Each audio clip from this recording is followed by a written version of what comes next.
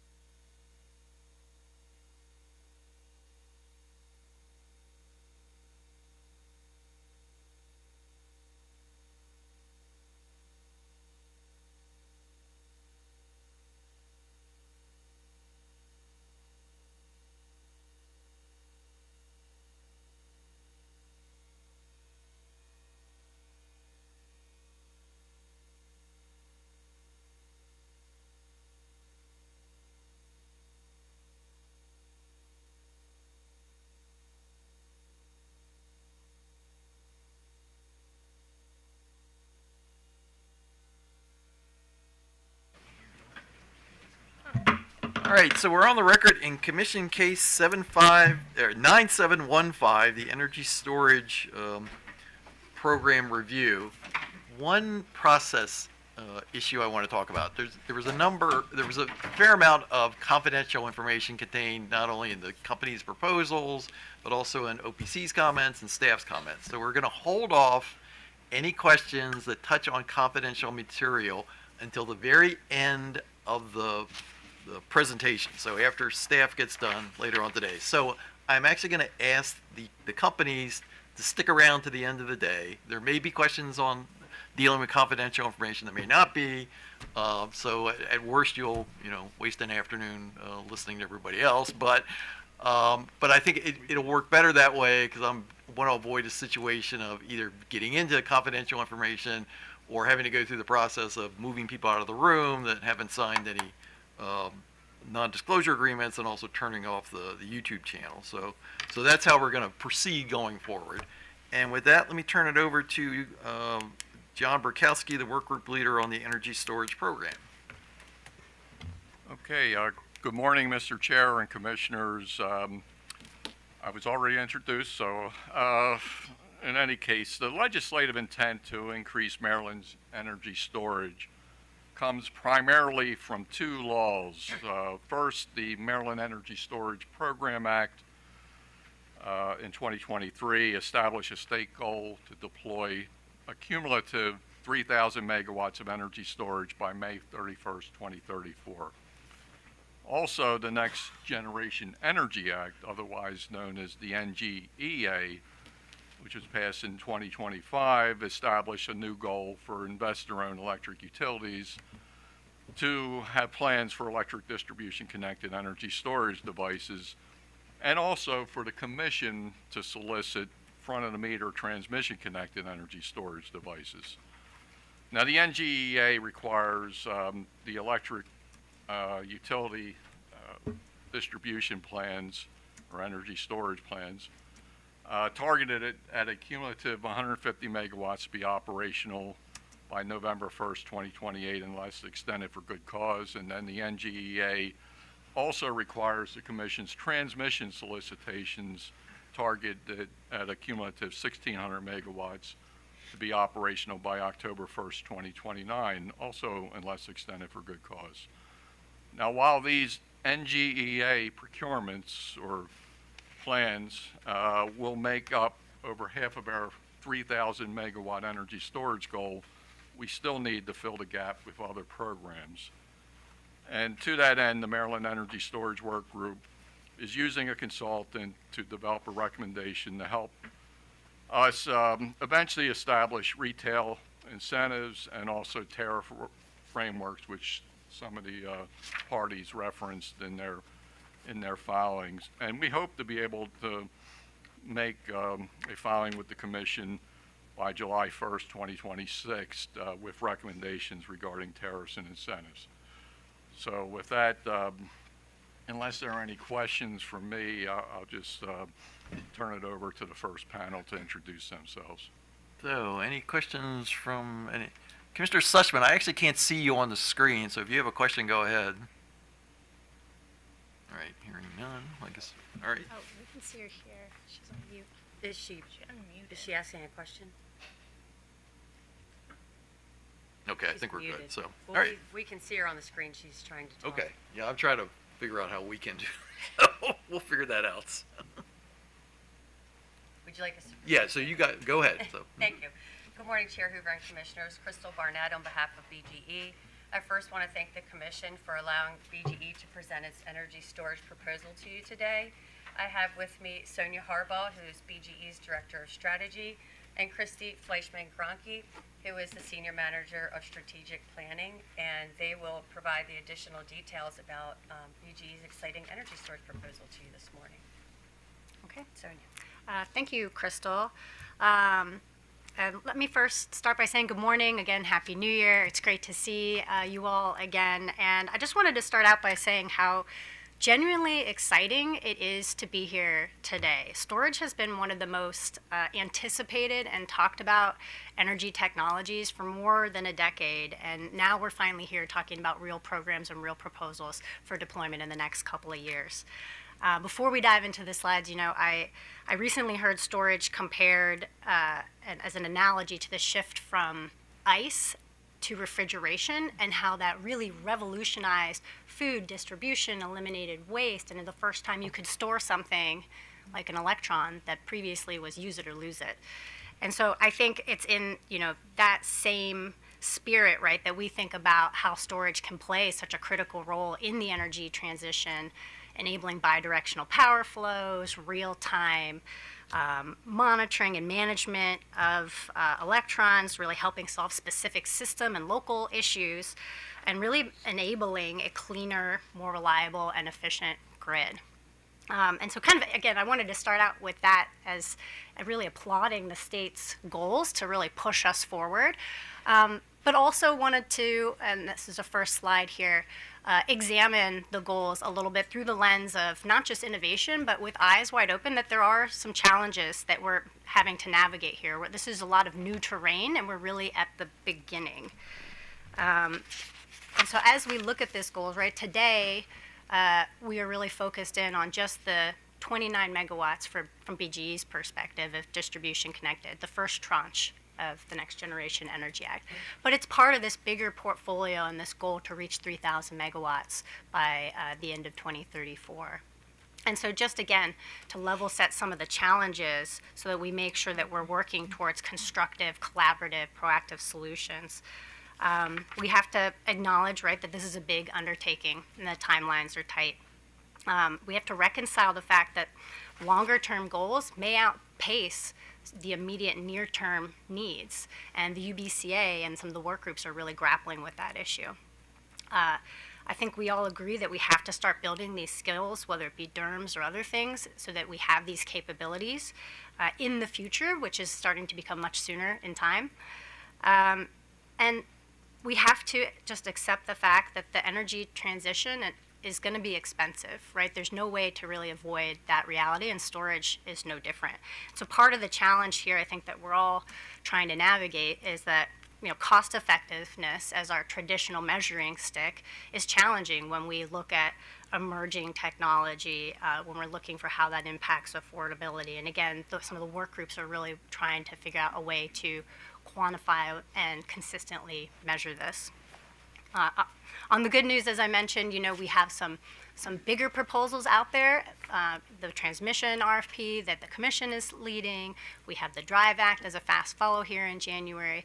So this is just one piece of the puzzle. But what we're really advocating for today is that we have to kind of focus in and find a way to get started, right? And the timelines within the Next Generation Energy Act kind of outpace some of the answers that we're working so hard to get in the Maryland Energy Storage Work Group, for example, with what could be a walk-up tariff, or the UBCA finalization in the methodology there, or even the interconnection work group. So again, I think the takeaway here is, do we think this is hard? Yes, but I'm sure you guys have been in the same rooms that I have been in over the last couple years. I've heard the governor, our comptroller, the delegate who sponsored this law say Maryland can do hard things. And so BGE's vision here for our proposal is really to push us forward and find ways to get started where we can all agree. And so with that, if you could advance to the next slide. I just wanted to spend a little bit of time before I hand it over to Christy to walk us through the details of really kind of elaborating a bit on the vision behind the proposal. Again, as I said, we're looking for ways to get going that help us solve these near-term constraints now, but also create a framework for emerging needs.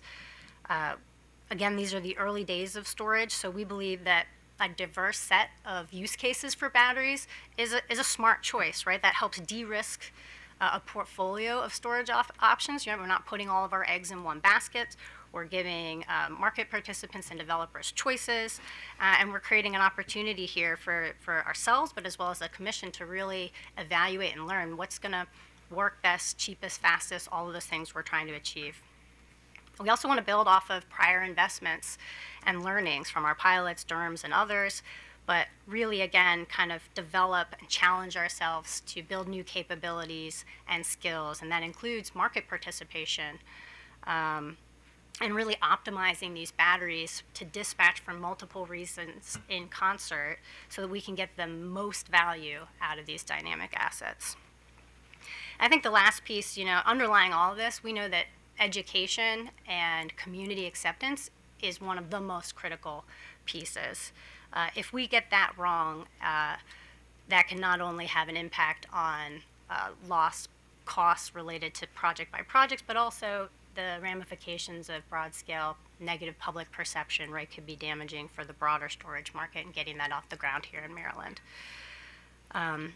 So with those overarching objectives in mind, I also wanted to just sort of level set on what we think we need to be successful in achieving them. So again, we're all working towards the same outcomes.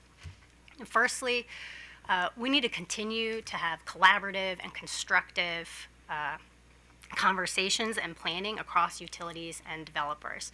The goals are big. This isn't an or, it's an and, right? It's going to take everything for us to get there.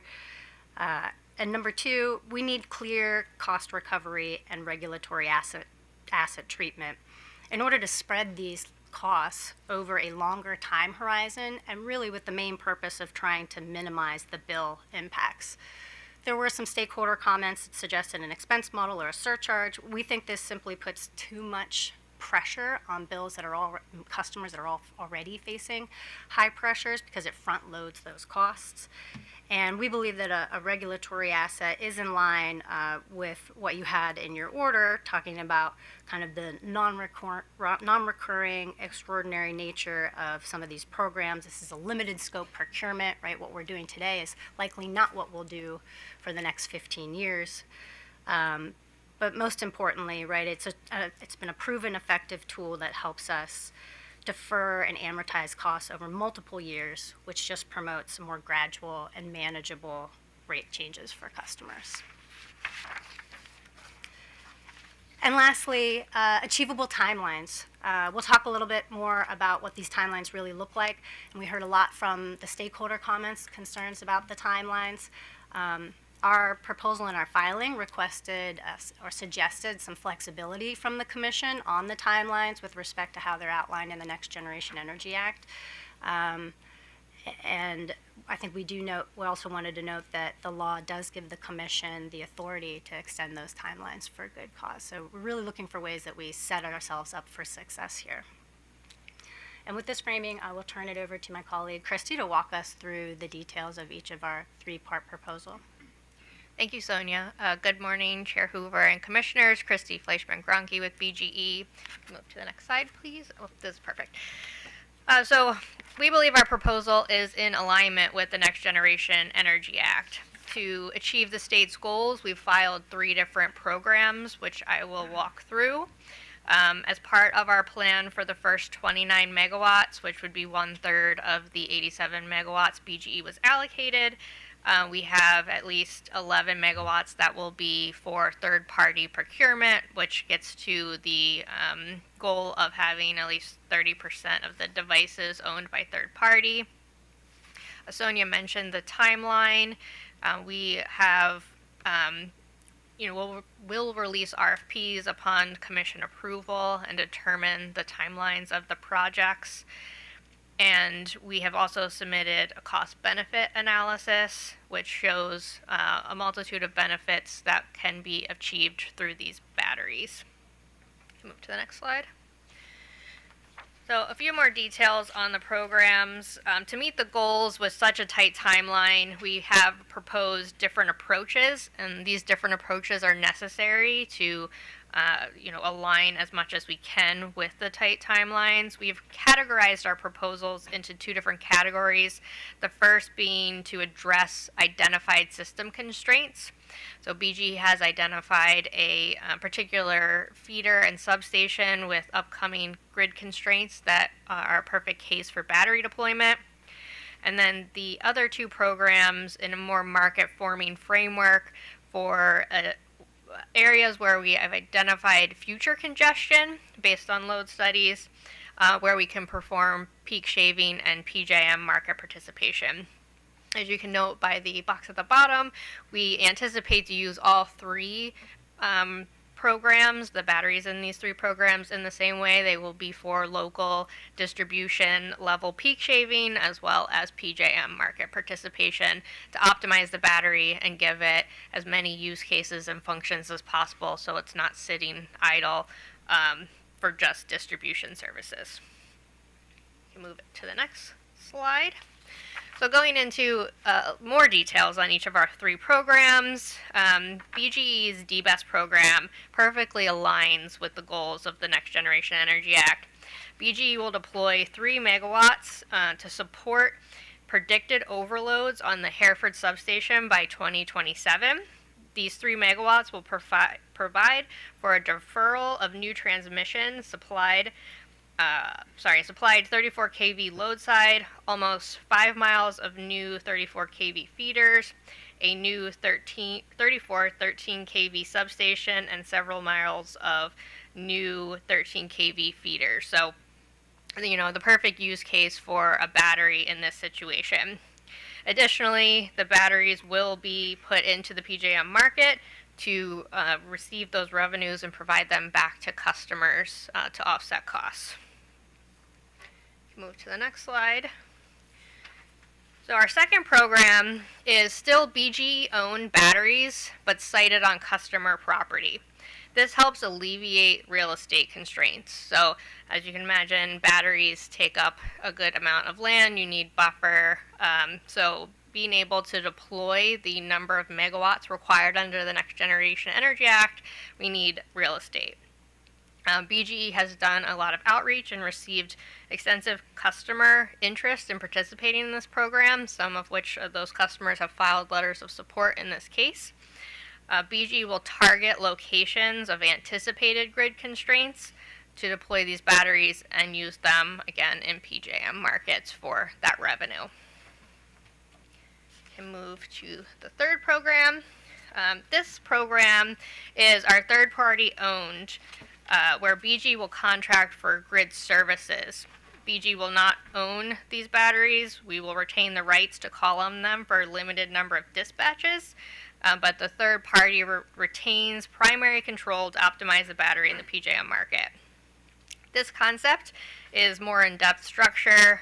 So BGE held educational session with developers, many stakeholders, policymakers on December 16th to walk through this concept, explaining how it works to stakeholders and receiving feedback. This isn't a brand new concept. We've looked to other states for this type of structure. In particular, NYSERDA is doing something very similar. And this way, the third party, again, retains the control, but they're incentivized to optimize it in the market.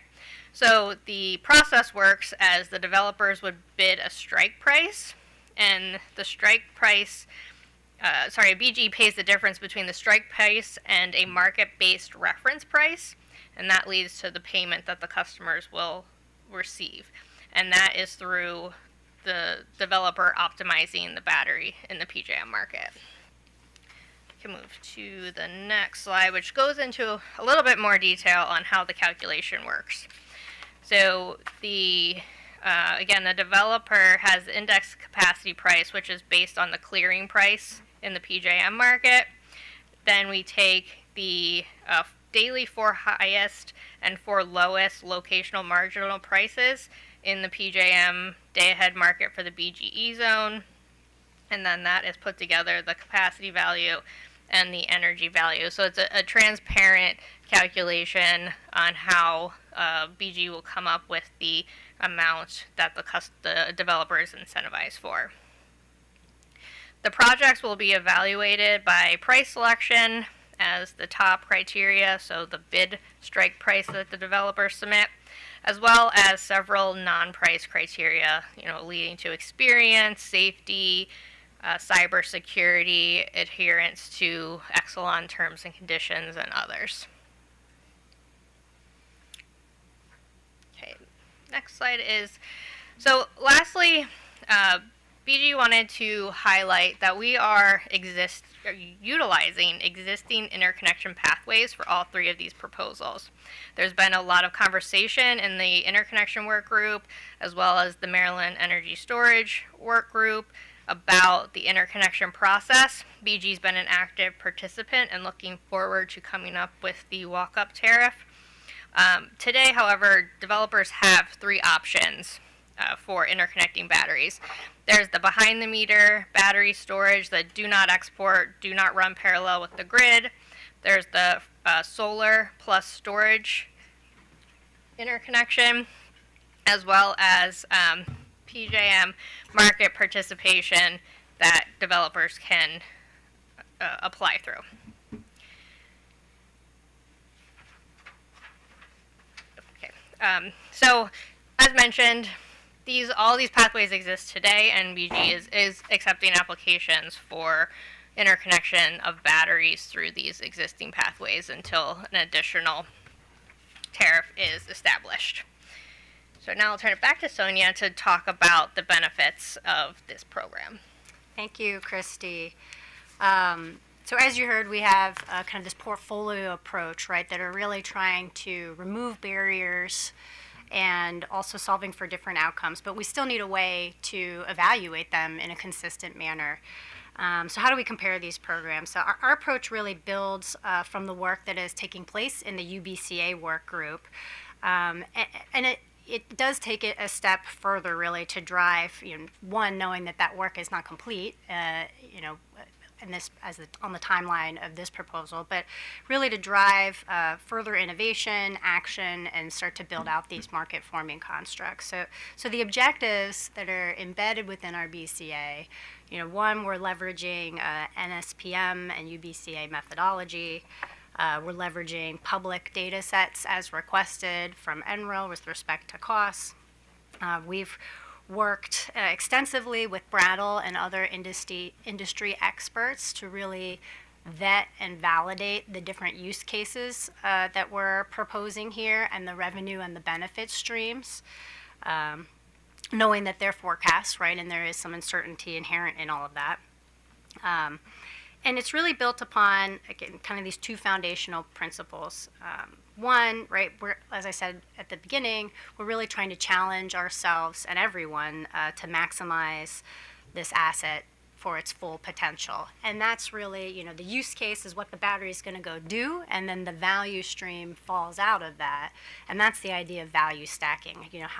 Battery can't do everything all at the same time, but how many different value streams can we create for each discharge across the entire year?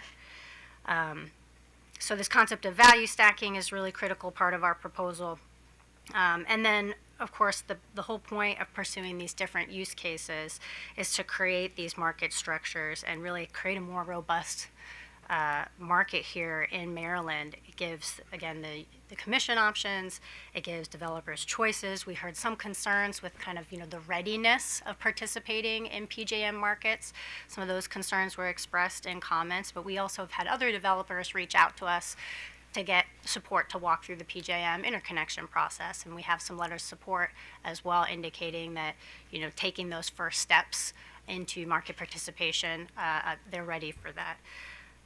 So when you look at what the value drivers are, they're the three there in the green box. It might be a little hard to read on the screen.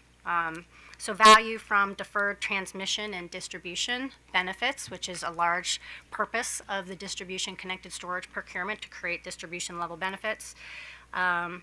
Monetizing for PJM wholesale market revenues, which has the added benefit of being a support for resource adequacy, which is an issue here in the state as well. And then avoided emissions costs, which is leveraging the work that has been done in the UBCA work group so far. The points on innovation, I think we probably covered those in a variety of different ways throughout this presentation, but I did want to talk a little bit about how we manage risk. I mean, I think we have to, again, as I said, acknowledge that there is always going to be some amount of uncertainty built into a BCA when we're talking about forecasts and market rules. But leveraging the best information that we have right now, and as Christy pointed out with interconnection pathways that currently exist, we're looking to really move forward where we don't have a lot of upstream or policy dependencies, right, that prevent us from taking those first steps. And that's kind of a guiding risk principle. You know, whoever owns the asset, whether it's utility ownership, third-party ownership, that performance risk stays with the owner and the operator of the battery. So in that way, whoever owns that battery has the inherent incentive to, you know, perform and as best as possible, be available as much as possible, right? And so it really aligns incentives in the correct manner. And it also helps protect customers from shouldering all the burdens by adding these PJM market revenues that can be an offset to the costs. To the point of, does PJM market participation add costs? From an interconnection perspective, it does add some costs, but even a conservative view with declining revenue streams, the benefits outweigh those costs. So from kind of a cost effectiveness perspective, it does provide an uplift to the BCA, and so we really think that makes it worth it. And so if you advance to the next slide, please, we'll drill into what does that BCA look like. To Chair Hoover, to your opening comments, not all of the information is on this slide because some of it is confidential, but starting with the pie chart, right, just to understand what's the makeup of the BCA, the majority, over half, is really coming from these avoided T&D benefits. The wholesale market revenues account for close to 40%, and then the emissions benefit is that smaller amount there in blue. Again, the use case directs what the battery is going to be used for, and we intend to optimize the battery for distribution level peak shaving, as Christy described, where we'll set parameters around the number of. Actually, Sure. clarification Yes. question. Just because the chart isn't as colorful as the. Yes. So the 55% is which? Is it the T&D? The 55% is the T&D, yes. Okay, great. Yes. Thank you. That was my. only- 38% wholesale market revenues, and the avoided emissions is the smallest. chunk Terrific. there at the Thank you top. very much. Thanks, Mr. Chairman. Sure, no problem. Absolutely. So in terms of managing the use cases, we intend to optimize these batteries for distribution level peak shaving, and we'll set parameters around those dispatch calls so that they can work in concert with anyone participating in the markets. Our intent is not to create a construct where anyone would be double penalized for missing a call. But the remaining time, right, the distribution calls will be limited in number. We anticipate probably between 10 and 20 a year, but those parameters will be spelled out quite clearly in the RFP and in the contracting structure. And the remaining time they'll be in the PJM market, driving some of those revenues, promoting affordability, and also supporting resource adequacy. And so to talk a little bit about the results, the results all on the top end are greater than 1, showing us that storage can be a cost-effective solution when you really can stack these different value streams. We did provide a different BCA across all 3 programs just to really, again, eyes wide open, acknowledge that there is a difference between when those T&D deferral value benefits will materialize when it's compared to the utility DBEST program, where we know exactly what we're replacing, or avoiding a substation and multiple feeders, and those are engineered solutions that have been in the works for a long time, compared to, right, programs 2 and 3, the customer-sided program, the third-party procurement program, where we know there is T&D value, but as an industry, we haven't aligned on exactly how we're going to quantify those. So again, we vetted those T&D values quite extensively with Brattle. We're proposing a range here, saying, you know, on the top end, if these constraints were here today, more similar to the DBEST program, that would be your maximum value. And then we put a 50% haircut on that T&D deferral value, essentially to to illustrate this uncertainty.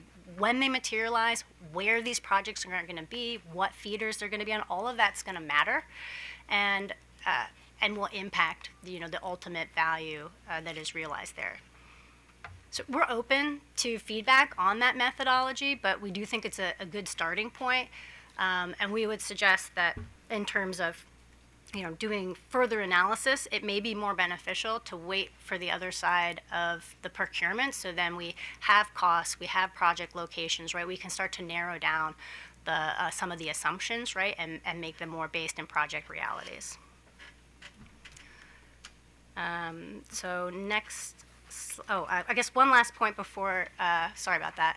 I did also want to just touch on cost control measures. Our proposal does include a cap on the price per megawatt that we would spend on these programs. We do plan on providing transparency into the RFP, but they're not included today, again, to protect the nature of a competitive procurement. And in terms of oversight, in addition to sharing results of the RFP, we did also want to note that there is a formal milestone of a construction approval for projects by the commission. So there's another kind of governance and transparency checkpoint for the PSC throughout this timeline. And with that, we can look at the timeline. So this is really a high look at the timeline as required by the Next Generation of Energy Act, which asks for a decision from the commission by May. And so where we are today is really kind of in this Q1 prepare phase, but really rapidly we're planning and getting as ready as possible to kind of shift gears from prepare into a very rapid launch and a sequence of fast parallel steps that would enable the procurements to take place, including RFPs, interconnections, moving very quickly into contracting, and then in 2027 rather, turning the corner into actual deployment of these projects, permitting, construction, commissioning, market operations. So when you look at this, this is a pretty compressed timeline. Just to zoom in on a couple, key points here. You think about community outreach, right? We really are hesitant to rush that because there's significant consequences if we get it wrong. And when you just look at permitting, right, all of the 4 bullets there have in that last box have a multitude of steps and approval checkpoints at local government agencies and others. This will be the first time for most of our permitting offices approving storage processes. Our fire departments need education, right? There's a whole lot that needs to happen to get these projects in service, and I think the stakeholder comments really spelled that out across the board. And so for that reason, for many of those reasons, we do agree and would request that the commission consider some flexibility in the timelines to base them more in realistic project timelines in alignment with stakeholder comments. And I guess the follow-up question could be, well, what should the timeline be? I think, again, we probably want to be informed by the data here, and it would make sense that we get some information from that initial procurement and the results of the RFP, and then revisit what we think that might look like. And so to wrap up here, again, thank you so much for the time today. We really appreciate your consideration of our proposal to meet the requirements of the Next Generation Energy Act and Order 91705. And further, we really believe our innovative approach to deploying 29 megawatts of distribution connected storage under this portfolio set of programs is a critical first step towards how we might scale storage at BGE, but also can set some really important learnings and some market forming concepts for Maryland more broadly. And so with that, respectfully, we're requesting approval of our customer-sided program and the third-party market procurement under the index storage credit mechanism. We're requesting approval of the preliminary program budget to include the cost caps. And lastly, approval of a 5-year regulatory asset treatment, including full WACC as a reasonable approach in order to manage bill costs and rate volatility in consideration of affordability challenges for our customers. And so with that, again, thank you, and we're happy to answer questions. Okay, Commissioner Suchman.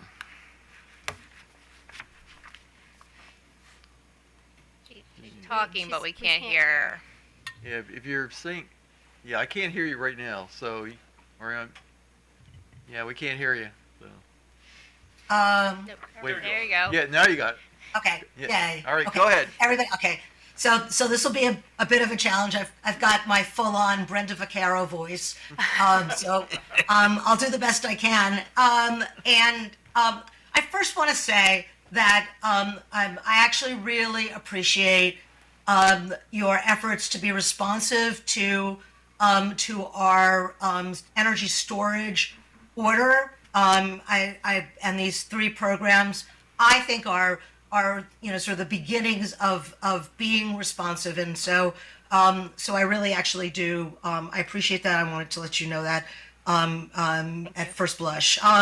So I have a couple of questions about Program 1, and I'm assuming that that this doesn't reflect all of the possible uses for storage to address constrained feeders. So you've taken on a couple of feeders that you've identified and think that batteries can assist in addressing the constraints. Is that correct? Yes, for what we've proposed for Program 1, within this time frame, we have identified that one substation, the Hereford substation, as becoming constrained within the time frame of the Next Generation Energy Act. So we do have, identified areas of future constraints, but they're further in time than the timeline of the Next Generation Energy Act. So these 3 megawatts that we've allocated for Program 1 are for a near-term system constraint that is expected to happen in 2027. Okay. So in terms of the 3 megawatts of batteries, have you calculated the savings in not having to have a wires solution to this? Yes, and that is built into the benefit cost analysis. And for this specific project, this is the only program that we propose where we have the specific location already identified. So we're able to calculate the BCA for the specific location. So the BCA for this Hereford substation project is 1.32, as we have on our BCA slide. We have the details of the exact cost savings that we could share probably in the confidential portion. I'm trying to avoid having to do that. Okay. Have you identified other benefits? I know that you mentioned reliability. Is that included in the calculation, the BCA calculation? We did not include reliability or resiliency in our program BCA for this phase. For the second phase, that is something we plan to evaluate and bring to our second set of programs that are due in November of 2026. Okay. And then for the Program 1 costs, did you also, or benefits, did you also look to the benefits, for example, in having less need for capacity from the PJM market because you're able to address some of these constraints? Yes, we did. Okay, and is that also included in your BCA? Yes. Okay. For the Program 2, did you include in your BCA for that any ways in which deployment of batteries for Program 2 can address feeder constraints? Yes. So as Sonia explained, and I'm not sure, maybe you weren't able to listen into that portion, for the customer-sited program, we provided a range in the BCA, the highest being the 1.15, where we do take, full benefits of a T&D deferral.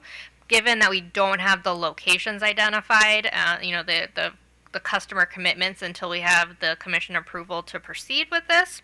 Not knowing the exact locations, we did offer a range to the commission saying, if there's a location where we have customer interest but don't anticipate a system constraint for some time, we took a haircut on that T&T deferral, which provided the range of a low end of 0.84 for the BCA for that program.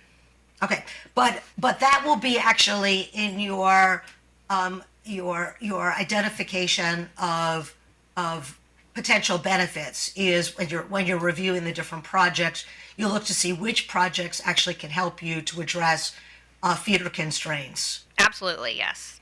Okay, and then also which of the programs will help you to address the capacity, the high capacity costs that you're already facing. Yeah. And where, okay. And will that also be the case for program 3? Yes. Okay. I think that's all I have. Again, I understand that this is sort of it's a new process, a new approach. I really like that you've sort of looked at the different areas in which battery storage can help, and I look forward to seeing the results of this. So, Thank you very thank much. you, Mr. Chair. Thank you. Mr. Barbie. Thank you, Mr. Chairman. I think a lot of my questions were addressed by Commissioner Suchman, but I have a few others.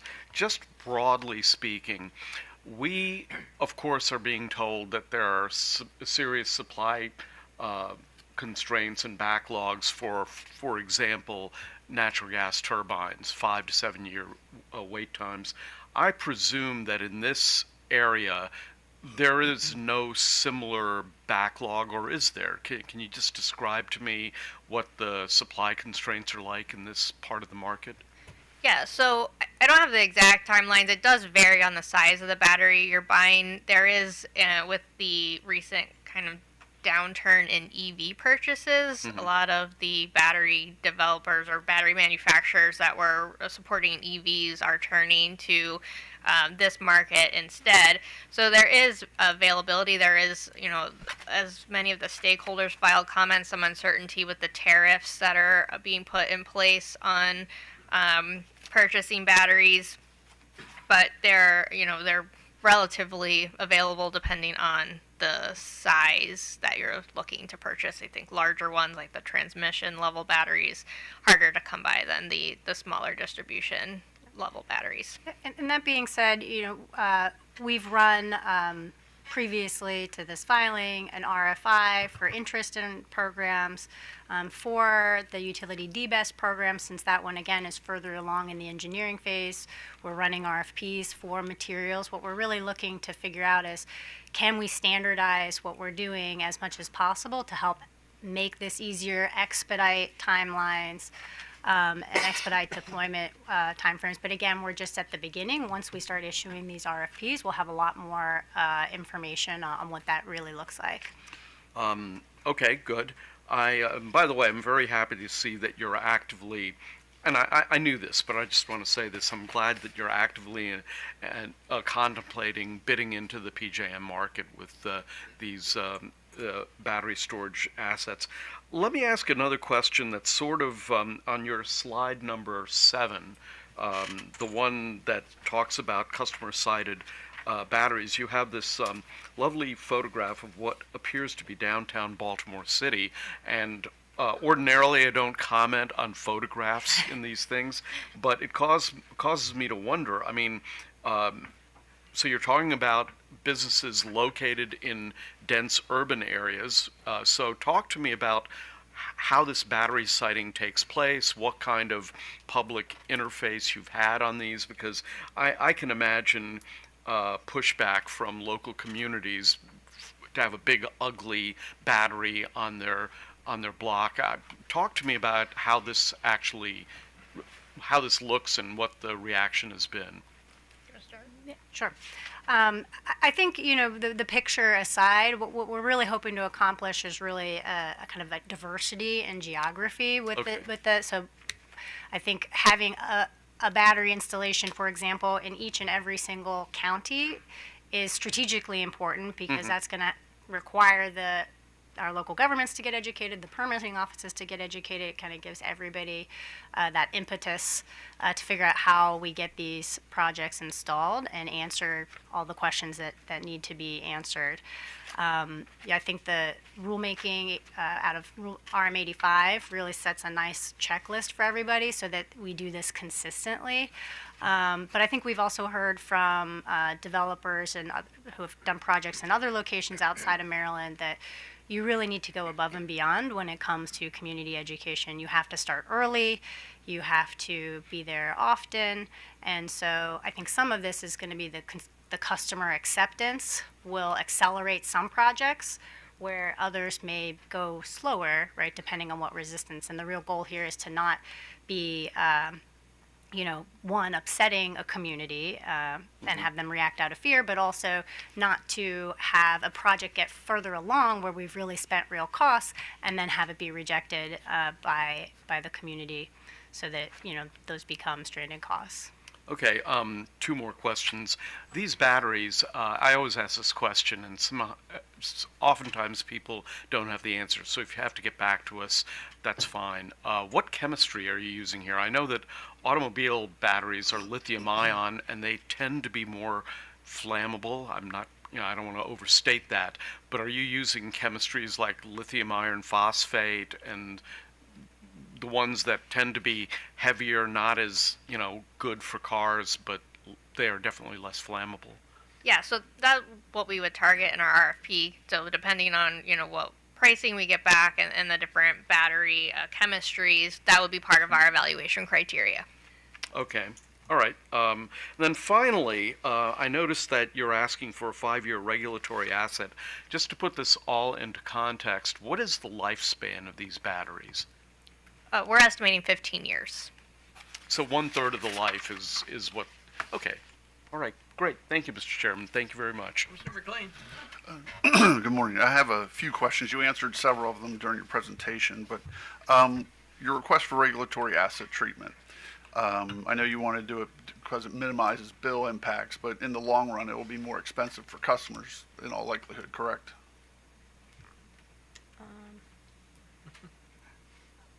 They're looking for some of their rate folks. Do you want to come up here and answer this? Yeah, if you just identify yourself for the record and Good morning, Commissioners. I'm Nancy McCart, Director for BGE Regulatory. And could you please repeat your question? Sure. In terms of doing a surcharge versus a regulatory asset, would a regulatory asset be more expensive for customers in the long run? That's hard to say because I haven't seen the proposal for the exact surcharge, but there's potential for it to be, yes. Okay, thank you, ma'am. And maybe you guys can answer this next one. So, for regulatory assets, you're also requesting them for the payments to third parties, correct? And that's something that's out of the norm. Is that fair to say?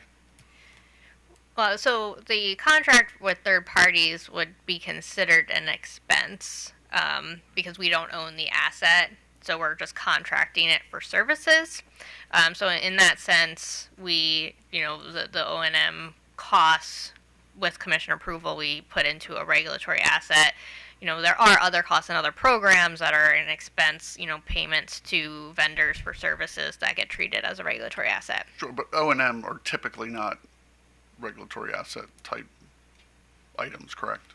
It's more utility-owned plant, utility-owned projects. Typically, Yeah, please. typically yes, but given the unique nature and kind of the pilotness of this project, we kind of believe it's important to treat the third parties similarly to the utility so that we're giving the utilities the right incentive to pursue these alternative investments as well. Okay, all right, thank you. In relation to the third party market procurement program, you had an informational session on December 16th. What type of feedback did you get from stakeholders? Or was it just like, this is what we're rolling out, we can answer your questions, but this is kind of our program?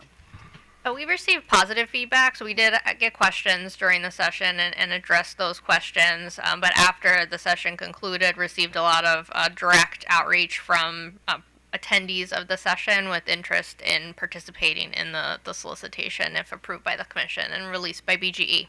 Okay. And just to add, I think, we felt it was important to do that. We appreciate that this is a newer construct here in Maryland. We're leveraging some of the learnings and some of the experience that's going on in New York. But we also want to facilitate this education. So there was a lot of back and forth, a lot of really good questions. I think if there's interest, we could host another session like that for the developers. We could have spent a whole hour on just this topic at this hearing today. We'd be happy to do so with you guys as well. Okay. We don't want to go that far. In terms of some of the feedback, or not feedback, but some of the comments that were filed in response to your proposal. I think they were the joint storage parties. They were not fans of doing the RFPs. They didn't think that you'd get a large response, if any. Do you have a response to them? They wanted to do a temporary tariff instead. Why is your way better? So this would be, competitive solicitation where the walk-up tariff would, be a set price for everyone, where we're could potentially drive down costs through a competitive RFP. While, we did get direct outreach that developers were interested, we can see that responding to an RFP can be, somewhat administratively burdensome for developers, and, there's a potential that they don't get selected, where, if they could just enroll in a tariff, then that is, easier for them. So while, we want the walk-up tariff as well, we're working on that through the energy storage work group, given where we are right now and our speed to get to these batteries deployed under the Next Generation Energy Act. We think this is an innovative way to get batteries deployed and incentivize developers to optimize them in the market. And one thing or maybe one or two things that I would add is we do have the work group, as you pointed out, right? And so if the walk-up tariff ends up being the right solution for the longer term, right, what we're really talking about today is about 10 megawatts and how do we get that out the door. And I think we also want to be careful that we're not placing undue risk on customers. So the index storage credit, again, kind of follows the ownership, and the risk profile follows who owns and operates that battery, right? And so it kind of, unlike the walk-up tariff, where the customer base is really supporting the full cost and wearing those full risks, it kind of more evenly spreads it across all of the ecosystem. Okay, thank you, ma'am. And in relation to the participation in PJM, I think some of the supplier developers, I should say, were noted that it would, I guess they found it to be complex potentially, participating in PJM, and that may even delay projects even more. Is that your understanding as well? So they've cited FERC 2222 as one of the mechanisms for PJM market participation, and we are looking towards that, but that's not available to any battery today. BGE's Chesapeake and Fairhaven batteries that we've installed under the previous energy storage pilot are participating in PJM markets today. It is more complicated, but it provides more benefits to customers. It's, a battery that has, essentially a daily job versus just sitting around for a potential distribution need. So we believe in fully utilizing the capabilities of the battery and optimizing it in the PJM markets, as well as being available for distribution services. Okay, all right. Thank you very much. I appreciate it. Chair Litton. Thank you, Mr. Chairman. Good morning. And most of my questions were actually asked already, but I did have, I think, two remaining. One related to cost overruns. I believe a couple parties expressed some concerns that your caps weren't uniform. So help me to understand how you would protect to make sure that customers are not impacted by any kind of overrun as a result of the projects moving forward. Yeah, so we've proposed a cost cap for commission approval. If we received RFP responses that did not align with that cost cap, we would submit that to the commission for consideration. I had a second point. So is that a second cap, or is it? Well, no, we believe that what we've put forward as a cost cap is reasonable, but it's based on public data source estimates. which was part of the commission order earlier this year. So we've used that as a basis for the estimates, and we believe it's a reasonable estimate. But given changes in tariffs, we're not sure exactly what the project level cost will be. So if something did come beyond the cap, we would seek commission direction before moving forward. We hope to get projects under that cost cap. And as far as the projects having different cost caps, there is a difference between BGE buying, owning, and constructing the asset versus contracting for third-party services where we don't own or didn't build the battery. So there is a difference in those type of programs.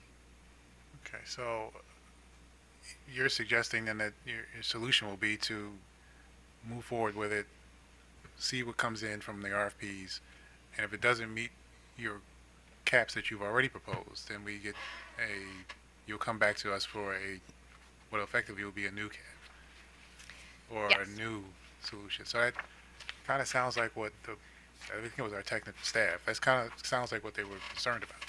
Yes.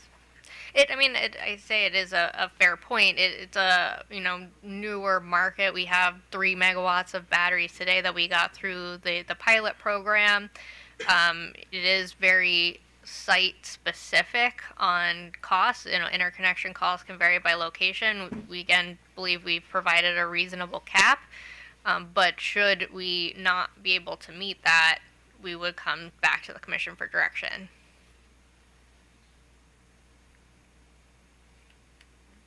So, okay. All right. Well, I suspect we'll hear more from staff when they come up on it. On a slide, I'll move to my second question. A slide, I think it was, the sun's after me now. I should get a solar panel to put it right. On slide 13, you lay out your timeline. And you've already acknowledged that there's some challenges in meeting some of these deadlines. Other parties have commented on it the same way. I'm fully expecting that we'll get some requests for good cause waivers. You've already suggested that could happen.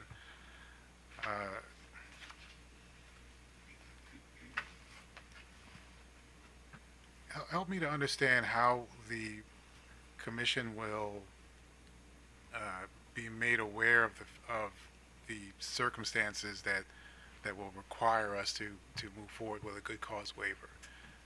And I'm asking this in part because we're starting the program knowing that we're going to need the good cause waivers before we even start. So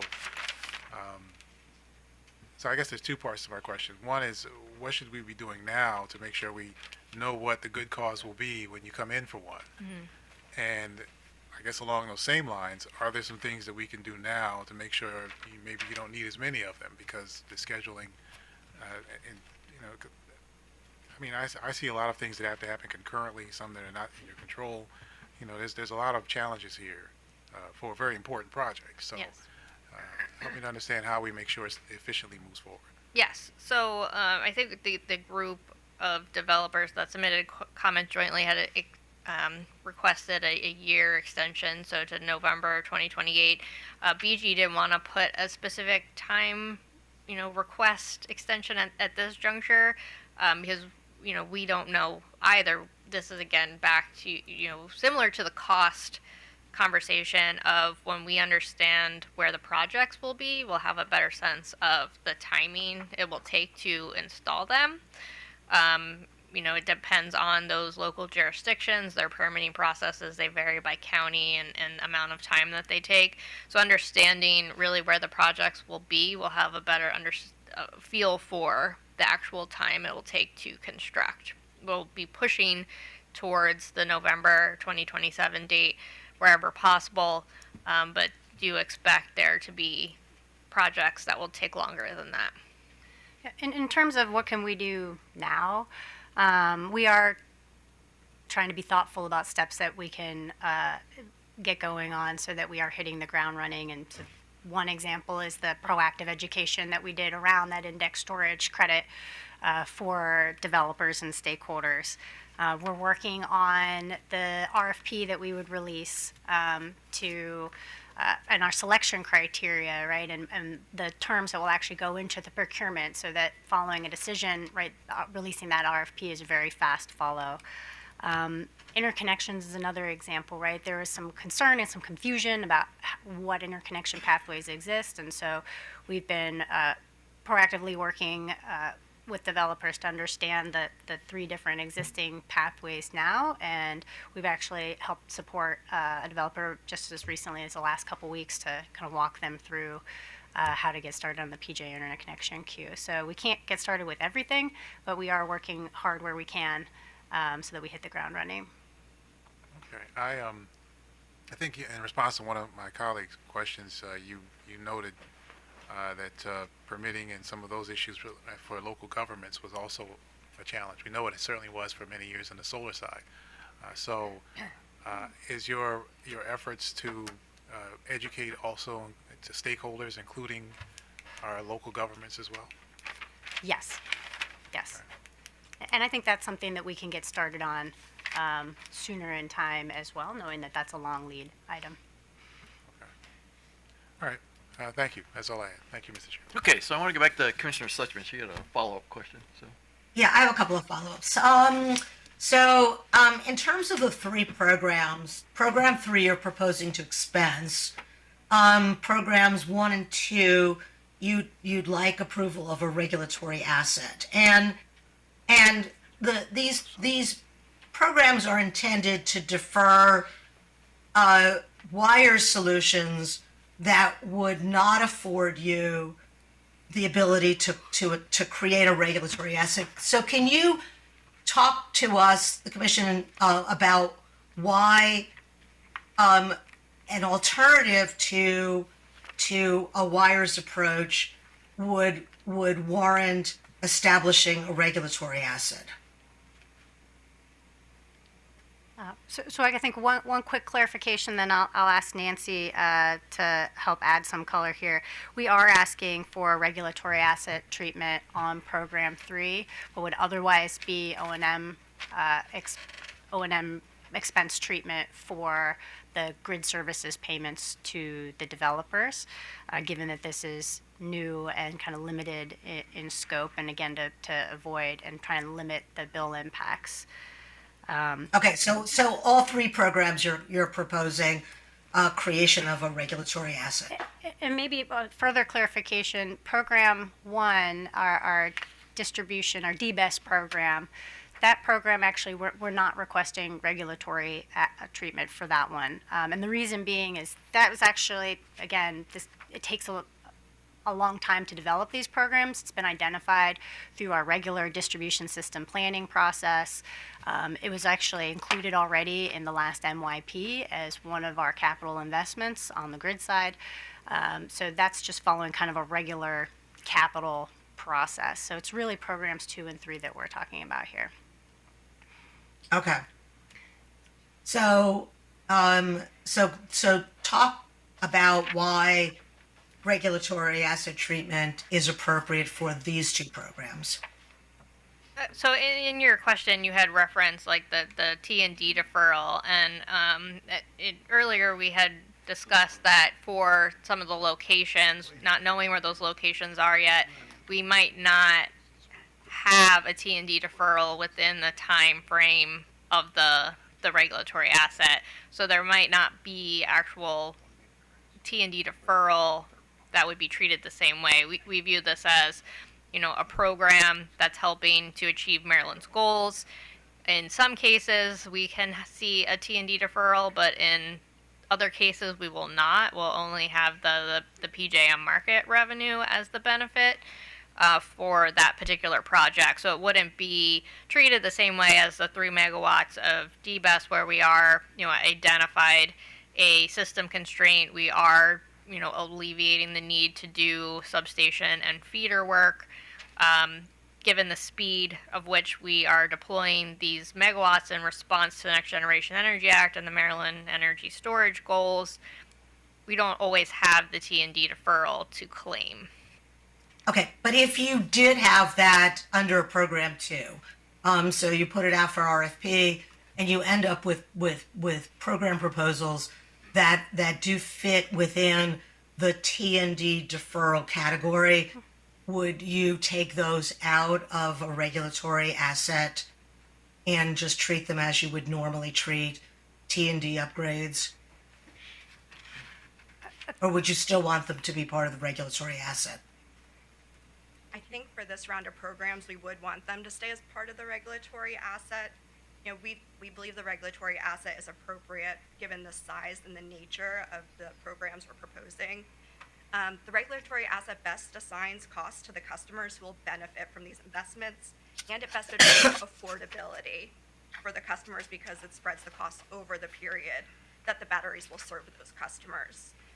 So this is exactly how traditional non-storage utility investments are handled, and that's how I could see these programs working in the future. But today, the best model is the regulatory asset.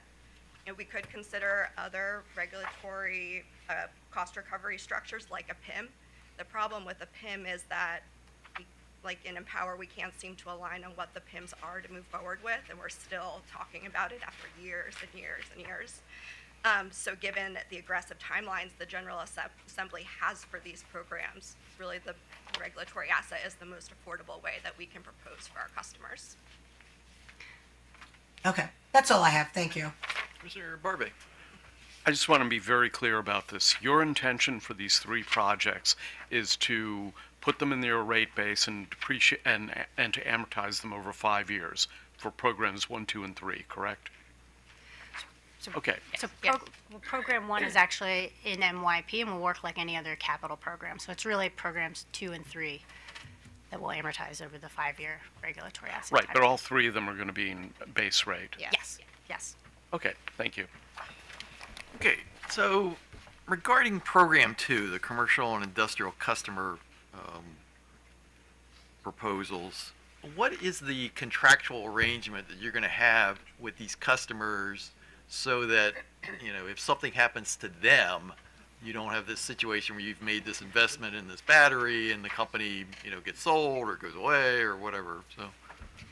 So we would handle that through our real estate program. It's similar to if you know our real estate department, I should say. Similar to, you know, if we have a transformer on customer property and, you know, the customer building changes hands, we would have that all addressed through legal documentation with the, you know, owner of the land and the right way to access that battery.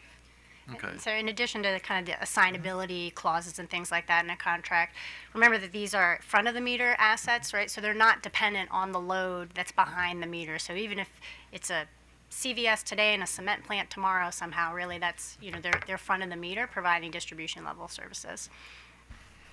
Okay, and regarding the supply chain issues, I mean, I agree with you that, you know, this has now become the go-to item for lots and lots of people, and I suppose the good news is that, you know, this is going to help everybody out. The bad news is everybody may be seeking these projects, and I, you know, remember from what Ms. Fleischman said that, you know, apparently the downturn in EVs has helped increase the supply of batteries for these types of projects. But I mean, are there concerns that there's going to be that since we're doing this and New York's doing it and literally everybody's doing it because this kind of is like the holy grail when it comes to electricity generation and distribution, you know, how are we going to not have a problem with supply chains? So for the BGE owned assets, we're looking to standardize on one type of battery. It, you know, helps with our integrations, our cybersecurity, you know, maintenance of those batteries. So given that would be a large order, we also have the second phase of megawatts in front of us for November of this year.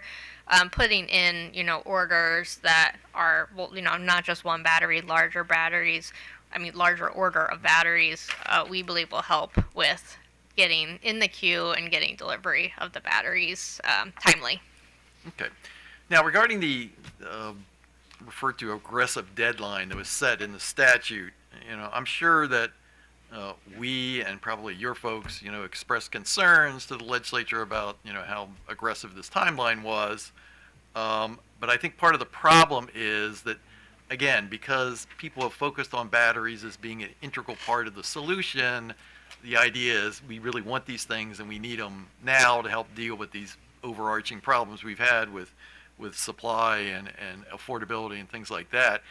And while, we don't have any problem in trying to talk to the legislature and the executive branch about trying to be cognizant of things that are happening regarding the deadline, I mean, I think we're going to find that there's still going to be a pretty intense interest to try to get these things, up and running when they've proposed them, as opposed to constantly trying to defer that. But related to that, you mentioned the earlier projects that we went through with the original pilot program, which required you to do two separate projects, one that you owned and one that was contracted out. And that had pretty aggressive timelines. And at the time that was enacted, nobody realized that we were going to have a pandemic and also armed conflict in Europe, which created all sorts of issues related to deployment and development of the projects. And as Commissioner Linton alluded to, led to a whole series of proposals from the company saying, hey, we need a delay in the operational deadline, and sometimes even had to pull the plug on a couple of projects because, stuff happened that was literally beyond your control. Yep.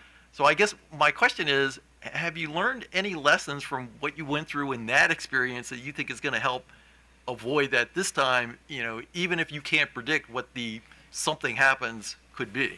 Yes, I would say there are definitely lessons learned. It also has, the technology has evolved. Developers now have more experience in this than, 5 years ago.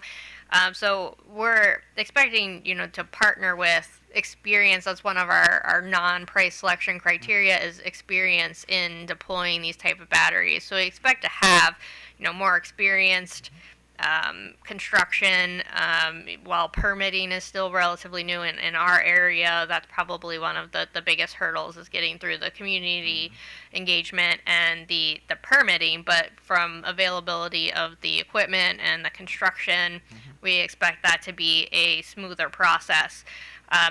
We want to do everything in our power to meet that November 2027 deadline, but given the experience with the previous pilot, you just want to flag that, it is aggressive. The Next Generation Energy Act gives the Commission until May of this year to provide a decision on our proposals. A decision sooner in time so that we could get moving would definitely help things so that we could start sooner than May or June of this year to try to meet the November 2027 deadline. And I think some of those lessons learned will actually come out in the RFP and the evaluation criteria that we'll be using to evaluate these projects. For example, it's not just about where does the battery come from and the cybersecurity requirements. We have some learnings around that.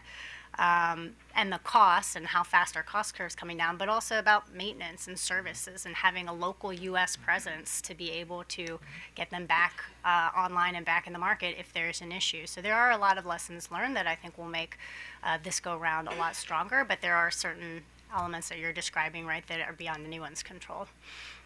Okay. All right. Well, point taken about, we have to do our end, so we'll do our best on that part. So thank you very much. But again, I'd ask you to sort of stick around till the absolutely. end of the day, just in case we have questions on some of the confidential nature of your things. And with that, why don't we turn to Pepco? Thank you. Thank you very much.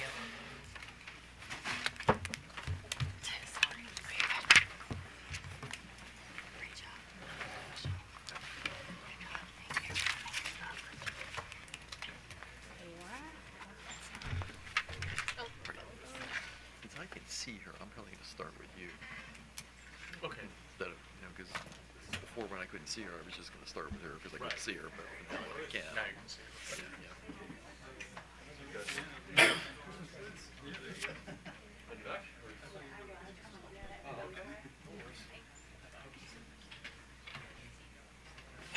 Guess we do Pepco, we'll take a look first.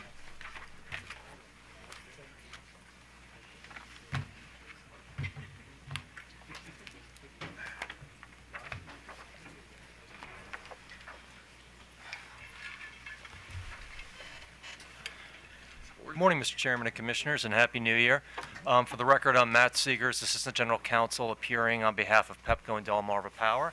To my immediate left is Mr. Eric Moberg, the PHI Manager of Strategic Programs, and to my far left is Ms. Lindsay North, PHI's Director of Strategy.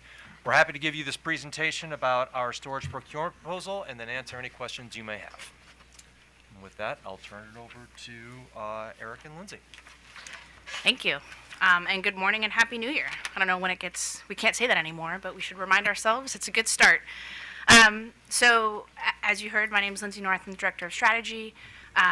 Excited and happy to be here, Chair Hoover, Commissioners Barbe, McLean, Linton, and Suchman, and thank you for the opportunity to participate in this hearing today. In today's presentation, we're slightly ahead of whatever.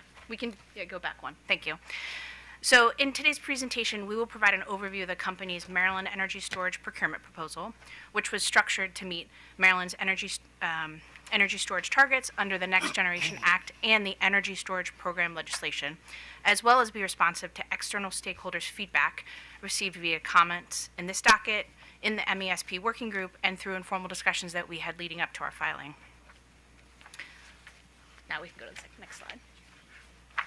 Okay, so you heard a lot about this in BG's presentation, but I think it's worth giving a quick history before we jump in. So in total, our presentation today is intended to provide an overview of our proposal, provide some updated information related to the interconnection process, as well as our RFI and RFP metrics and assessment, and then respond to some comments received last week and offer some areas of agreement and concern from those comments. On the whole, the companies were encouraged by the response from stakeholders, staff, and OPC that largely supported the Commission approving our proposed plan to procure 10.5 megawatts of third-party owned storage in Pepco and 4 megawatts in Delmarva Power. While there was overall support to move forward, there were several suggestions or areas of improvement, especially with regard to information from the MESP and UBCA working groups. Before we get into the details of the proposal, I want to take a moment to remind parties that there is a rich legislative, regulatory proceeding and work group discussion history related to energy storage in Maryland. Staff and OPC noted this in their comments as well.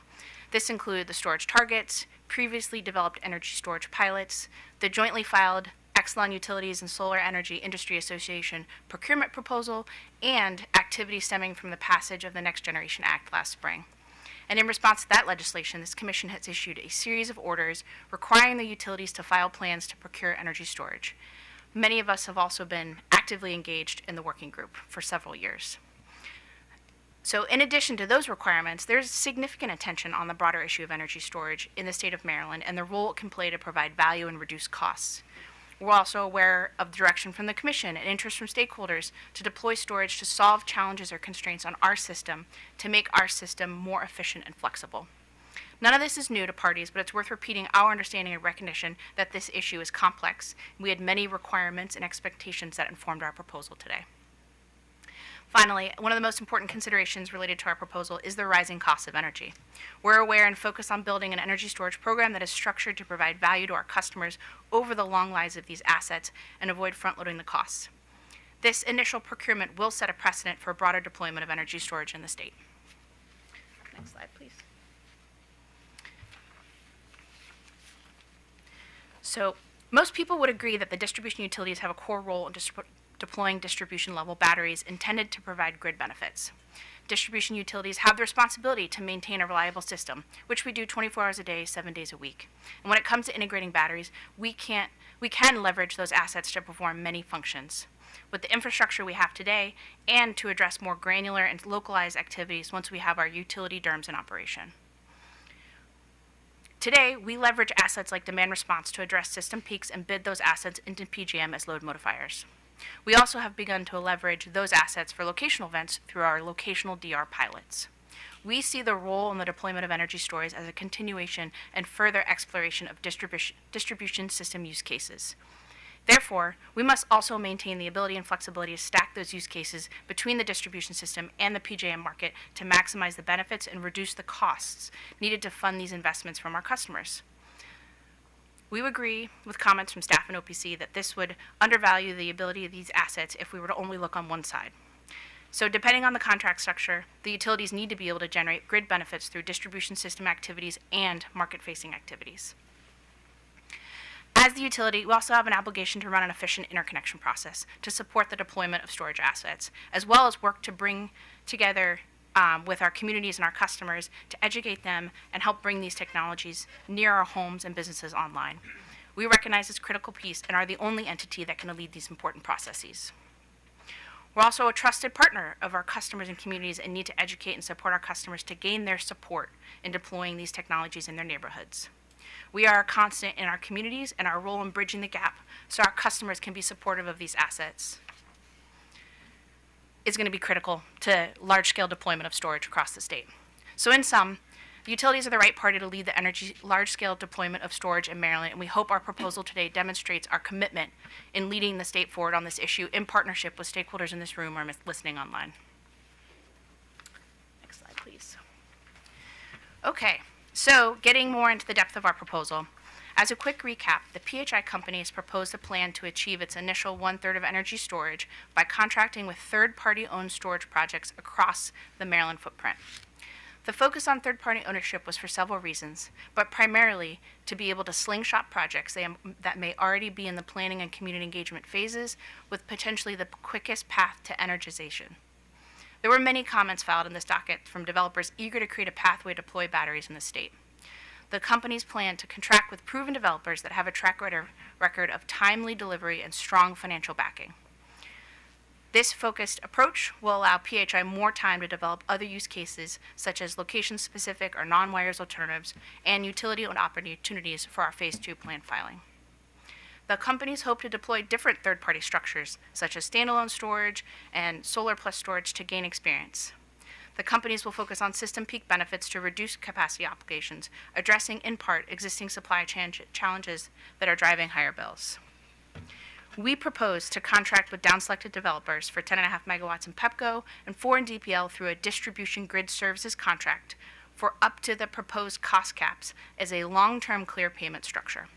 This contract will grant PEPCO and Delmarva Power operational rights for defined use cases while allowing developers to monetize the asset during periods when it's not being utilized by the utility or in conflict with our contracted use case. This balanced approach is meant to provide a pathway for these projects at the least cost to ratepayers. The companies have some experience with third-party owned and operated projects through our Brookville Bus Depot and will leverage those agreements to inform the development of a grid services contract.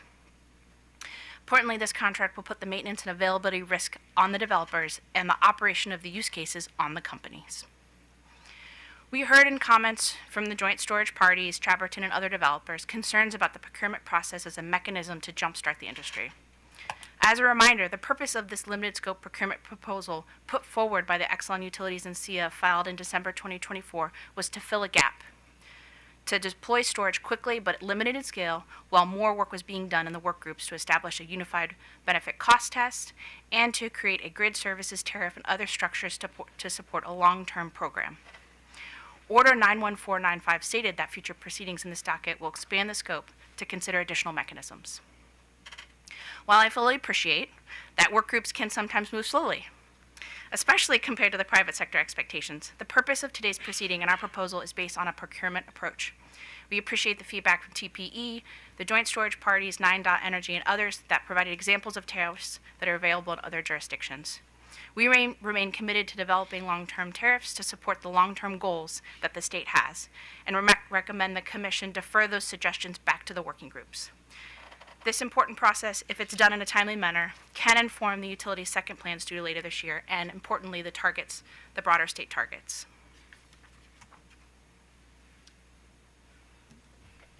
Okay, so in the absence of a set BCA framework that is still in development in the UBCA working group, with inputs from the MESP work group, the utilities were left no choice but to develop an analysis based on information available in the UBCA, based on NSPM standards and publicly available data.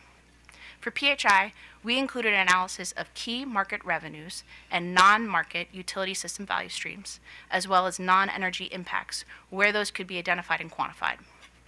We are aware of other benefits and even referenced some of those, but did not attempt to quantify those items because of the lack of quantitative support, such as utility reliability impacts.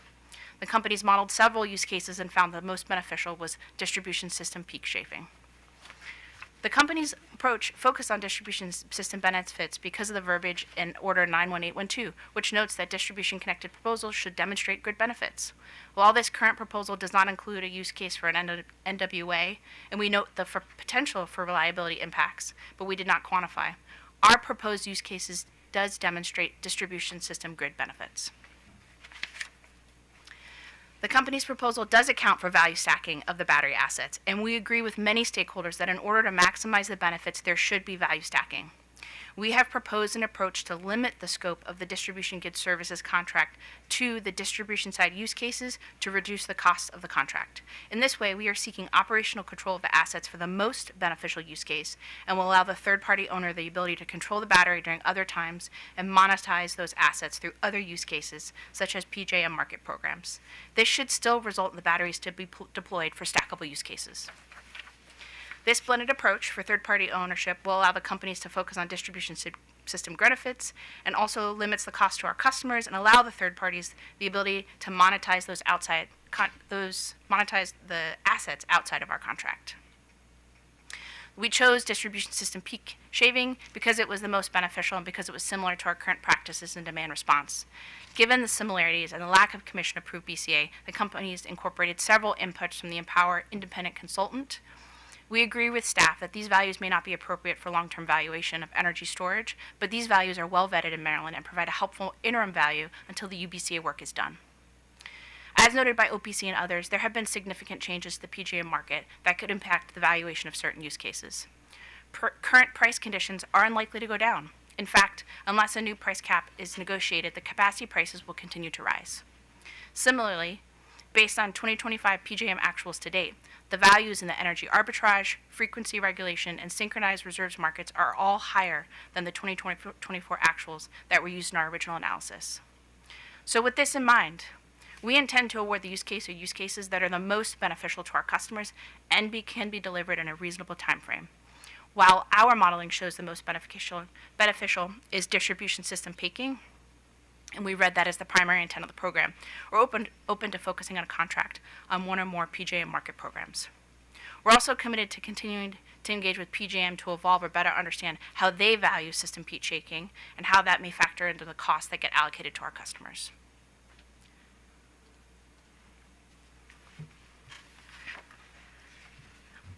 As I mentioned in the opening, the company's plans seek approval for the proposed cost caps to procure 10.5 megawatts and 4 in Delmarva. This is 1/3 of the targets set in the Next Generation Act, with plan to procure the remaining 2/3 on November 1, 2026. As part of the ESPA, the state has established large goals to deploy significant amounts of storage. As the distribution utility, we're uniquely qualified to deploy these assets and align them with distribution grid benefits. Setting up a long-term cost recovery framework will be critical to deliver value to customers, and the affordability of these investments is a central concern. If costs associated with this limited scope procurement process, especially for the Exelon utilities that have a higher allocation of megawatts, are recovered contemporaneously through a surcharge, these costs could create affordability challenges for customers by front-loading rate impacts. Also, as staff and commission has noted, regulatory asset treatment allows for these costs to be deferred and amortized over multiple years, promoting more gradual and manageable rate changes for customers. Additionally, staff aptly noted the challenge in creating two separate recovery mechanisms for utility-owned and third-party-owned projects. Treating the two mechanisms the same creates financial indifference to the utility. As noted in the drive hearing by MEA, setting a cost recovery mechanism is a signal to the utilities for where to focus our limited investment dollars. OPC in its comments cited a long history of arguments against regulatory asset treatment and for expensing, noting a comparison to Empower. We disagree with this comparison because the execution risk for the utilities in this procurement are not comparable to those in Empower. As we've heard from many of the commentators, Maryland has a short history of deploying energy storage. While the utilities have run pilots, we are still in the process of making investments in infrastructure and the internal practices to incorporate batteries into our core business, all while our requirement to provide a safe and reliable system cannot be compromised. As you can see, operationally, this is not a comparison to Empower. So while we acknowledge Potomac Edison's preference for surcharge, we do note that the size of PE's programs and the associated costs to implement will differ greatly from PHI and BGE. Therefore, we don't agree in this case that all utilities should be viewed similarly, given the large difference in allocations.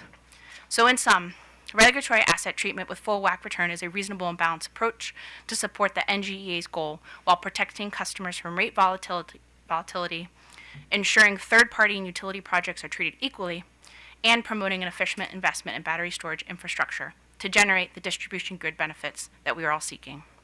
This framework should not pre-approve specific expenditures without a prudency review. We also agree with stakeholders that continued discussion on cost recovery related to this program should occur to manage the long-term cost to customers, but we suggest that discussion take place after this limited scope procurement process. With that, I'm going to turn it over to Eric Moberg on my right to talk a little bit more. Thanks, Lindsay. Good afternoon, Chair and Commissioners. My name is Eric Moberg, manager here with Pepco Holdings. Since the introduction of the Commission order, we have received significant feedback on the criticality and variability of the interconnection process to developers' ability to meet the Commission's mandated timeline. Developers and PHI have noted the significant impact that interconnection can have on a project schedule and total cost. Traditionally, DER projects are evaluated on the assumption that they will operate in a way that is most taxing on the system in order to ensure that we capture worst-case scenarios to mitigate introducing vulnerabilities to the grid. The Maryland Energy Storage Program resources, however, will be operating on an agreed-upon schedule for a PHI-requested service, and this level of information and control presents the opportunity for PHI to evaluate these resources in a more flexible manner. In doing so, PHI seeks to streamline the interconnection process while aiming to minimize the system upgrades a project will necessitate. PHI acknowledges the unknown that interconnection costs and time present to developer bids and are seeking to provide speculative information to inform developers earlier in the process as to potential system upgrades and the time frame necessary to interconnect on the grid. Lastly, PHI remains confident in the ability to review these battery storage proposals in an efficient and timely manner. Next slide, please. With such a heavy emphasis on the interconnection process and the aforementioned gap of information that exists, the companies are planning to release an RFI prior to the formal RFP to provide key interconnection-related information to developers.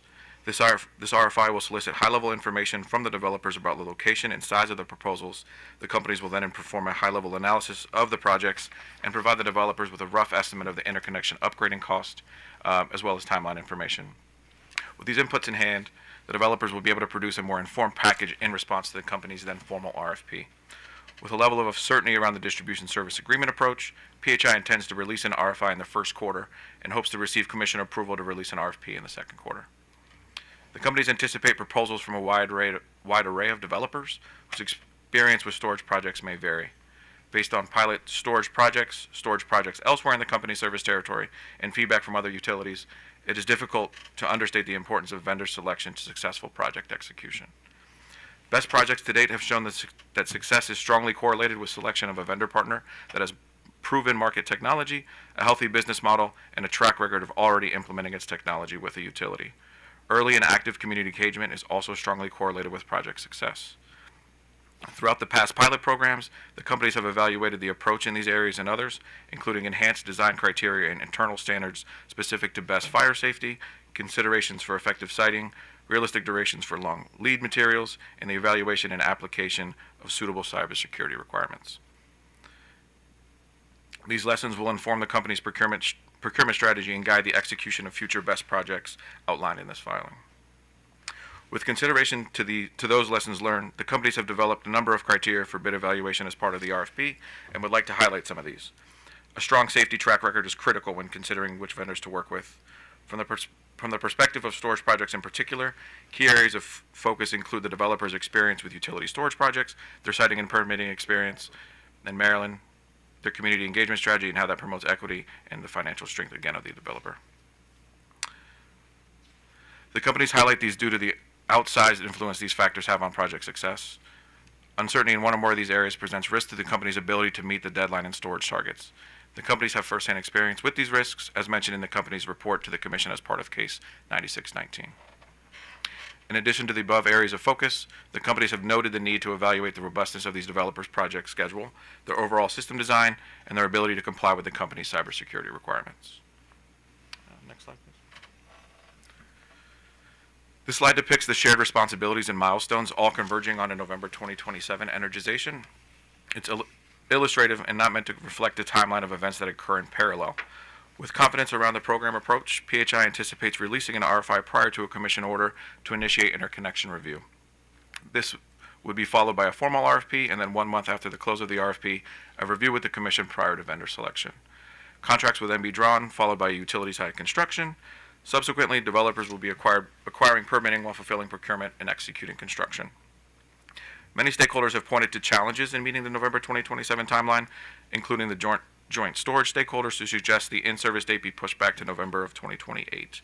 PHI would be in favor of such an extension and remains committed to provide periodic updates to the commission and stakeholders based on the project timelines that are provided by developers through the RFP process. These milestones are a critical reminder that there are several factors outside of the utility's control in achieving the timeline. This includes but is not limited to developer procurement of equipment, delays in siting, permitting, and construction. To mitigate deployment risks, the companies will evaluate applications for readiness and vendor confidence, as well as engage with appropriate local planning boards to better understand permitting requirements. PHI continues to welcome developer feedback on current strategies to acquire batteries given ongoing supply challenges and recent changes in federal legislation. Finally, and as noted in staff's comments related to the many areas of risk, as part of the company's RFP and project management processes, the companies will seek to catalog, manage, and minimize risk to the energization deadline throughout the life cycle of the pursued storage projects. Next slide, please. We appreciate the opportunity to present to the commissioners and stakeholders related to our proposal to meet the targets set by the Next Generation Energy Act and in Order 91705. As you have heard today, the timeline is to bring these batteries online by November 2027 will be challenging, and therefore we request the commission to respond to the company's proposal hastily so that the companies can in turn begin the RFP process. With that in mind, we would like to request the commission, one, approve the proposed budget caps to procure 10.5 megawatts of battery storage in PEPCO and 4.4 megawatts in DPL through a distribution grid services agreement that would give the utilities operational rights for defined use cases and pay the developers periodic payments over a 15-year period. Given the potentially large and unusual nature of the program and to demonstrate an equal weight for third-party owned and utility-owned projects, we request the ability to track these costs in a regulatory asset amortized over 5 years with a return based on the most recent WACC. The process could be precedential, and not treating the procurement with a long view could put inappropriate cost burden to our customers for the deployment of these resources. We reject the request of stakeholders to refile our proposal with a tariff, but do agree with that in a near-term but do agree with that as a near-term goal for the MESP working group. We remain committed to collaboration with parties to achieve that. We appreciate that the specific recommendations made and plan to investigate those tariffs. We disagree with OPC's request for the utilities to align similar BCAs. The UBCA working group is already developing methodologies for aligned BCAs across programs. Refiling BCAs would get ahead of that working group's assigned purpose and would create redundant workload. We support leveraging OPC's written summary suggestions to be included in a confidential conference prior to award and the information suggested post-award. We had proposed to provide information in a confidential conference and can adopt these suggestions. However, we reject providing the underlying data in order to provide the confidentiality of price information to the bidders. We agree with the concerns raised by staff and OPC related to performance penalties and requirements to safeguard ratepayer funds to pay for this program. We have mechanisms to include performance penalties in contracts and will incorporate that into our RFP process. We also agree that more work needs to be done to evaluate equity. We want to engage further on this topic with stakeholders and can incorporate into the reporting process in the next filing due November 2026. Thank you for your time, and with that, we're welcome questions. Commissioner Barve. I'm not sure I know how to ask this question. Well, all right, let me just spit it out. So your cost recovery estimates are 10 to 24 cents for PEPCO and 14 to 35 for DPL, and that's based on a 5-year amortization. Have you done a similar analysis of what it would be for an expense scenario? I believe we have and filed it in response to a DRs. Okay. So we can provide that. I think the important thing to note and why we have proposed regulatory asset treatment in this context is not just to take into account this specific filing, but also our next filing that's coming behind it, and just the concern around the risks that we've heard across stakeholders in timeline and cost.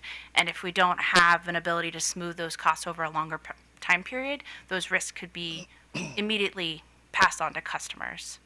So, as a philosophical matter, you agree to this mechanism of a 5-year amortization broadly, not just in the near term, that you see this as being the way to go forward as more and more battery storage is added to the system for you? I think for this limited scope proceeding, it's most appropriate and it aligns with the cost recovery we got with energy storage pilots. It also aligns with other kind of innovative things that we've had to do, like EVs and other processes. So it's not, I know there was a question that asked, is this an unusual way to recover O&M? It may be kind of on the normal side of business, but I consider this on the innovative side. And when we think about being asked to do innovative things, we look to these different extraordinary cost recovery mechanisms to give us certainty and to allow us to spread those costs over a longer time frame. I don't know if Connor want to add anything to that. Okay. Connor Nelson, So, Senior Manager, Regulatory. just tell us who you are, so. Connor Nelson, Senior Manager of Regulatory. Agree with what Lindsay said there. Okay, well, let me conclude with this question, and it was asked of BGE, so I'll sort of ask it of you. It was implied that, so obviously we're talking about potentially substantial avoided costs in transmission and distribution, and so you feel, your argument is that in all of these avoided costs, some of these avoided costs would be would have been expensed. Do you not see a mismatch between a 5-year amortization and an avoided cost that would have been expensed?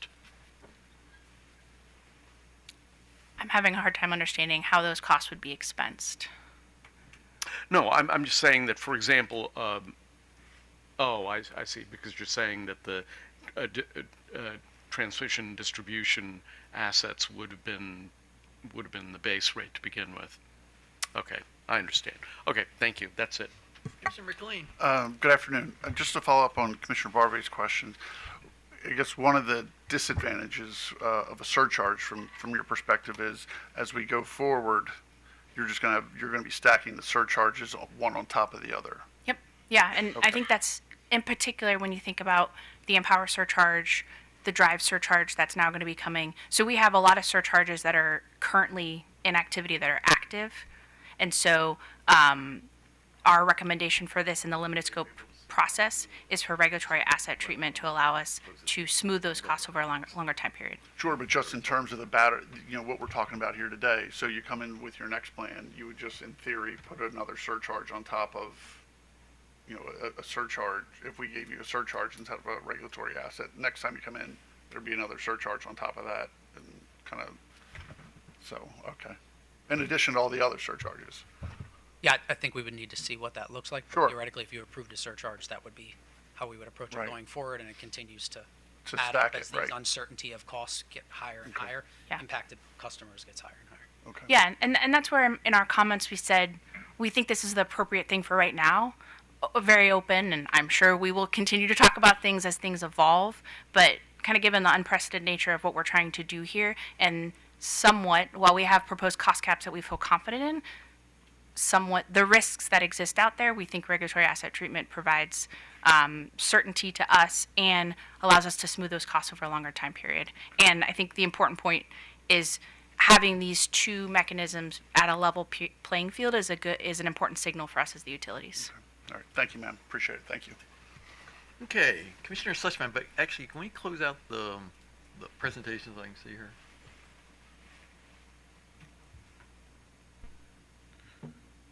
We can see her here. We can, okay, go ahead. So, well, actually, I can't hear you now. So, okay. Now you're good. Go. Okay.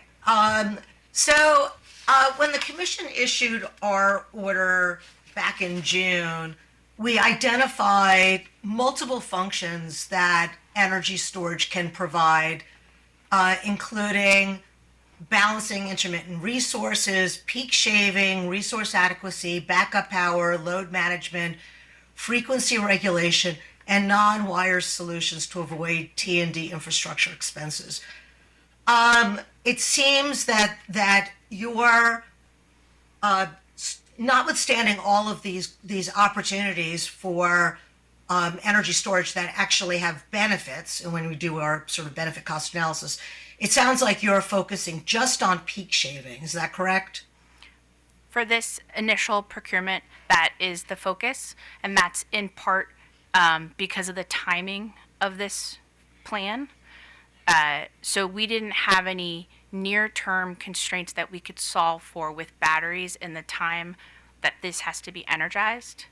That being said, we plan to continue to look at that, particularly localized and non-wires alternatives, as part of our second plan. And that will give us a longer runway to evaluate those type of use cases and incorporate into the next plan.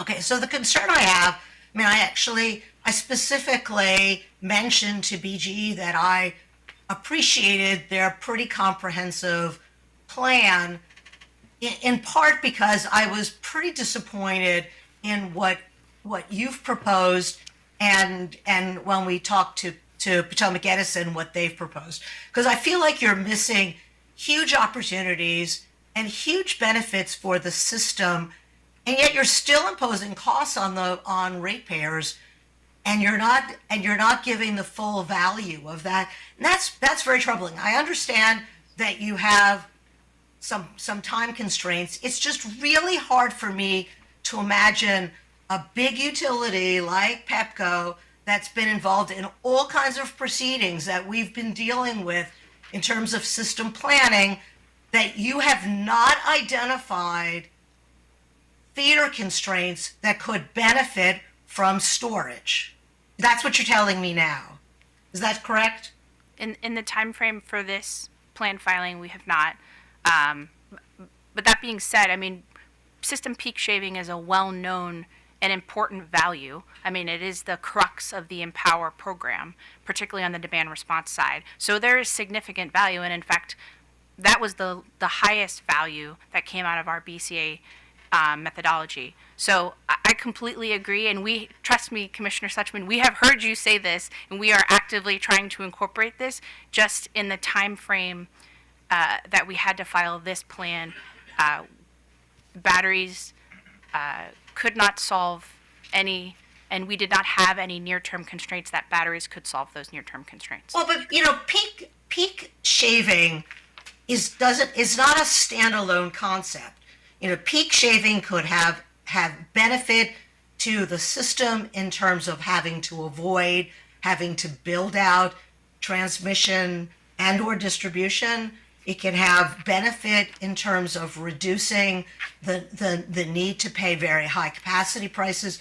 They all kind of interrelate. I don't think that you can just take one piece of it and say that has the greatest value. I think the fact that you are missing feeder constraints and locational value says to me that you really haven't given the full value of storage to what you're proposing. And the consequence of that is that you are actually imposing costs on ratepayers without that full value chain. And that's a really troubling thing. And I have to say that I don't quite buy that you didn't have time to do this, because since I've been on the commission, we have been talking about this issue.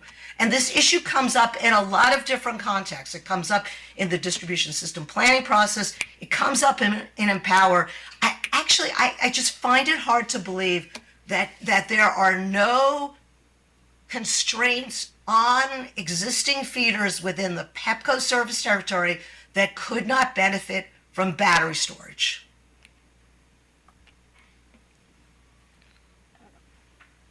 And I guess I would be less concerned if we hadn't been talking about this for the last number of years, and less concerned because I'm looking at costs that are going to be imposed on ratepayers, and you're not getting full value for the cost that you're asking ratepayers to carry the burden of. I'll invite Dan O'Connor up if he can come up and talk about. Oh, Gabby's here. Okay. Well, the last thing I'll just say, just on the point of value, I think we have demonstrated through the BCA value, and we have an analysis that demonstrates that. But I think it would be helpful to hear a little bit more about the process from a planning perspective. I invite my colleague Gabby. Gabby Levinson, manager of our smart grid programs. So I think it's important for us to note a couple of things here. First, we do a regular modeling at our CAP planning and in our CAP planning team where we continuously update that regularly, which includes taking into account policy changes, right? Assumptions about customer responses to incentives. Could you talk closer to the mic? I'm having a little trouble hearing. Sorry, I'm a little shorter than the last guest. That's okay. It's our problem. Gabby Levinson, manager of strategic smart grid programs. I was saying that there are a couple things we have to take into consideration. I think the first of which is in our capacity planning department, our modeling that we do is regular. And so that includes taking into account policy changes, assumptions about customer responses to incentives, and projected growth from the developers. What we're not saying is that we don't plan to look at, for the utility owned and operated batteries that we seek to put in our phase 2 plan, that will definitely look even closer at the constraints. However, for the 2027 timeline that we've been currently given, we don't have any near-term constraints on our system within DP Delmarva Power or Pepco that's going to meet the requirements of battery energy storage. Anything that would come close to that, those projects are already under development, right? So we would have to end a project in order to start this one again, in order to bring up this project. We plan ahead. We plan well in advance. So we will take a look again for the 2028, for the 2028 energization, right, for the 2026 filing. But for the 2027, we have nothing to support. Okay, so at this point now, the only storage projects that you see of value in the short term are projects owned by others, third parties. Is that correct? No projects that have been in your system plan that you have looked at, either you own or in terms of BG's other proposal that they own, that can be cited on customer sites. So in all of the system planning that you've done over the last number of years, you've seen no opportunity for storage to come in and be offered as an alternative to system build out. Is that correct? I'm going to turn it over to my colleague Eric sitting at the desk here. I wouldn't characterize the first part of your question being that the only route forward for this procurement is through third-party development. We saw that as the quickest route, leveraging projects that might be already in flight, land under control, otherwise, to help achieve this 2027 target. That is the decision behind part of the decision behind the route to go with third-party owned for this first tranche, if you will. Okay, but just to be clear, over the last, and I understand that planning takes a while, that's the whole point of planning, but just to be clear, over the last number of years, when faced with the need to address feeder constraints in whatever context, that the decision was made to go ahead and deploy a wire solution, and storage was not part of the consideration. I don't know that we can emphatically answer that today. I don't know that we're the right people to say that. I can just say for the time constraints that we're working for this particular project, and given the eagerness of third parties to want to participate in the market sooner, we wanted to focus on an approach that enabled that time frame, and within those parameters and based on our BCA, the most beneficial use case is system peak shaving. Okay, so I would actually like you, this is a bench request, I would like you to answer that question, because I feel like there are impediments to addressing what I believe the General Assembly wants, which is the deployment of storage in the most effective and cost-efficient manner. And I don't feel like I'm getting that from Pepco. So I would like to know what Pepco has done over the last couple of years in terms of incorporating storage as a possible approach in addressing feeder constraints. Hi, good afternoon, Commission. My name is Ranjit Saki. I'm Senior Manager of DR Interconnections. I just got up to help the conversation because I have part of my career, some experience in our capacity planning organization. So I can confirm that considering batteries as a non-wires alternatives to wired solutions is in fact a standard process in our planning process when we're developing wired solutions. So that is considered every time we do develop a wired or non-wired solution. And how many times have you elected to deploy a battery instead of deploying a wire solution?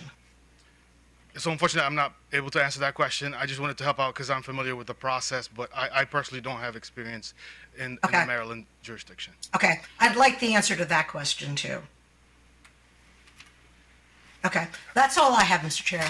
Okay, Commissioner Linton. Thank you, Mr. Chairman. Good afternoon. Good afternoon. So a couple of my questions have already been asked and answered. I did want to follow up on 2 points. First, you mentioned in your response, you addressed one of the concerns that the staff and the People's Council raised regarding the reg asset treatment and how those revenue requirements could result in additional expenses to ratepayers because of other carrying costs, financing, things of that sort that are incorporated. And you mentioned that you had some other mechanics that you had used in other projects that you believed you could incorporate into your RFP. And I don't know if this touches anything confidential. I'm not trying to do that. So I'm not asking you to say anything that would go that far. What I want to know is if you have already shared those mechanics, and I'll use that word in the context you used it, with the staff and the People's Council. So we did get a DR from staff specifically that asked about what kind of project management practices or best practices do we have to ensure that we're managing timely and within the cost framework. And I'm paraphrasing. So I think we've got a pretty robust set of learnings, both from our prior storage projects, which we noted we filed a lessons learned report with you all last December on, and then there's the upcoming lessons learned in April for the rest of those. So I think we plan to use our project management best practices that we use in our other part of our business and pull them over into here, and we would incorporate that into the RFP process as a requirement with our down-selected developers. So like a project schedule, a timeline, a risk management register. So those are some of the key capabilities. Eric, was there anything else you wanted to add to that? I would just embed that the criteria that we had on the slide and listed in our filing are critical to what we would include in the RFI, or excuse me, in the RFP, and our standards that we hold, not just battery developers to, but many folks we work with, in addition to the folks we partnered with prior on the contract mentioned. Okay, so it sounds like you're suggesting then that through the reporting and other communications, you've shared this information with the staff and the People's Council, but not necessarily in a DR, a response to a DR or something of that sort. I think we could provide more information if that's helpful. If staff and OPC, not for me. Yeah. Well, if staff and OPC are interested in seeing more of that, I think staff saw it in our response to the DR, but we can certainly provide more information about the type of information we'd want to put into that RFP if that would be helpful for stakeholders. And I think OPC made a bunch of recommendations for things to be incorporated both in like kind of that confidential conference and then ongoing reporting that we thought could be helpful additions. Okay, so to the extent they may not have all that information, you're at least open to continuing to make sure that whatever they're looking for, you would be willing to communicate and continue working with them to make sure that the RFP is as robust as it needs to be to protect ratepayers from overages. Of course. Okay. All right, thank you. My other question had to do with some lessons learned. As you recall, one of the last projects that Pepco engaged in Prince George's County received what I'll characterize as substantial public opposition. And some people might think that's being overly generous by calling it substantial. I'm curious just to learn about and now that we're moving to larger projects, what types of lessons learned did you take from that last experience that you can incorporate into this one to make sure that these projects not only move forward but stick to the timelines that were pretty rigorous to begin with? Sure. Gabby? Yeah, I'm going to hand it over to my colleague. Again, Gabby Levinson, manager of our Smart Grid programs. So I think there were two major lessons learned that we had, one of which, to your point, is the stakeholder outreach. I think more frequent and earlier communication, that was detailed in our November 1st filing that Lindsay referred to around the lessons learned of the Livingston Road and Fairmount Heights, dare I say their names.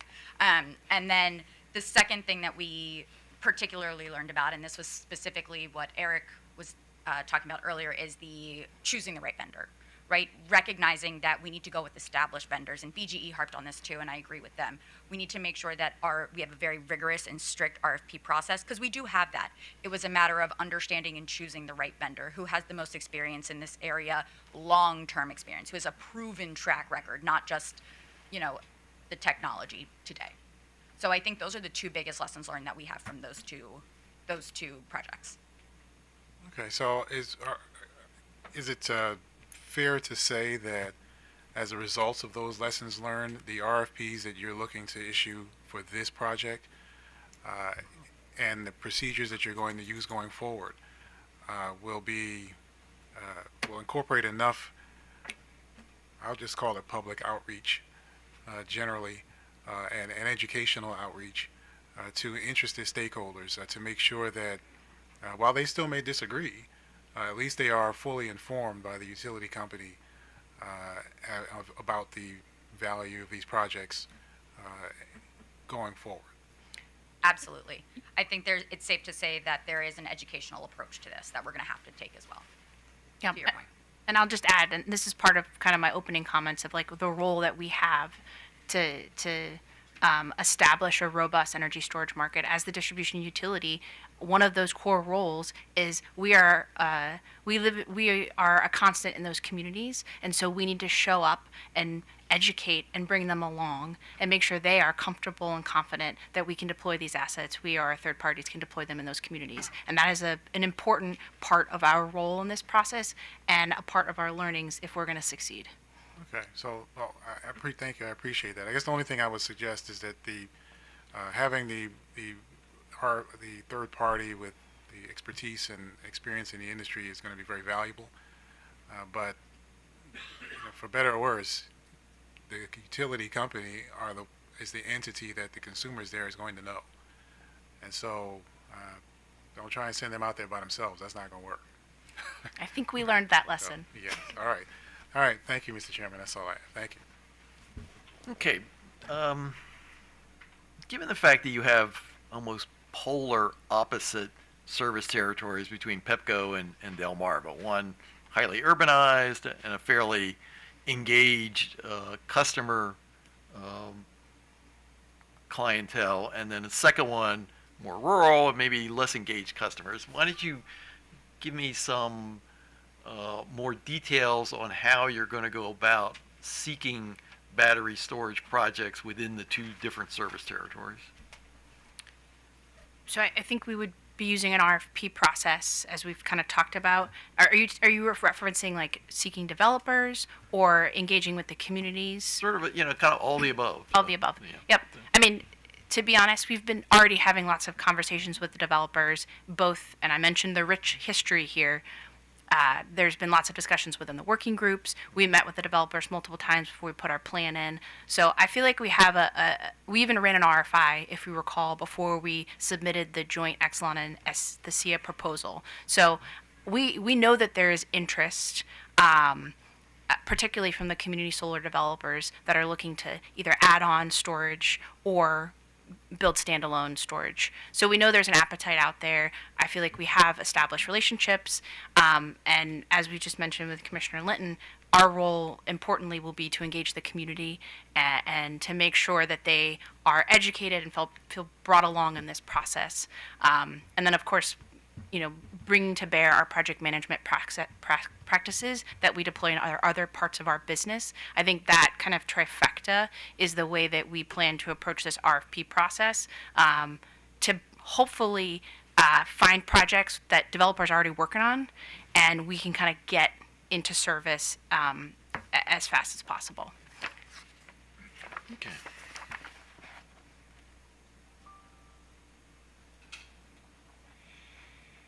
And are you engaged in any similar sort of effort in District of Columbia? For procuring storage, Yeah. not at this time. Okay. I mean, there's interest from stakeholders, but the commission has not set up a formal process like this. Okay. All right. Okay. Thank you very much. So I think we're gonna break for lunch. You want half hour or is that?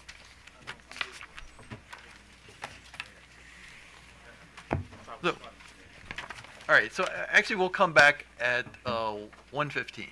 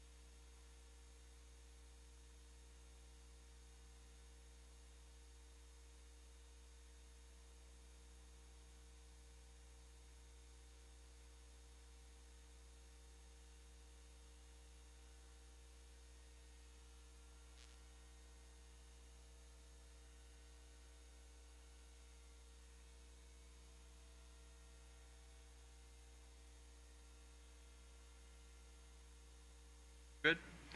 Okay, back on the record in case 9715, Potomac Edison. Good afternoon, Chair and Commissioners. Jessica Reba on behalf of the Potomac Edison Company. I'm joined at the table with Mr. Mark Zuka, who's going to walk through a quick presentation, an overview of our program, and then we also have several other members of our team here, and we will endeavor to answer any questions you may have. Good afternoon, Mr. Chair, Commissioners. Glad to be back here again, and again talking about energy storage programs. I was going to mention to my colleague at PHI that the statute of limitations on Happy New Year is actually 3 business days. So it expired yesterday, but she's not here, so we'll just bypass that. So onto our program, just a quick introduction before we get into this. We do believe that this proposal, as submitted to you, follows our general guiding principles when it comes to programs like this, and clean energy programs and customer programs in general. Make them simple to understand, don't add undue barriers to participation, and keep in mind implementation and administrative costs. At the end of the day, those are the things that are going to drive the most value for our customers, and again, not put burdens on our customers that are not necessary. We've structured this program to be simple. We're focusing on one grid service, that's distribution system peak load reduction. We are not requiring wholesale market participation. While we're not necessarily ruling it out, it is not something we are asking these devices to do. And we have not restricted the RFP outside of key attributes of storage, such as the 4-hour duration, in order to achieve that key grid service. We do appreciate all the comments from the stakeholders, but in particular those from the joint storage parties. As under our model, they'll be the parties that are going to be bidding and building the storage. We do think that their positions, especially as it relates to things like how long the storage is going to take in order to build, what it can and cannot do, and what kind of conflicts we would have if we try to operate it in both the retail and the wholesale markets, we do think that it's important that the Commission considers those.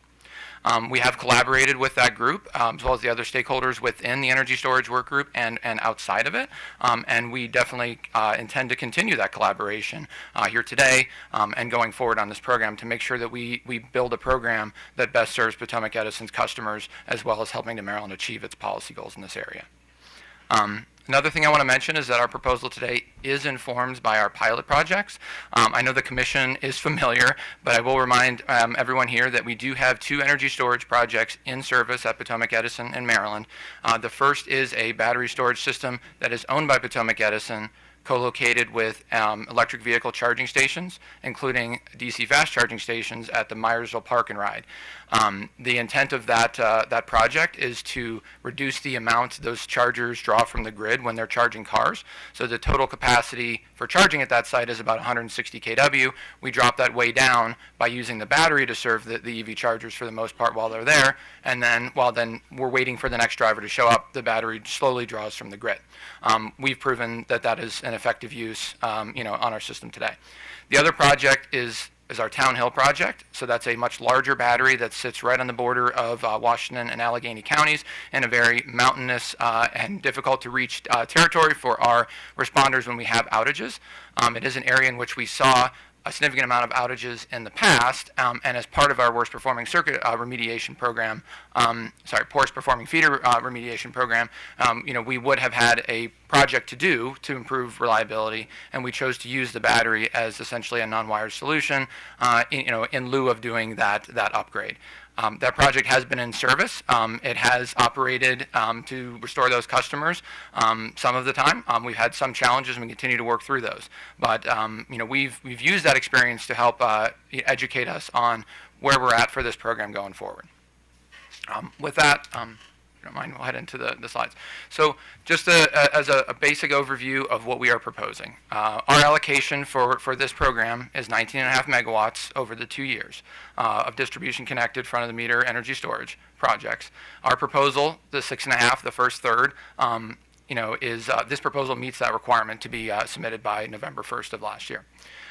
We will require all of our energy storage resources to provide that peak load dispatch. We are going to be targeting both the generation peaks, that's the 5 CPs in PJM language, as well as the transmission peaks, the single APS load, APS, the zone in PJM that we're in. This will require both summer and winter dispatch strategies. Our transmission peak load is typically in the winter, so we will need to be dispatching both in the summer and the winter to try to hit those 2 peak events. So to ensure the targets can achieve that peak load reduction, we are targeting a 4-hour dispatch. We believe that is informed by the PJM capacity markets. Well, we're not saying these will be participating in the markets. In order to get an ELCC value of over 50%, that's what you need to have as a 4-hour duration. It is obviously possible to achieve those peak hours with a shorter battery, but again, we don't know when those CPs are going to be in advance. That's kind of the way it works. They're going to be whenever the system gets to a peak. We have some indications that the weather is going to cause that. We obviously don't know which hours. So 4-hour duration allows us to be pretty confident we can hit that, and we have demonstrated that with our Town Hill battery over the last year. We are not restricting projects to any specific grid locations. We do believe that removes a potential barrier in projects if we were looking for projects at a certain location, like we were in Town Hill, that could increase the potential cost because it's going to be restricted to even certain properties or certain areas geographically on our system. What we envision as the contracting process for these is that if a project is successful, that we are going to look at a 10-year duration for the grid services that are contracted, and that our contract would look like equal payments over those 10 years. Again, that is the same structure that we are using currently today for the Town Hill battery. It's exactly the same. It's a flat payment annually over 10 years. Once we have this approved, we will run the competitive RFP to select the most cost-effective portfolio. So each individual project will receive its own cost-effectiveness evaluation. What we've done for our cost-effectiveness evaluation is essentially a proxy for the entire program. Each individual project that is looking to be selected, we will run those numbers for that project and see where do each of those lie. And our goal is going to be to bring back to you the most cost-effective portfolio of solutions that meet our 6.5 megawatt target. We did that placeholder BCA, did come in at about a 0.3. That does indicate that there's more cost than benefits. Of course, that's based off of our estimate, our informed estimate of what we believe that the energy storage devices are going to cost to contract and the grid services that we expect that they are going to be able to provide. Also, there was some discussion on cost recovery, so it's not a new introduction here that PE proposed a surcharge to recover our costs here. We believe that surcharge option provides the most transparency into our program. We would envision an annual surcharge reconciliation similar to other surcharges.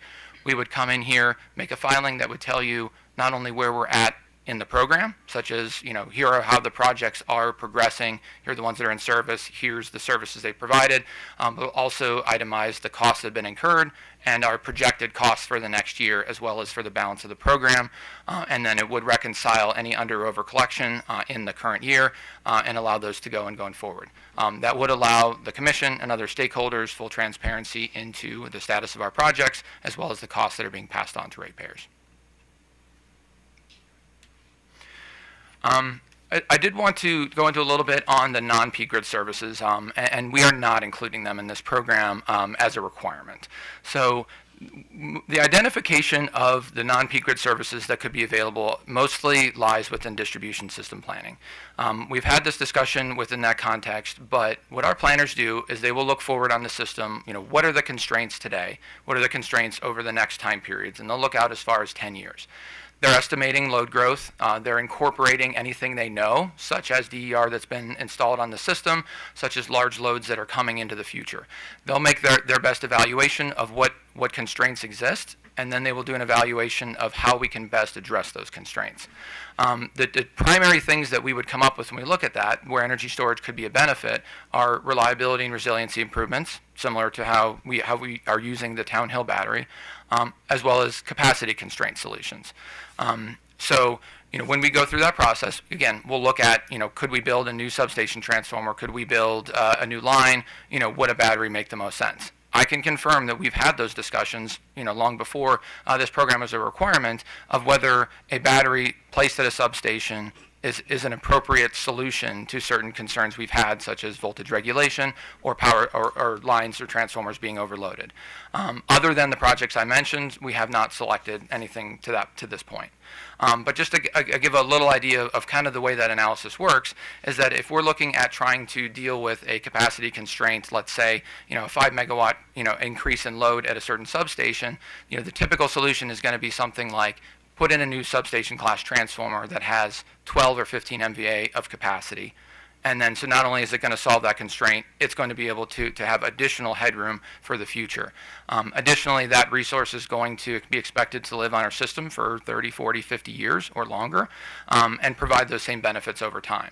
When we compare that to an energy storage system, we not only have to compare the initial upfront cost, we also have to think about what happens in 10 years, what happens in 15 years, do we need a new battery? So all of that goes into the calculation of what's the most cost-effective thing for our customers both today and far into the future. When it comes to a reliability improvement, it's a very similar type of analysis. If we decide that a certain group of customers, is in need of a reliability improvement, there are options where we could build a new line, an overhead line, an underground line, build a tie, add some automation. A battery could also be a solution like we have in Town Hill. But again, we're going to have to compare the relative costs and the lengths that those solutions can provide.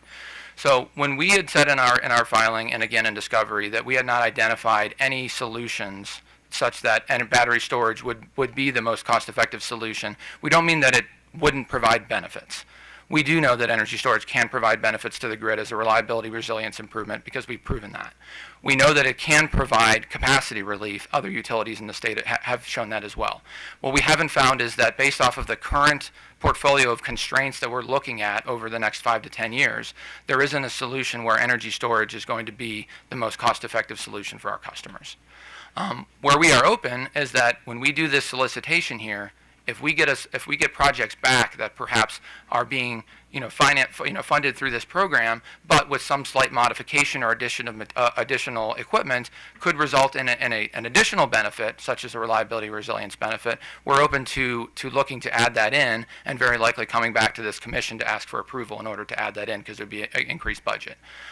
But we didn't want to identify any locations ahead of time, because that would unduly constrain the RFP process to specific locations where we don't really see the value, at least at this time.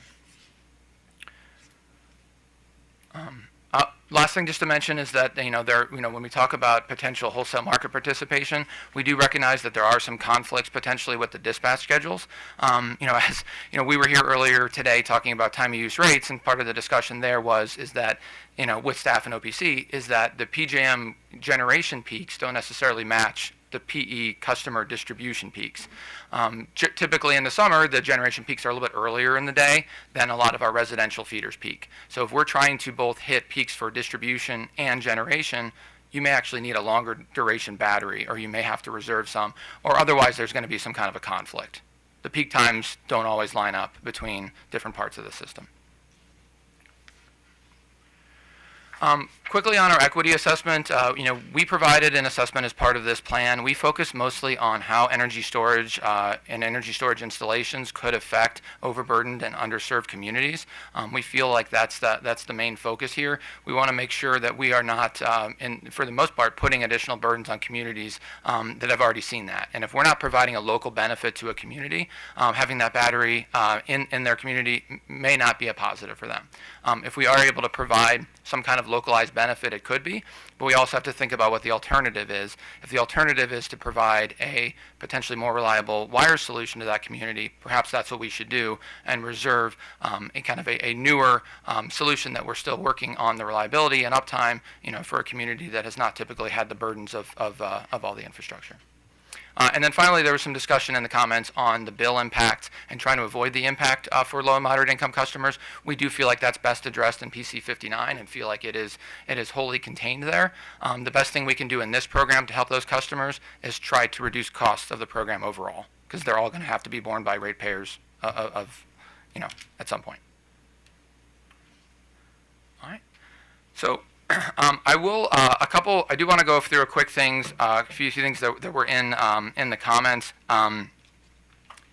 We talked a little bit about the surcharge and also about cost effectiveness. We did want to agree with some comments from OPC and staff that we do believe that ultimately we need to determine cost effectiveness at the project level. I mentioned that we're going to redo the analysis once we have the projects and come back and say here's kind of a specific score for each project.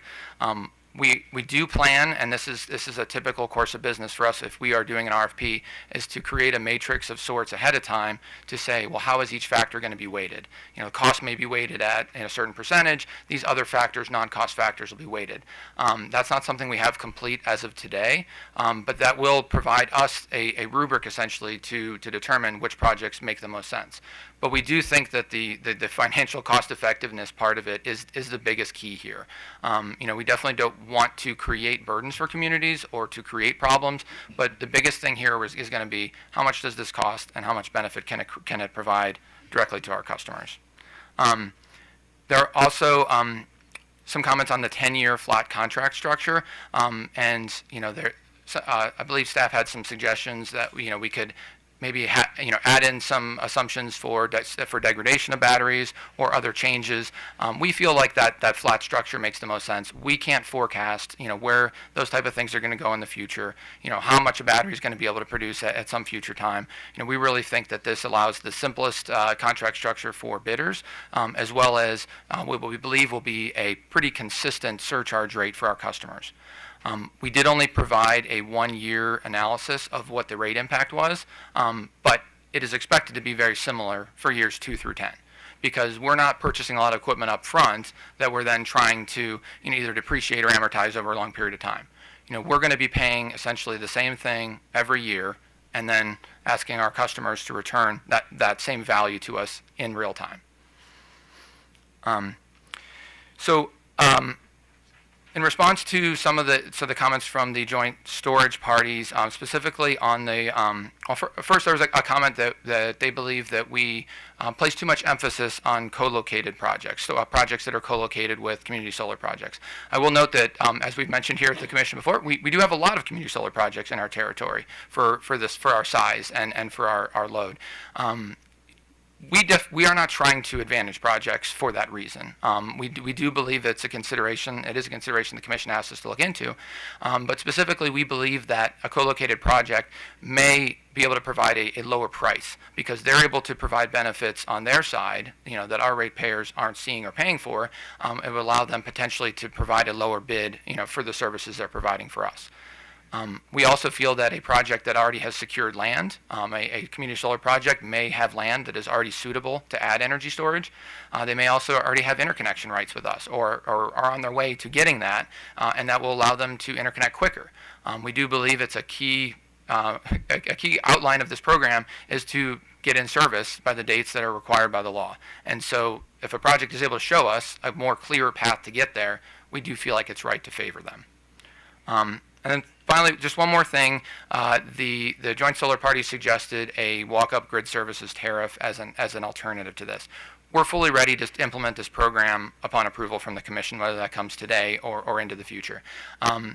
We are interested in the concept, and we have been talking in the work group about this. We do feel like the concept generally aligns the cost to the utility with the benefits that are provided. And as the Exelon utility has indicated, as a longer-term approach, that makes a lot of sense.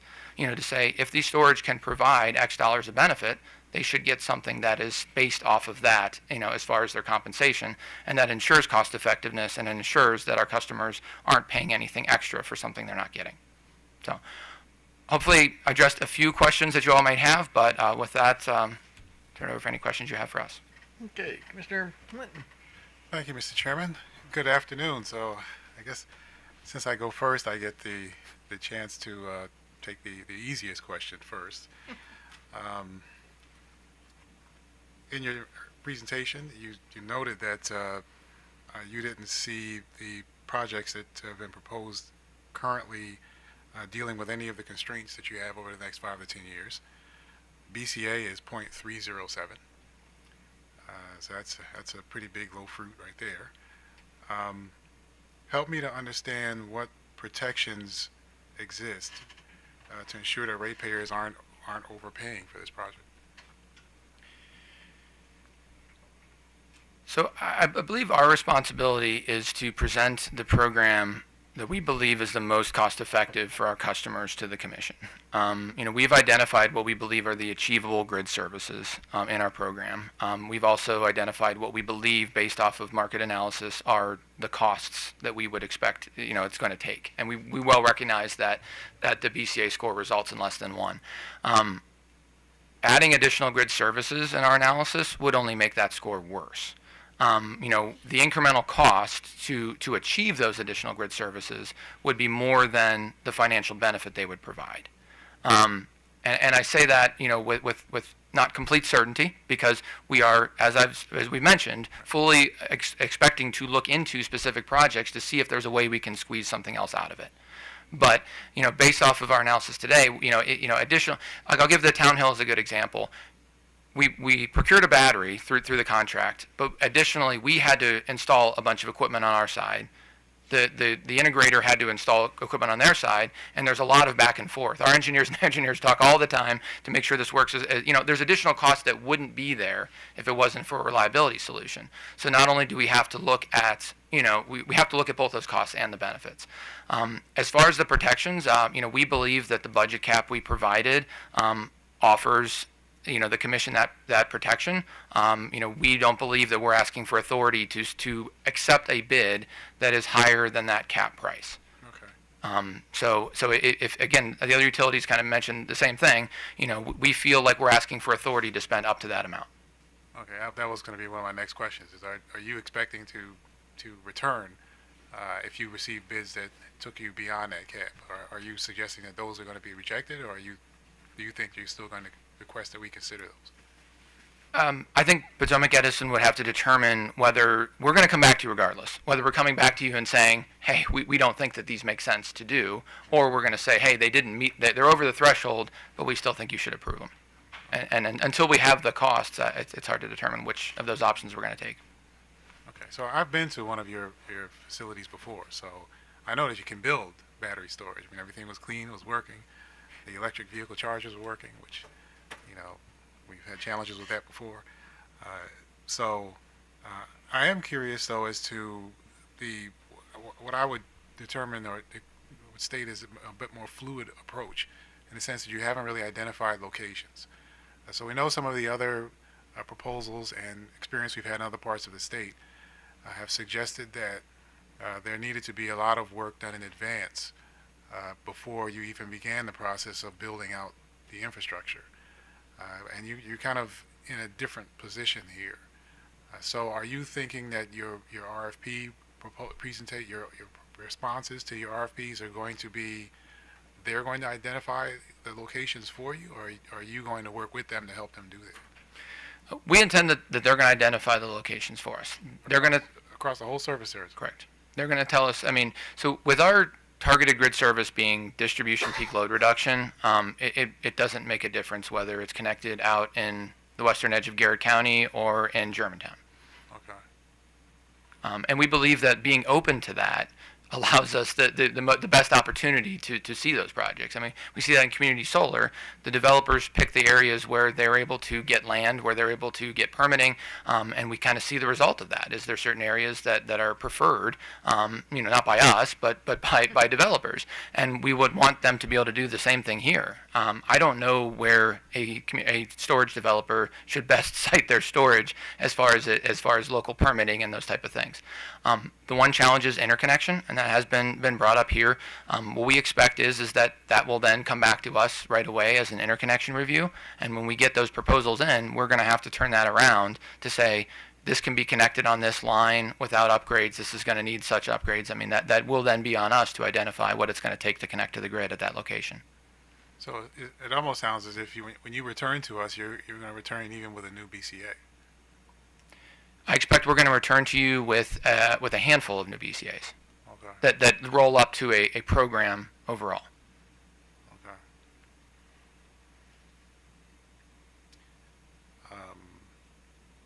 I asked a question earlier about to one of the other presenters regarding the how you saw the good cause waiver moving forward.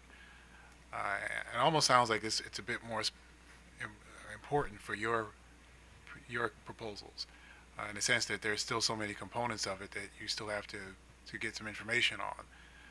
So help me to understand how you envision that process working. I mean, the timelines are the same for everybody. So in terms of deadlines, and so where the other parties are already moving forward with interacting with local governments and things of that sort, you haven't got the locations yet, but when you get the RFPs, then you start working there. So how do you envision that process working? I mean, just to be clear on our intended process, it would mostly be the storage developers that are going to be doing that interaction with the local governments. They are the ones that are going to be developing and owning the projects. Certainly, we want to help the best we can. The first thing I mentioned that we can do is the interconnection review. I mean, that kind of initially is going to come back to us to get that through and understand. And then if there's any facilities we need to build in order to make them able to connect safely and reliably, of course, it'll be on us to complete those. I hate to bring up community solar again, but I think that there's a similar process there. I mean, there are hard requirements on when those facilities need to be in service, but I mean, it's been well noted, including today, that often needs to be extended. I think that the Commission has a great resource in the storage developers and their industry representatives that are here today, who mostly are saying that it is unrealistic to build these in the time that is required. As a utility, I mean, we plan to follow the law. We're going to issue an RFP that says you need to be in service by this date. But again, I think the parties need their positions need to be taken into account. If that's not possible, then I do think that it's very likely that good cause waivers would be needed. And I would envision a similar process as we've had with the energy storage pilot program with community solar, is that we're going to show that our progress is significant towards meeting those, even if we're not there at that point. Okay. All right. Thank you very much. I'll stop there. Thank you, Mr. Chairman. Okay, Commissioner Suchman, and can you switch things around?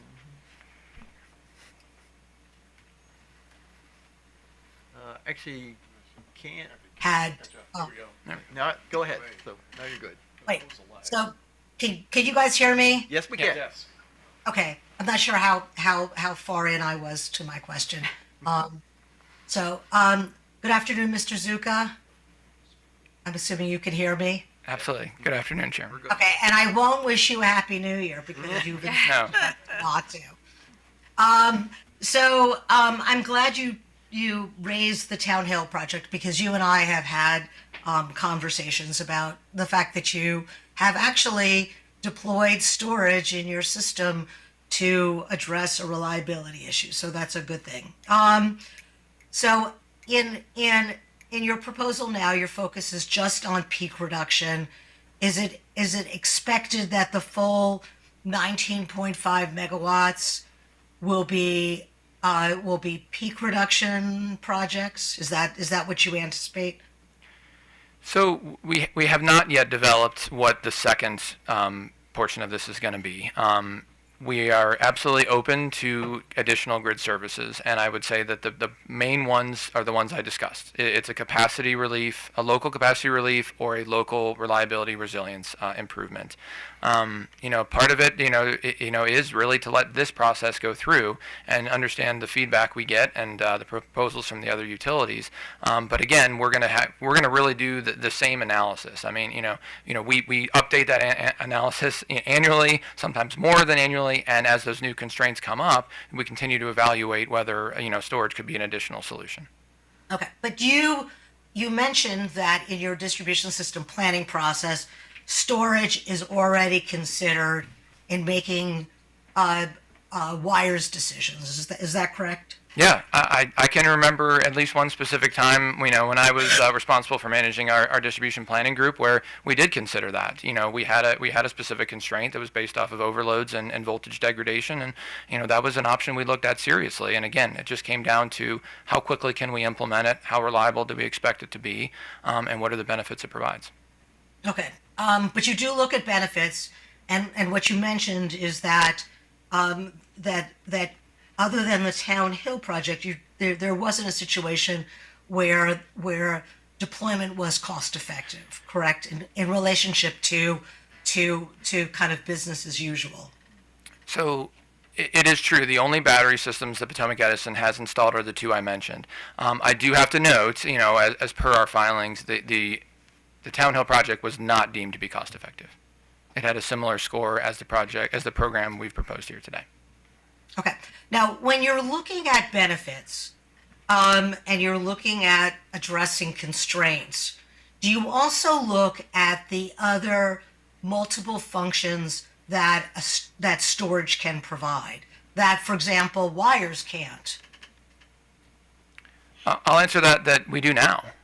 So, in the specific example I gave from a while ago, that wasn't something we would have considered because PE as a distribution utility in the past did not think about how we could, address capacity, shortages, that type of thing on a larger scale. But this program does that. So, we have, again, our BCA score of about 0.3 shows that those are the benefits we can get from kind of the system-wide, using it for peak load reduction. That does make a battery potentially more feasible for the reasons that we've described within distribution planning. So I can't say it's always been a part of our process, but it is now. Okay. When did it change? Well, as we're considering this program, is what I would say. Because before this program, I don't know that I don't even know if we had the authority to do this. Okay, so at some point last year, it changed. Is that what you're saying? Yeah, I'm not sure that it was a specific time in which it changed. We've now, as we've talked about, we've moved through this pilot program. We did, and the Town Hill project is exactly that. So we mentioned the reliability and resilience improvement. It does also dispatch during the peak load days, both in the summer and the winter. So that BCA that we included for that did include both of those services. So okay, so Mr. Zucca, the reason I'm asking, I'm not trying to corner you on this, but you did testify that this is part of your distribution system planning process, and you did not identify projects that would satisfy the BCA in terms of addressing feeder constraints. But then it sounds like you've just started thinking about the full range of benefits for storage. So it sounds to me like, I actually, for example, would have felt better if you had said, this is now being incorporated into our distribution system planning process, and we are going to be more aggressive in identifying greater opportunities to address some of our wires needs. But that's not what you were suggesting, and that's why I was asking this question, because I feel like, this is a short time frame, I agree, and things are changing rapidly. But I would like to have some assurance from you that storage is going to be taken seriously in your distribution system planning process, and when you quantify benefits, you quantify more than just a non-wire solution, but instead incorporate the other panoply of benefits that you get from storage, because they're non-significant. I do agree with that, and I can't commit that that's what we were doing. And I think in the new distribution system planning process, the Commission's going to have the opportunity to see that. As we are going to be identifying, well, we already do identify, we're going to be communicating to stakeholders the constraints that we see, the solutions we chose, and as required, the solutions we did not choose. And so I think that's going to be a little bit more transparent in the future. And with this program, it does give us the opportunity to fully to get those additional benefits, to hopefully make them more cost effective.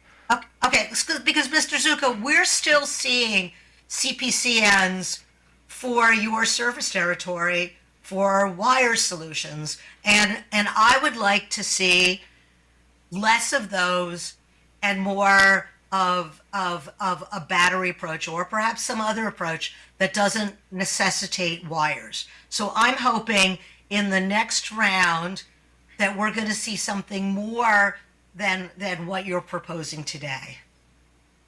Absolutely.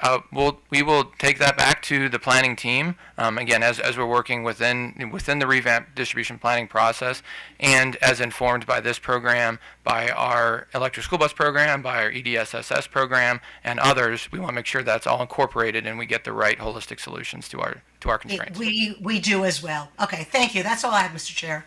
Commissioner Barbie. Thank you, Mr. Chairman. I think Commissioner Linton asked fundamentally the question I wanted to ask, but let me just expand upon this a little bit. Your BCA number is substantially lower than the ones that were given to us by the Exelon utilities, and so perhaps you don't have the ability to answer this now, but I would really like to gain a feel for why that is the case. So I can't answer, as we don't have full access to the BCAs that were developed and the assumptions that were made. Some things that could affect it. One, the other, from the discussion today, at least BGE talks about distribution deferrals. That's not included in our BCA. I was also confused by the colors. I don't see different colors too well. But I believe that we found out that the largest piece of the pie was the distribution deferral value. Right. Okay. And so that is not in our proposal. We, as OPC correctly states, we should only put in our BCA benefits that can be realized. And again, we're not going to come to you and say that they can be realized when they cannot. Okay. On the issue of capacity markets, let me just ask this question. By the way, forgive me, I was out of the country. I only got in at midnight yesterday, so I didn't. I wasn't as diligent as I ordinarily am, which is spotty to begin with. So does PE have experience bidding into the capacity markets, and does your parent company have experience doing so? Bidding energy storage into the capacity markets? Yeah, right, energy storage. Or is this completely new to you guys? No, I don't believe, to my knowledge, we do not, and this proposal does not propose to do that. Okay. That's a little unfortunate, because I know that with respect to the Exelon companies, they see a benefit from wholesale for bidding into those markets. And could that be the explanation for why your BCA is so low? It's a different approach for sure, and I'll mention that this is something that's been discussed at the Energy Storage Work Group and other work groups without a clear resolution on how exactly these energy storage devices, when acting as peak load reduction, are going to affect those markets. And different companies actually may have different approaches. Different PJM zones kind of have different approaches on how this happens. So you don't appear to, your company doesn't appear to feel that there is a big benefit to you to bid into those markets, or do you just feel that the scale of your involvement is so low that, or is, I don't want to say so low because I don't want to be derogatory, but that it's low to the point where you're not going to be able to avail yourself of these markets? We see it as an either or. So, there is, while we're open to a bidder in our projects participating in wholesale markets, we're going to say that we are the top of the stack. What we ask you to do is what you need to do first. And as the storage parties have mentioned, they say that basically doesn't work. If they have to do what we need them to do first, they're not going to be able to be in the capacity markets. So I think that that's an option we could have gone. But, one, there's timeline risk. As the parties have mentioned and laid out very detailed in their filing, it's going to take years to get to the point where they can be a capacity resource. Also, I mentioned the ELCC before. You don't get the full capacity of your battery in the markets. I'm definitely not an expert on how those markets work, but I understand that you're not getting the full value, and the intention is that you can get a greater value by doing it on the EDC side. Okay, I'll leave it there. I just think that we need to explore this difference between you and the other utilities. Thank you. McLean. Thank you, sir. Good afternoon. You preempted a lot of my questions, and Commissioner Linton hit on a couple as well. But I just have two quick ones, what I hopefully will be quick ones. The surcharge, you indicated you only provide 1 year of the anticipated surcharge, and you anticipated that being, did you say it was going to be level throughout the program, or was it going to increase with each phase?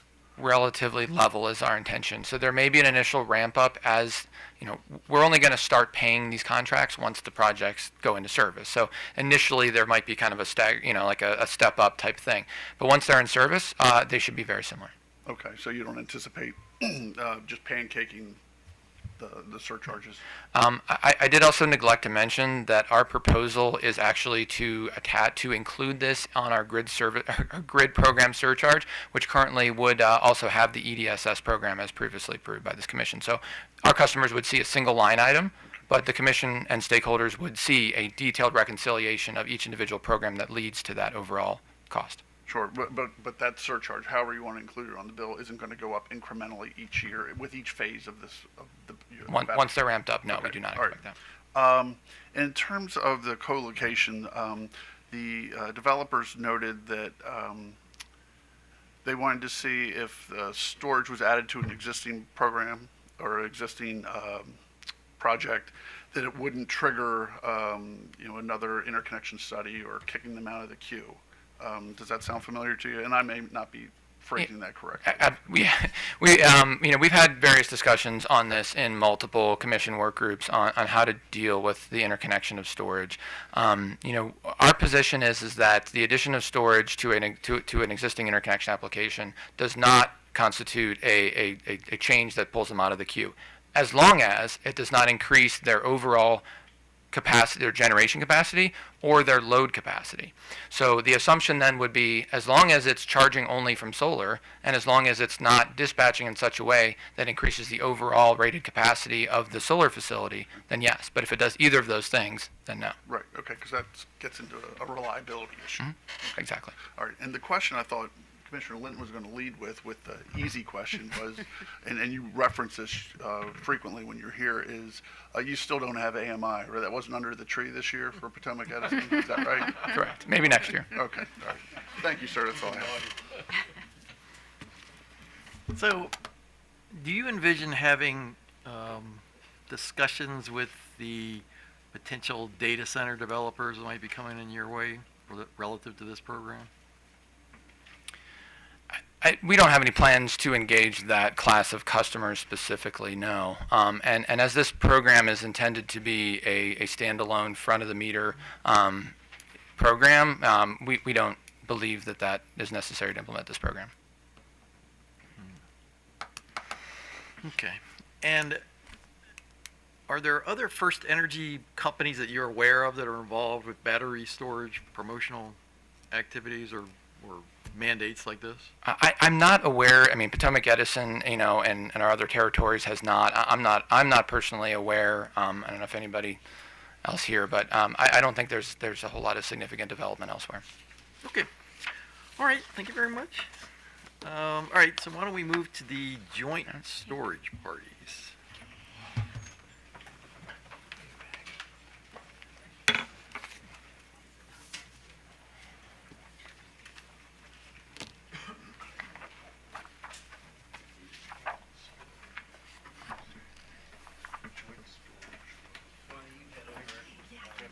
Because I think you're going second. Just the third button. Perfect. Okay. Order of importance here. Listen. These are nice, comfy chairs. Do you actually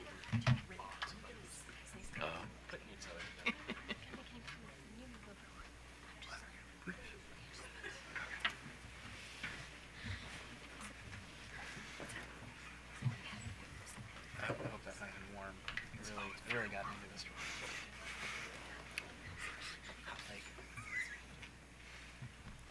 Okay. Is there a particular order that you want to go? Yeah, I can kind of run the show here.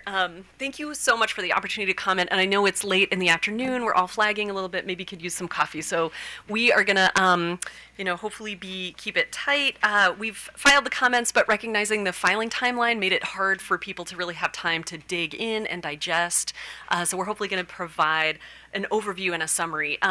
So first off, I'll just introduce the Joint Storage Parties, which is an association of trade associations. So basically what we've done is gotten all of the developer trade associations and kind of corralled them into one group to kind of agree on a mostly consensus proposal for how this procurement could work. So that includes CCSA, SIA, United, and CHESA. And then joining me at the table today, my name is Joan White. I'm the Senior Director of Storage and Interconnection Policy with SIA, the Solar Energy Industries Association. We represent around 1,200 members around the country, but a lot of active members in Maryland. I've got about 15 years or so of experience in the utility regulation sector, with my longest term of service being as a hearing officer at the Vermont Public Utility Commission, and before that at their state energy office for many years. So I'm kind of coming from the regulatory side of the house. And what I'm going to do is just go down the line and have folks introduce themselves briefly. And so let's actually go to Dexter next, just because I've got you on my list. Hey, Commissioners. Really glad to be here. My name is Dexter Hendricks. Yeah, right into the mic. There you go. There you go. Sorry about that. Yeah, my name is. The buttons. It's green. Can you hear me now? Okay, then just. Yeah, maybe a little closer if you scooch it. So my name is Dexter Hendricks. I'm the Senior Manager of Interconnection Policy of the Coalition for Community Solar Access. So happy to be here. Pass it down to Lindsay. Hi, my name is Lindsay Cherry. I'm the Director of Policy and Regulatory Affairs for 9DOT Energy. We build front-of-the-meter energy storage projects, and also known as community scale, and we support a more resilient electric grid, deliver economic savings, and reduce carbon emissions. We're mostly based out of New York City. Hello. John Lennon Miller, Chaberton Energy, Vice President of Market Development. David Murray, Director of Business Development with Turning Point Energy. We're a distributed energy developer with experience in community solar, particularly here in Maryland, but also solar and storage experience across the U.S. Good afternoon, Nitzan Goldberger, Senior Director of Policy and Business Development for New Leaf Energy. We do build community solar and energy storage across the country.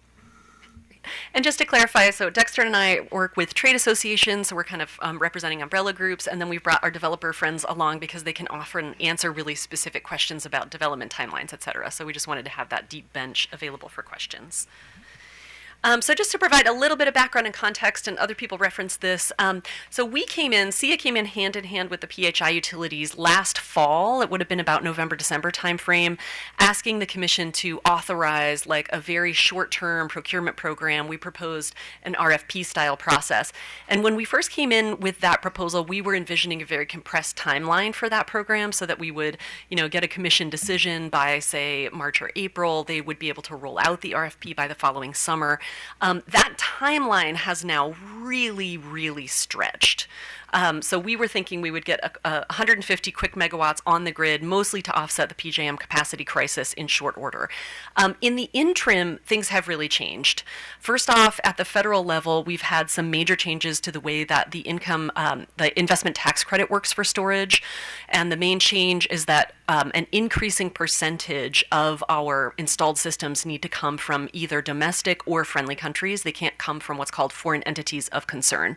At the moment, there's a high percentage of the early supply chain materials that are coming out of China.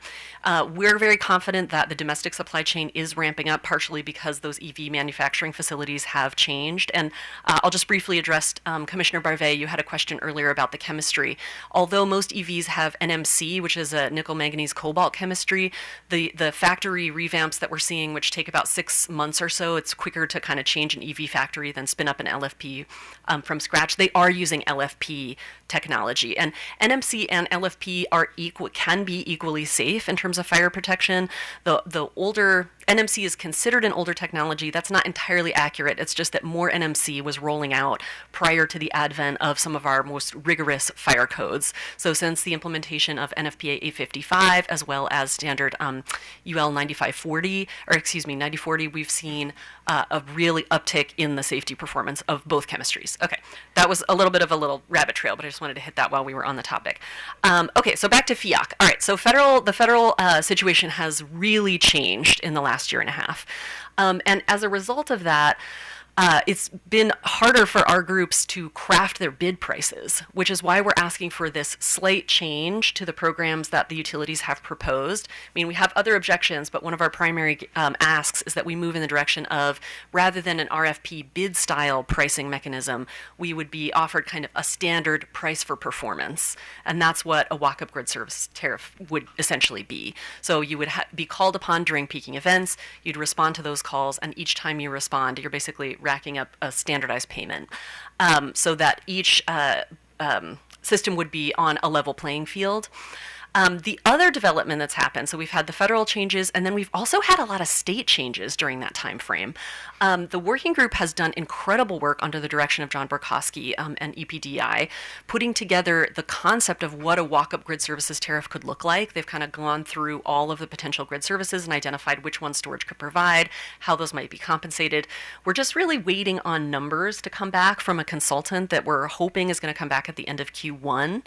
And once those numbers come back, then we can basically say, here's what storage is worth, here's what everyone gets paid when they respond to performance calls, and that will make implementing a walk-up grid services program much easier.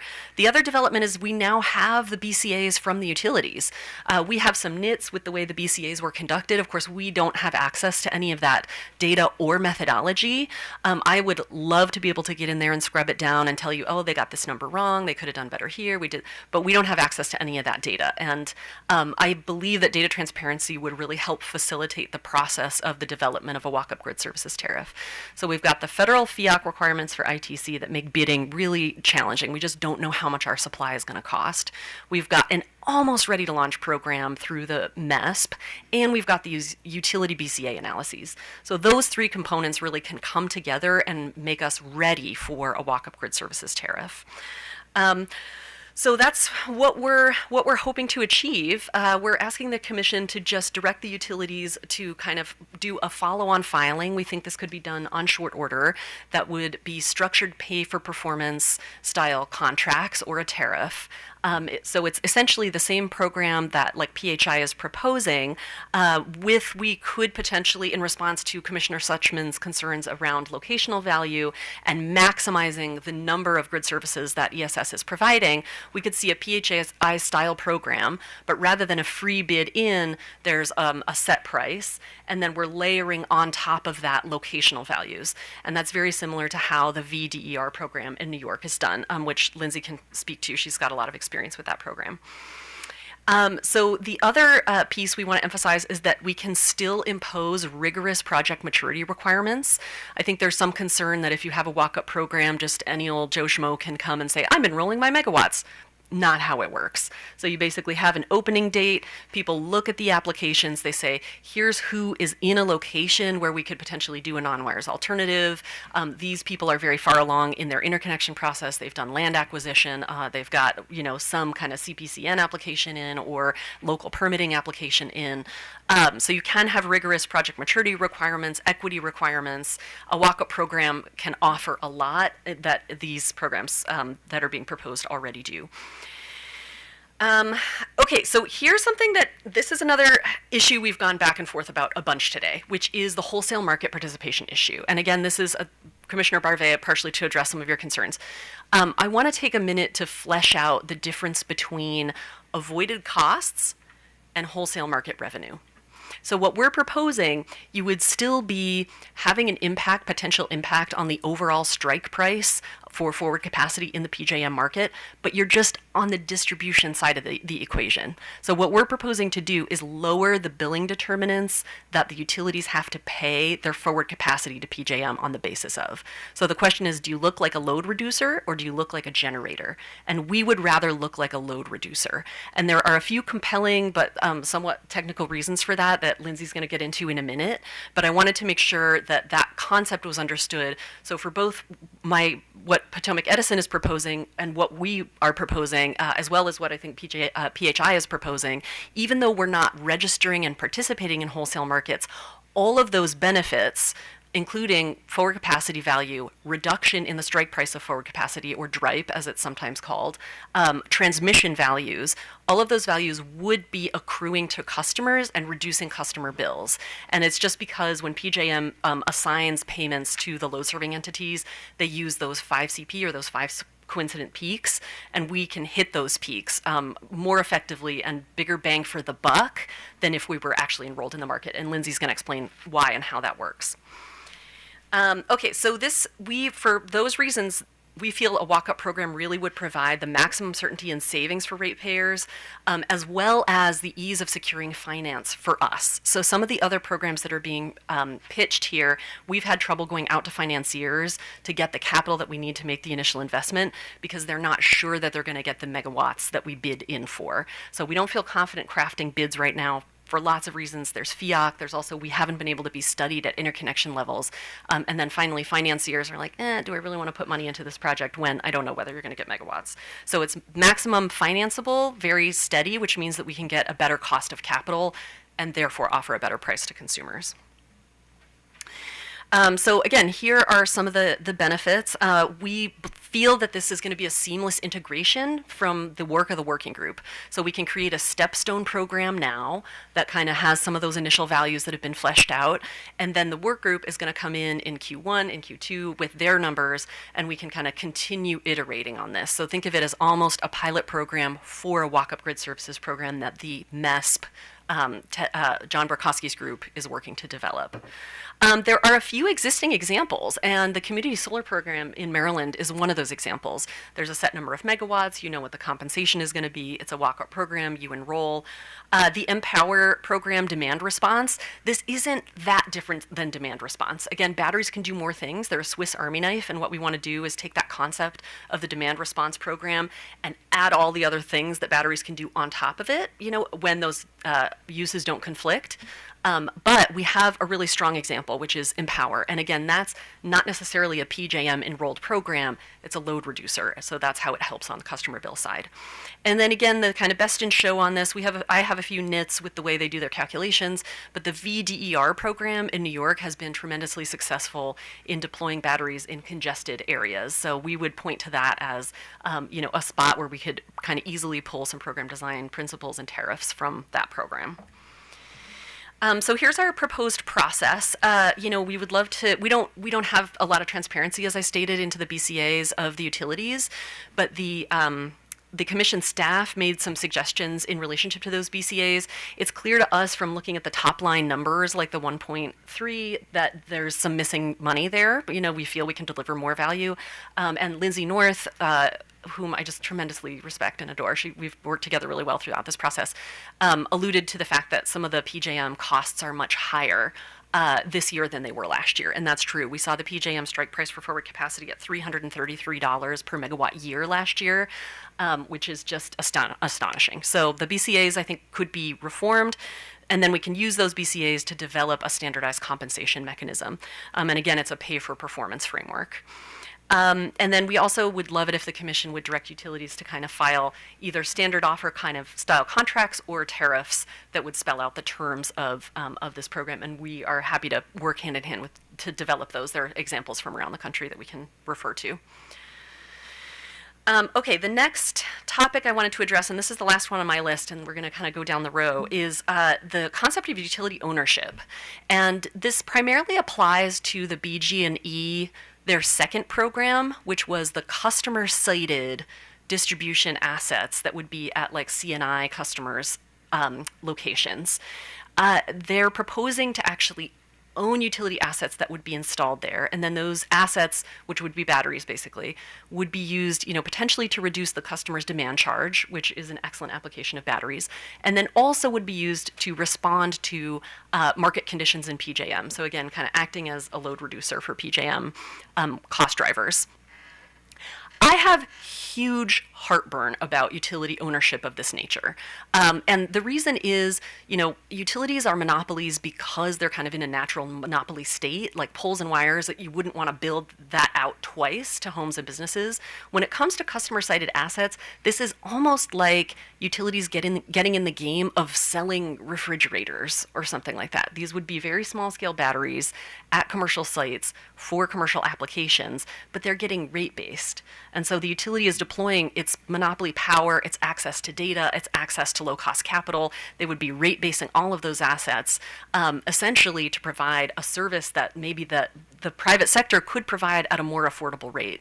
So the use of that monopoly power over time can actually drive up prices for customers who are C&I customers wanting to reduce their demand charges or use BESS to offset, for power quality, for example, which is very important for data centers. And this is a sector which the development community stands ready to provide those services, but what we need is the utility to just open up the avenue to capitalizing on that value stacking. So saving the customer on their demand charge is one value stack, but we kind of need a path for them to compensate us for reducing their overall costs to the system, that avoided cost reduction. So with a walk-up program, we could very easily step into that role, and then you wouldn't have this morally gray area of the utility-owned assets on customer sites. The other issue is that because these assets are going to be rate-based, they have a very high carrying costs. The Commission alluded to this in their order earlier this year, which is anytime we can use third-party providers, we would like to, because then we're able to kind of flow through the cost of those contracts or that walk-up grid services tariff as an O&M expense or a power supply expense, and that's ultimately more affordable for ratepayers than rate-basing a bunch of assets, and then you've got the weighted average cost of capital carrying costs on top of those asset costs. So it would increase carrying costs to have utility ownership. The other thing is, if we use third-party providers for those types of services, we're actually reducing the risk to ratepayers. So we've all seen, including in some of the battery pilots, when utility timelines and utility budgets can balloon and balloon and balloon, and then the Commission's kind of stuck with this white elephant, like, do we kill this project? Do we allow this budget to escalate? But with a walk-up grid services tariff, you just have very clear terms, like, here's the money you're going to get for responding to calls. If it's economic, developers will show up, they'll take advantage of that contract. If it's not, they won't. If they start building a project and it doesn't pan out, they're the ones taking on the risk. You don't have to deal with the question of what's happening with escalating timelines and escalating budgets. So it shifts the risk back onto third-party developers, which is preferable, I think, for customers. And then finally, and I think we saw this in the pilots, selecting a partner for programs who has a lot of experience is really key. And the partner who's been selected for the BG&E C&I cited, customer cited program, which is program number 2 of theirs, is Spark Fund. And they really don't have much experience doing this kind of thing. They've got a high-level theoretical white paper out there, but they don't have the kind of boots on the ground experience that the people in this room have. So, like, for example, Lindsay's company's been developing projects in New York for several years. They've got a lot of megawatts deployed. Like I'm just concerned that this program is going to flop and we're going to end up with a potentially rate-based asset that doesn't come to fruition. So I think it doesn't align well with the principles of deregulation or restructuring. It also shifts a lot of risk onto ratepayers, increases carrying costs, and our recommendation is that the Commission deny program number 2 that was proposed by BG&E for the customer-cited battery storage assets, and instead replace that with the grid services program that we're describing that could be potentially behind the meter customer cited, but also potentially front of the meter. And with that, I'm just actually going to turn the mic over to Lindsay. I might come back at the end and just address a few things that came up in the conversation. But let's go next to the reason why requiring participation in the PJM market in the style of BG&E's index storage credit actually is not optimized for customer savings. Thank you, Joan. And thank you, Chair Hoover and Commissioners. Really appreciate the time today. And thank you, Joan, again. My comments today will focus on how front-of-the-meter distribution-connected storage projects can provide the most value to ratepayers. We believe that in order to achieve a long-term, sustainable, and affordable program, these programs must be designed to maximize ratepayer savings. This has been the underlying principle of our work in the Maryland Energy Storage Working Group, as well as in our comments in this proceeding. Requiring PJM market participation for front-of-the-meter distribution-connected projects, as some of the procurement proposals do, is not the optimal solution for customer savings and will make the program more expensive. There are several reasons why wholesale market participation does not make sense. First of all, there is not a clear participation mechanism for these assets. In PJM markets with FERC Order 2222, until it will not be online until at least February 2028. In order to participate under today's rules, a project would need to enter into a wholesale market participation agreement, a WAMPA, which requires the project to be studied by PJM's interconnection team, in addition to being studied by the utilities interconnection teams.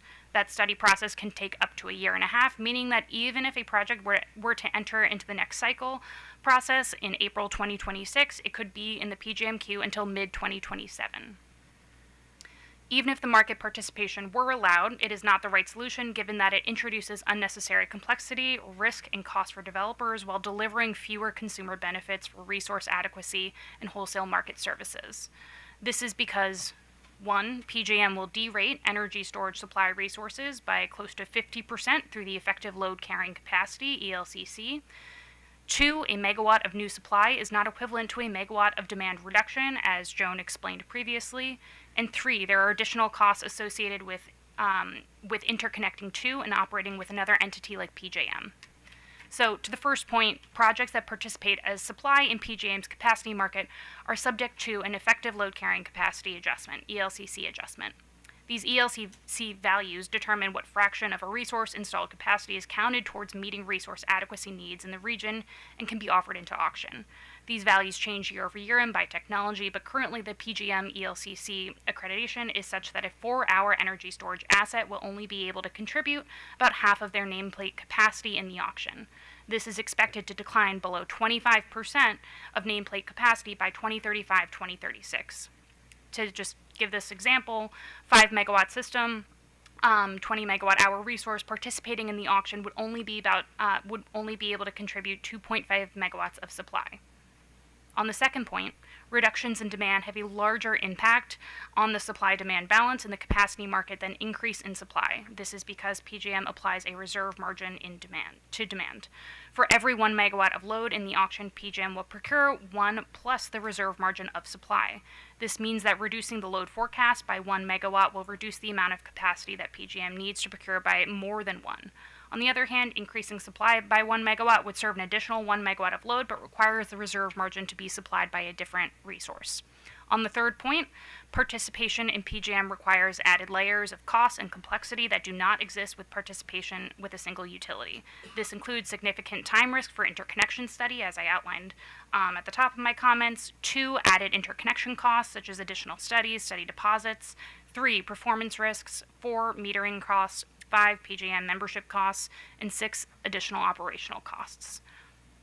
Our solution, BG&E remarked earlier today that participation on PJM in PJM ensures that batteries are not just sitting around waiting to provide distribution services. Our desire is not to participate in PJM. This does not mean we will not be providing those wholesale market benefits, and I want to make that very clear.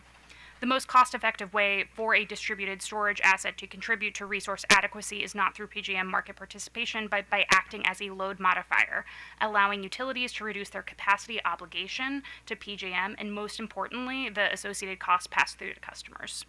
A project could work with the utilities to reduce their capacity obligation, which is the amount of capacity costs assigned to each utility by PJM, by helping the utility reduce its load forecast by dispatching storage during periods that drive capacity costs, such as during the coincident peak periods, the CPs. This is very similar to how demand response programs work today. So our resources could hit all coincident peaks with only 2 or 4 hour batteries, resulting in a significant savings for ratepayers. The Commission should work with the utilities and PJM to ensure that load forecasts will reflect investment in distributed technologies, including front-of-the-meter distribution-connected storage. The capacity obligation reduction value to the utility through reducing coincident peaks provides much more bang for the buck for Maryland customers than if the asset were to participate in the capacity market directly, especially if PJM were to account for all the resources in their load forecasts immediately. The last point I want to make is on BG&E's index storage credit. While BG&E's proposal is very similar to New York index storage credit model, there is a significant material difference between BG&E's proposal and New York's model. The primary difference is that BG&E is calling on the assets to provide distribution services to achieve greater value for ratepayers. In New York, the assets have no requirement from the distribution utilities. While we wholeheartedly agree that energy storage assets could provide great benefits on the distribution level, we believe this hybrid approach, where those assets have firm obligations to provide both retail and wholesale market services, poses too many risks to project financing. There may be a situation where the assets are called on by the utility at the time when we are supposed to also be providing services to the wholesale market. If projects were to be required to participate in PJM, at a minimum, a hierarchy of use cases should be established for instances when the two conflict. No investor will accept open-ended operational uncertainty. Projects participating in the PJM market need to comply with PJM's directives. Non-compliance with PJM dispatch can result in steep financial penalties and referral to FERC's Office of Enforcement. When PJM enters into emergency conditions, PJM presumably needs every resource available to them. I want to reiterate that these remarks are intended to improve the proposal so as to create a long-term, sustainable, front-of-the-meter distribution-connected program that maximizes consumer benefits. If PJM market participation is required, it will be much more difficult to achieve that stated goal. Thank you so much for your time, and I'll pass it over to Dexter. Awesome. Thank you so much. Next slide, please. And actually, one more over. So again, my name is Dexter Hendricks. Thank you for having me here, Chair and Commissioners. My colleagues have already addressed many of the broader policy and program design issues raised by utility proposals. I'll focus my short remarks on issues related to interconnection and program timeline. Starting with interconnection. So while we appreciate recent progress, significant barriers remain. First, I'll address material modifications, which are types of changes to interconnection applications that require projects to withdraw and resubmit.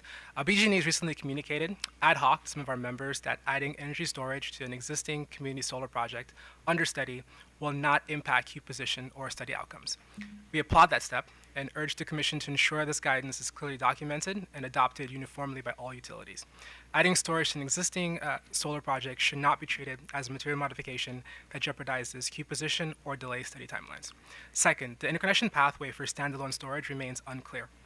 Some utilities have begun accepting applications, but in several cases, projects are required to declare an intent to participate in PJM markets as a condition of being studied.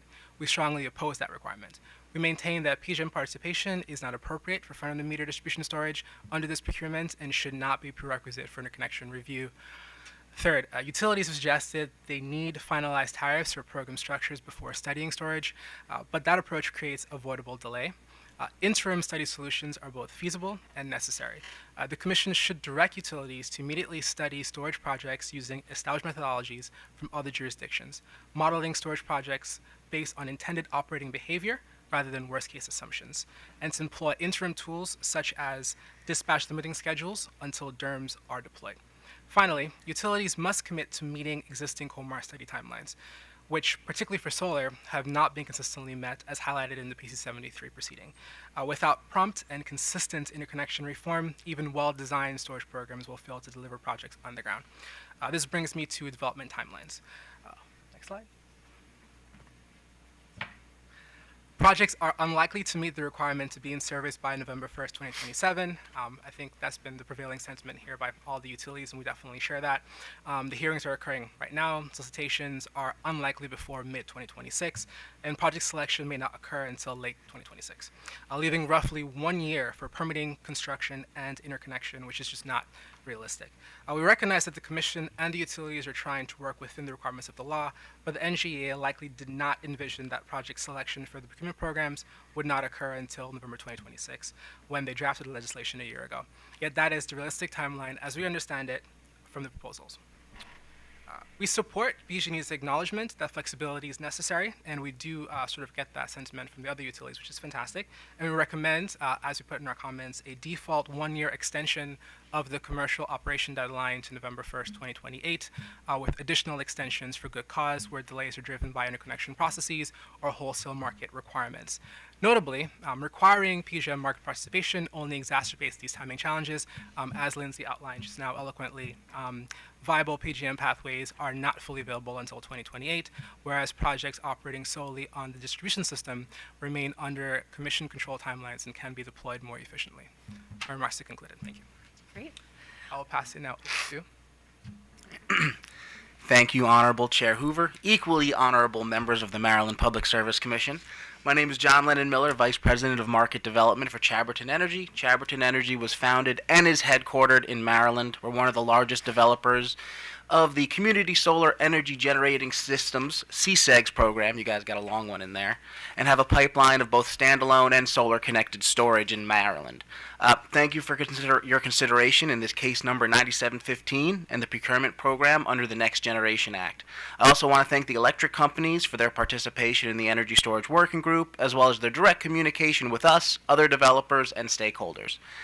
Chaberton views the establishment of a distributed level storage market as a necessary response to the market conditions which have led to increased costs for consumers and which has now become known as the energy affordability crisis. As a BG&E customer myself, I have personally felt the increased energy costs, and I have the very unwelcome knowledge that we are set to see continued increases. Distribution-based storage assets are a critical tool to continue to provide consumers with affordable energy supply while using local dispatchable energy capacity. We participated in the development of and agree with the comments from the joint storage parties. As a Maryland-based developer and participant in the market, we have a vested interest in the successful development of the distribution energy storage market. As provided in our comments, we see standardization and simplification as paramount to deliver an efficient program. Specifically, we are asking the Commission to task the Interconnection Working Group to devise a standardized and streamlined process to interconnect energy storage. As part of this, we request technical standards to be established that storage projects must adhere to, and if they agree to follow those standards, interconnection can be efficiently and quickly processed. We are committed to seeing the success of the energy storage program and the procurement process derived from the Next Generation Act. In any procurement process, there's always the concern of non-viable bids being submitted in order to win, but ultimately result in projects that are required to be canceled or renegotiated to be viable. To avoid this, we do believe the common sense approach is for a tariff to be established, which provides value for the various services that storage provides. However, we do understand the concerns with establishing this tariff in time to meet the procurement timelines under the Next Generation Act. In lieu of an established tariff, we ask that the Commission direct the utilities to remove unknown costs such as interconnection from the bid, as well as make allowances for unknown and variable costs due to federally imposed tariffs and FEOC restrictions. So the bids that are submitted are chosen with greater transparency. Distribution-connected energy storage provides the greatest opportunity to meet the challenge of the energy affordability crisis. Providing firm and dispatchable energy storage directly in load centers provides the greatest local benefit. Simplified interconnection with the local energy utility rather than the long and arduous PJM process also means distribution-connected energy storage can be delivered quickly and efficiently. Maryland has an overall goal of 3 gigawatts of energy storage. The Next Generation Act requires the procurement of 150 megawatts of distribution-level energy storage and 1,600 megawatts of transmission-connected energy storage. We believe the remaining 1,250 megawatts under the energy storage goal would be best and most efficiently delivered to the distribution system via a standardized tariff, and urge the Commission to set a clear directive to make this a reality in the near term, such that we as an industry can best serve Maryland ratepayers and mitigate the current affordability crisis while ensuring a reliable and cost-effective grid of the future. Thank you for your consideration. Thank you, Chair Hoover, members of the Commission. David Murray, Turning Point Energy. We're one of the distributed energy developers here in Maryland. And I'd really like to emphasize in my comments today the difference between being a load reducer and a generation asset. And I believe Ms. Cherry did that very effectively, but just to reemphasize this, and we right now are treating storage as a generation asset when we require it to participate in the wholesale market. Not only because PJM assigns an effective load carrying capacity of approximately 55% to a 4-hour duration storage battery, but there's also a requirement to have a 20% reserve margin upon the resources that are procured from the wholesale market. So effectively, we're getting a lot less bang for our buck if we're treating distributed assets as wholesale generators. And so that's why we at Turning Point would strongly urge Maryland, which is extremely focused on customer bills and affordability right now, to ensure that we're using ratepayer dollars in the most effective way. Now, how do we get the full value of distribution-connected energy storage storage assets. One way to do that we'd like to point out has already happened in Illinois. So one of the Exelon member companies, ComEd, was able to successfully amend their PJM tariff for peak load contributions and network service peak load to allow for positive or negative reflections in the event that you are exporting or importing from generator behind the meter being a distribution facility. Now, what that effectively did was allow for ComEd to pass the capacity prices and transmission costs on to the distribution connected storage assets, which effectively allowed for the utility to reduce what it was ultimately procuring and ensuring that those assets receive those monetary values. And we encourage Maryland to do the same, because otherwise we were looking at a situation where we're getting about 40% of what we paid for in terms of battery storage capacity. I'll make two other points, and I think we've really hit on this from a number of different stakeholders, and that's project maturity requirements. And I was really pleased to see that the developers experienced not only developing battery storage, but experience in Maryland, and even better, having experience in the AHJ that they're proposing to build a battery storage facility in is a nice to have, is very important, because as we see, siting in Maryland can be very challenging. And unless your company has an experience engaging the community, working with local permitting agencies, filing for CPCN, we could get caught up significantly and ultimately waste a lot of time both on the part of the utility and the developer, and waste resources. And so I'd really encourage those non-price factors to be scrutinized extra when it comes to the analyzing utility bids. The other piece was, I would really like to affirm that interconnection costs should factor in to the bidding price. So my colleague Mr. Hendricks referred to the interconnection process for standalone storage, and I think that it's really important that we reflect those costs in bids, simply because they can vary widely. And so assuming that every proposed project has an interconnection cost of zero might disproportionately favor some projects and another. And from our vantage point, developing solar, we've seen that a project might not be financeable if the interconnection costs are too high. So I'd really encourage projects that have at least completed the feasibility study portion of the interconnection study, which in the case of Illinois takes about 2 months to complete, have that be a benchmark for which projects are supposed to apply. So with that, that's all I want to say this afternoon, and look forward to your questions. Thank you for your time.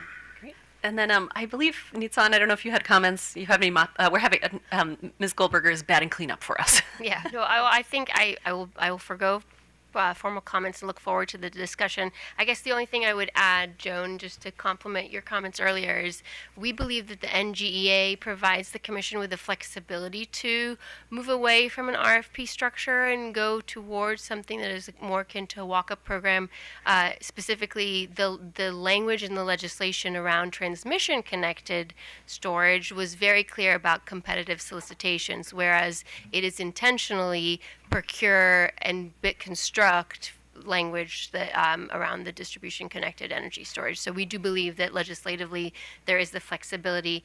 I'll also note, I think earlier in the day, I believe it was BG&E that mentioned that a walk-up program doesn't make sense given the small amount of megawatts that are needed for this procurement. And we would just push back and say, first of all, an index storage credit is very complex in and of itself, but also this is really just to reiterate what Joan said, a way for us to lay the foundation for programs moving forward that will be more sustainable, and we hope we can leverage those synergies here. Thank you. Commissioner McLean. Thank you, sir.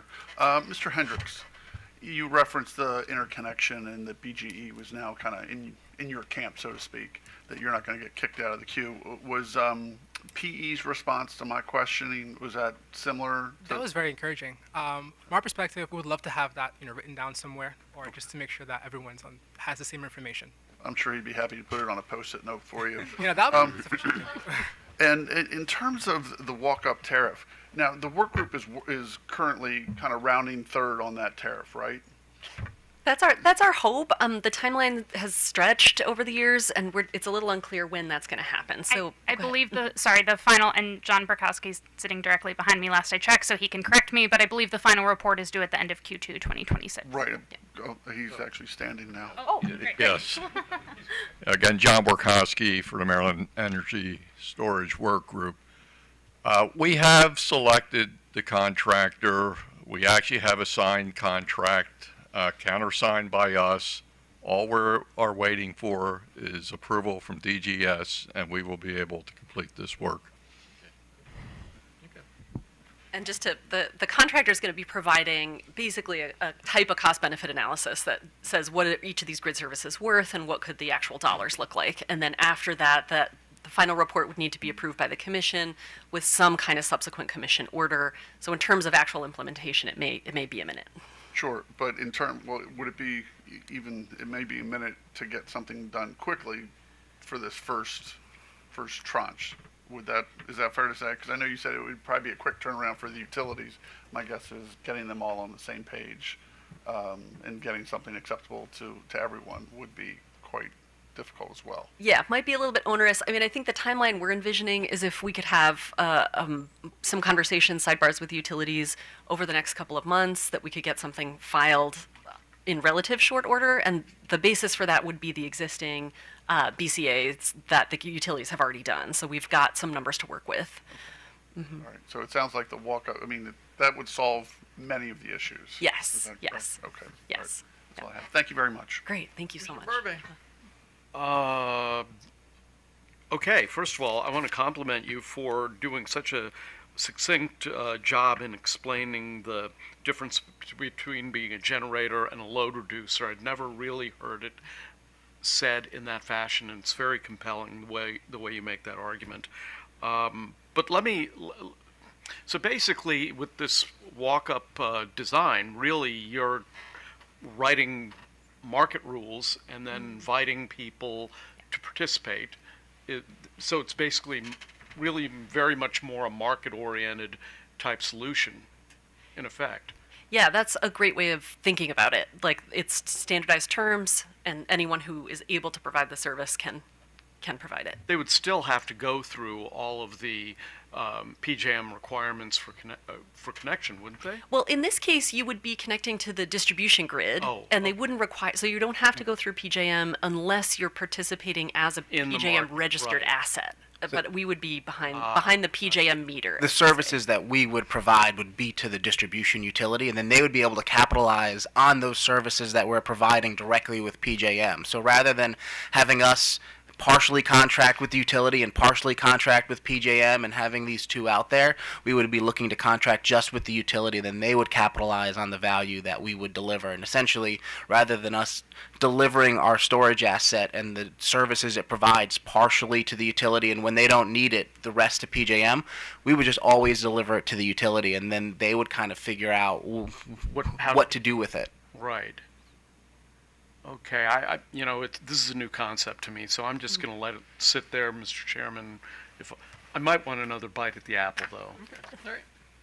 Commissioner Suchman, and actually, if you can close out that. Is there a way to go? Okay, if I just minimize this, will it? We can see her. Yeah, I know, but I kind of need to see her too. So. Is it? And then, yeah, you have to. There's a button on the side there. You have to push to. I think that one. On the yeah. side. Oh, I see. Oh, sorry, I thought I was supposed to be doing something. I think that worked before. So. I think it was one above it. No, she's also muted. Commissioner Suchman, you're muted. Okay, so now we can see you, but we can't hear you. So keep talking because eventually you come in. Okay, I'll turn. Oh, there we go. Now we got you. Now we've got you. We've got you. Okay. And then turn myself on again. Yeah. So go ahead. Can you hear me now? Yes, we can. Yes. Okay, or I'll just talk really, really loudly.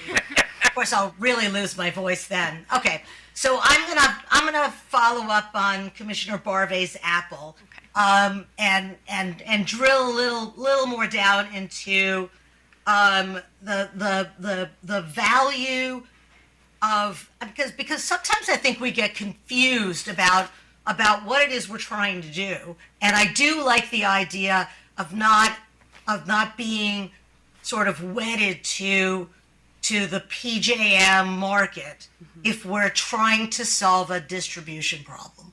And so so that is sort of, to me, that's kind of an interesting the sort of not putting constraints on a participant's ability to be able to sell into the capacity market or to the energy market, but simply being able to use the utility using that capacity to be able to offset, for example, capacity payments, and so to treat storage capacity like demand response. Is that kind of what way you guys are looking at this? Yes, that's exactly right. If it's okay to I want to just emphasize a point that Lindsay made, which is it's not just that we don't have to mess with PJM and take on the risk of their market fluctuation. It's actually a very concrete financial benefit because PJM takes every storage resource and in not so many years, they're going to cut the value of it in half. So let's say I had actually like the former of just not messing with them. Yeah, that's compelling enough, right? Offense, Commissioner Barbe, but I'm not just seeing that there's a huge value, and also to the extent that we can use this to avoid having to pay out very high capacity prices, that adds to the stream of value for energy storage. Yes, you see that BCA go way up. So I actually kind of want to get back to the goal of standardization, and I continue to kind of noodle around this question of value, of being able to value storage. And I spent a lot of time in my early years dealing with questions around avoided costs for QFs. It's really complicated, and getting it right is not always easy. And here you've got a bunch of different values, and because you've got sort of the non-wires value of not having to build out distribution or perhaps even transmission, and you've got peak shaving and values there, and they may actually differ depending on where the storage finds itself. So how would you take into account the different values, not just multiple value streams, but the different values that particular storage may have for the system? How do you compensate for that? Yes, that's an excellent question. And I like to say, storage can do many things. It can't always do those many things at the exact same time. So what the use case is really critical to calculate the value. So the way that some other jurisdictions do it is that they have, in Massachusetts, for example, for their Clean Peak standard, they have what they call a distribution circuit multiplier. So they have a standard value that's offered to front-of-the-meter BESS that's connected around the system to responding to peak events. And then if you're on a distribution circuit that's very congested, and they have some calculations around what congested means, then you get an additional compensation for siting there and soaking up solar during the day and then pumping that solar out at night to kind of even out the peaks on those heavily saturated circuits. So that's an example of where you can identify a particular feeder, a particular location that has either some kind of constraint or has an excess or approaching an excess of solar saturation, and add compensation to the battery to perform in order to alleviate that constraint or satisfy that kind of upgrade potential. Where you need to be very clear in your contract track structure is, are there times when those potential dispatches conflict? And if so, what's the hierarchy? So a lot of times, our recommendation is to kind of take the market approach and say, just value things at what they're valued at, and then the storage chooses what it's going to do based on those value streams and responding to those value streams. I guess VEDR does it slightly differently, but it has also a locational aspect. Do you feel comfortable? Are you conversant in that, or we might need to do a follow-up on how VEDR handles it? Okay. Yeah, no, I would say it's being reformed right now in VEDR territory, the locational, but it's a component that I think would be incredibly valuable. So you're not just installing systems blind where there's not as much value there. Yeah, and so how I've worked on non-wires alternatives in jurisdictions all around the country, and how they often do it is like on a case-by-case basis. They'll say, hey, we have this proposed upgrade, what might do? And then they look at the potential options and try to choose the most affordable option and include the other savings and all that we were talking about earlier. Okay, now how Sorry. do you take all of that and put it into a tariff? Yeah, so here's where there are two concepts at play. You've got a non-wires alternative concept, which is over here in distribution planning land. Then you've got power supply, which is over here in kind of avoided cost land. How do you stick those two together? My recommendation around this is to do it in that same way, where you're identifying a handful of feeders and saying these would be ideal locations, and then adding a layer benefit on top of it. So that would be like the distribution circuit multiplier in Massachusetts. So that could be for congested feeders. You've got the non-wires alternative framework is hard to mash up into a tariff. So my recommendation on that would be in the distribution system planning process, you say, hey, we've got these 5 feeders. We identified BESS as a potential solution. We're going to put out an RFP. The BESS that's responding to that RFP can do the non-wires alternative that's spelled out in the RFP and can also enroll in the tariff. So you're not trying to take the non-wires alternative structure and mush it into the tariff. That lives over here in distribution planning land, which, as we heard earlier, is on a very different time horizon than these kind of programs where you're just bidding in for power supply resources. So I'm a little off the cuff here, so I'm going to look to my panel to verify. I mean, one of the things also is you can still layer within a tariff the way this would work out. So I look at a concept that was thought up by one of our colleagues in the utilities called locational value of distributed energy resources, or LVEDR. And his concept there would actually be almost like a hosting capacity map where you could locate circuits. And depending on what that circuits need and what the battery storage can do, you can layer on different values to equal up to your tariff. So it's not like a one-to-one residential R1 tariff, which is just X dollars. But it's a fairly complex tariff, but it's still more simple than, I would say, participating with the distribution utility and with PJM and dealing with the complexities there. Whereas there's set values for different value streams that storage can provide, and depending on where that storage asset is located, if you can provide that value stream, you all of a sudden get access to that additional layer in the tariff. So you might see certain tariffs. Can you also take that approach to disincentivize either too much storage in one area or any storage? I mean, to the extent that parts of the grid can't accommodate storage, or there would be no value to that storage, can you also incorporate that into this approach? I would look at it less as a negative and more like if it was that LVEDR concept, the base value is just this X dollar per kilowatt hour or per kilowatt, however it's done in capacity. And if storage is not needed there, you won't get access to any of the adder layers in that tariff. So that will kind of naturally disincentivize the market from shopping or originating in those areas. And sorry. Please.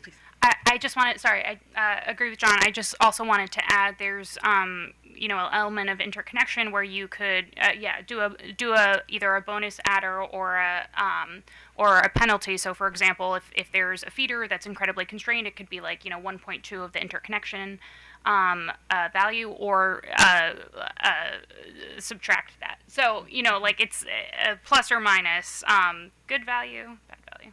Yeah, and to give a sense of how that particular issue, Commissioner Suchman, is handled in other jurisdictions, in California that's handled through interconnection, and so they have they call limited generation profiles, meaning that if there's a feeder that's very constrained in certain ways, and remember that storage is both load and generation, so you kind of have to model it that way. You can modify how and when you're charging in order to connect to those already saturated circuits. So it gets a little confusing because you've got the interconnection track, the tariff track, and the planning track. I guess what I'm getting to is that to the extent that we can find approaches that incentivize the kinds of storage that we want to see and where we want to see it, that I think is that would be optimal. Yes, I totally agree. So I think integrating a saturated circuit value into the tariff would be ideal. We might not be able to pull that off in stage one because that's not kind of included in the BCA analysis that we have before us today. But potentially an add-on for stage two, and then fully integrating the consideration of storage in non-wires alternatives, knowing that they can then sign up for this tariff as well is quite important. I think one of the concepts the utilities came up with to do that, even if it's not in the tariff, would be through the interconnection upgrade cost. Whereas if it's providing great benefit to the system, almost like a non-wires alternatives, they could discount the interconnection cost for that particular one. Versus if it's in a circuit that doesn't need it, we'll have to pay a higher interconnection cost. So the utilities have already thought through that a little bit. I don't think it's in any of their proposals, but that's another possible avenue outside of the tariff. Okay. All right, that's all I have. Thank you, Mr. Chair. Commissioner Linton. Thank you, Mr. Chairman, and good afternoon to the whole panel. So I want to make sure I want to kind of reconcile where I'm at right now, where I think things are. This morning and during the course of the afternoon, we heard all of our utility proposals, with the exception of PE, suggest that they wanted to build their projects with PJM market participation. And as part of their proposals, they also included the benefits, as they may be, of PJM market participation in their BCA. And for a couple of them, that was right at the line. They weren't over. I think one or two were over, but some were right below. But I do know that if we remove or prohibit PJM market participation, that's going to kick the number lower. And basically create a situation where we have additional, potentially, and very most likely, additional costs to ratepayers in the long run. So I'm hearing now that there's been some talk among the work group, and I believe that and we've already heard from Mr. Borkowski that there's already work done to have something additional coming to the commission regarding the walk-up grid option. But none of our utility proposals included that. So at the same time, we're being asked to make a decision relatively quickly so that we don't miss our deadlines and don't get inundated with best or requests for extensions and things of that sort. So help me to reconcile all of this. I'm trying to make sure I understand that we do what's best and efficient to move forward with these projects.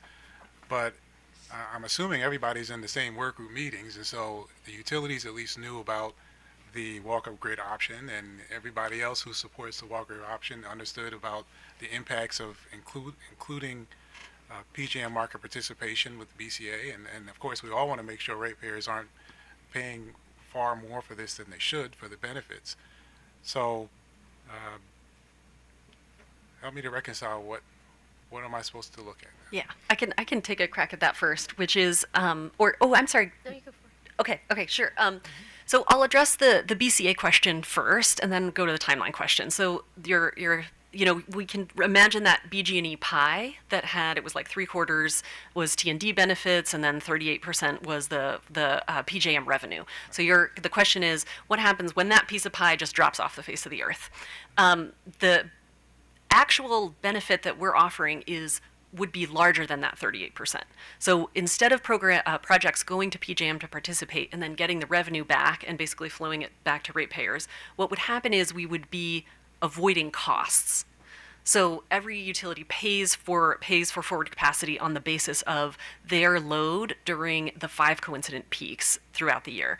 And what we would do is dispatch the batteries during those 5 coincident peaks to lower the load of the utility so that they actually would be paying PJM less for their forward capacity. So that burden, that very heavy burden of forward capacity payments that utilities have now, would go way down. And so we're providing the same service, but it's on the avoided cost side instead of on the revenue side. So, the slice of pie actually would be quite a bit larger because when we participate in PJM, they dock us by this effective load carrying capacity. So they say if you have a 10 megawatt hour battery, you're only going to get credit for 5 megawatt hours of it.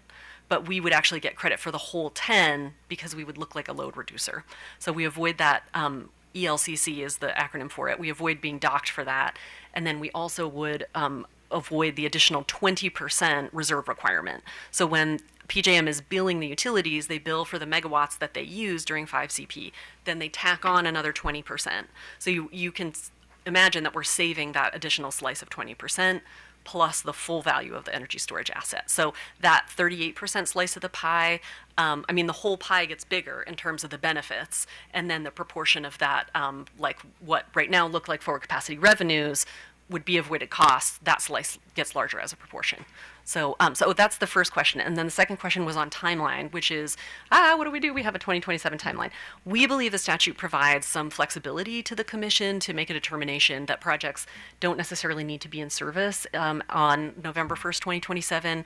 And so we're proposing that blanket 1-year extension, which I think largely the parties were in agreement that the 2027 deadline's not super achievable.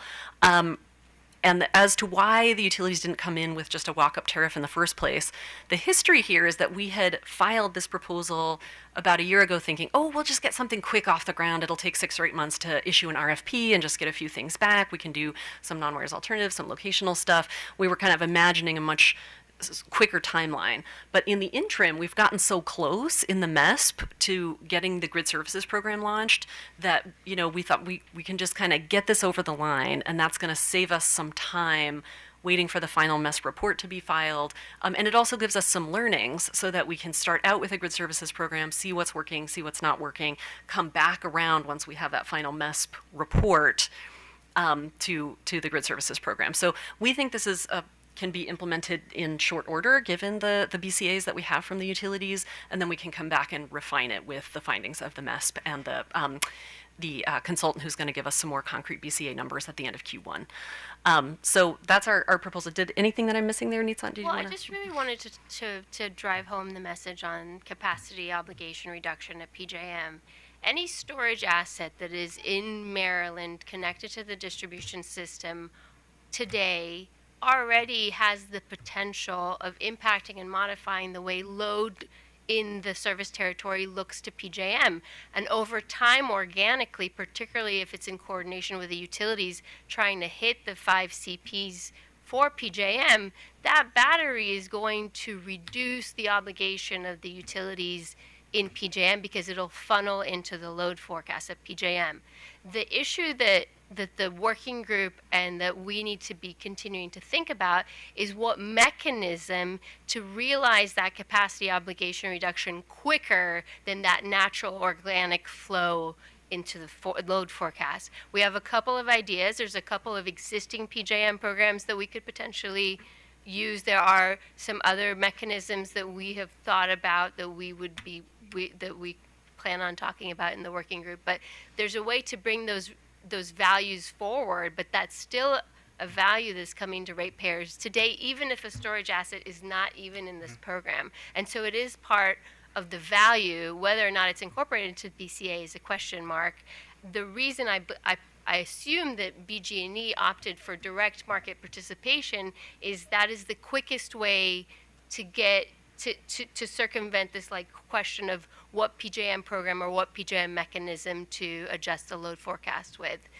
But we think that there are other ways to do that to get the same benefits, and to Joan's points, to get more benefits. And lastly, I don't think that piece of the pie goes away. I mean, if I'm reading their BCA correctly, in that pie there, it includes the T&D, transmission and distribution, so the non-WILDS alternatives, that it included that PJM aspect, which for them is just the 5 CPs, the 5 coincident peaks, is what they're aiming for. What's not shown in that is there's a whole other half a pie on the other side, which is what the developer, the project owner, is getting in value from PJM by participating in the wholesale market participation. So what we're proposing here is, rather than having them having their own pie and then us having to have our own pie as well, where we're getting the value from PJM, let's put them all together. And that's what she said earlier. We actually increase the value of it on the distribution system rather than having to bifurcate the value streams. So, No, you go ahead. Sorry, You're good. It's an interesting issue. So this would be based on a standard price, and I don't want to go too far because I know we're expecting more information. So, but if this is based on a standard price, how do we make sure we're not? How do we make sure we're not paying above marginal value? Because it's not, you know, it's not tethered to grid need. Oh, yeah. Yes, I've got some thoughts. Oh, I'm sorry. Did I interrupt you, Commissioner No, Lynch? I'm trying to, Yeah, we're I'm trying to think it through, just to make sure I understand what's being proposed. And I know we've been here long. I know there's more information coming through, so I don't want to. I don't think we should go too far into it, but I don't know if we're supposed to. Go ahead. I mean, I think you're on the right track here. So. All right. So yeah, let me. Yeah. So. Yeah, this is like such a good question, and it falls kind of into the like EM&V category, or like program evaluation. Like, did we do a good job? Did we save ratepayers money? So how I would saving ratepayers money. Yeah, or did it work? Like, we need to know, did it work? Yeah. Right. So my proposal on that would be, you kind of take those payments, like, one metric is, did you actually hit your peaks? So the utilities in this kind of program, they issue a call out to the assets and they say, hey, we got a peak coming up from 6 to 8 on, Thursday afternoon. Deploy your assets then. One is, did those peaks line up with the 5CP that saves us so much money? 2 is, did the assets actually deploy when they were supposed to? So those are metrics of success. But really how you would benchmark it, and this gets a little bit to Commissioner Suchman's PURPA, comments. I like to call PURPA the National Economists Employment Act, because we all spent so much time doing avoided cost calculations for many decades. But you would just go back and say, hey, what was the market value? If we had to go to the market to buy that forward capacity and to buy that transmission, how much would it have cost us versus how much did we pay under this tariff? And then you're just comparing apples to oranges. So you would do an annual filing from the utilities. Yeah, but at that point, we're already on the hook for the, aren't we? I mean, it's true that with any of these programs, there's some kind of wins and losses. So sometimes you're going to be above market and sometimes you're going to be below market, but at least you know what you're paying. So you can consider it a ratepayer hedge. And in this kind of era of market volatility, I think hedging in power supply markets is actually a really smart strategy. So you can say, we know what we're going to pay for these services for a 10-year period, a 15-year period. Some years we might be up, we might be down. Ideally, over the life of the program, you're coming out with a net value to ratepayers, and especially if you're layering in with some of the congested feeders, that's even more. But I want to make it clear, like, there would be a little bit of sawtoothing. So, but you know at least what you're paying for that capacity. Whereas when you go out to the PJM market, you're subject to market forces. Well, the hedging point is a good point. There's some definite benefit there, especially when everything's going like this. Yeah, exactly.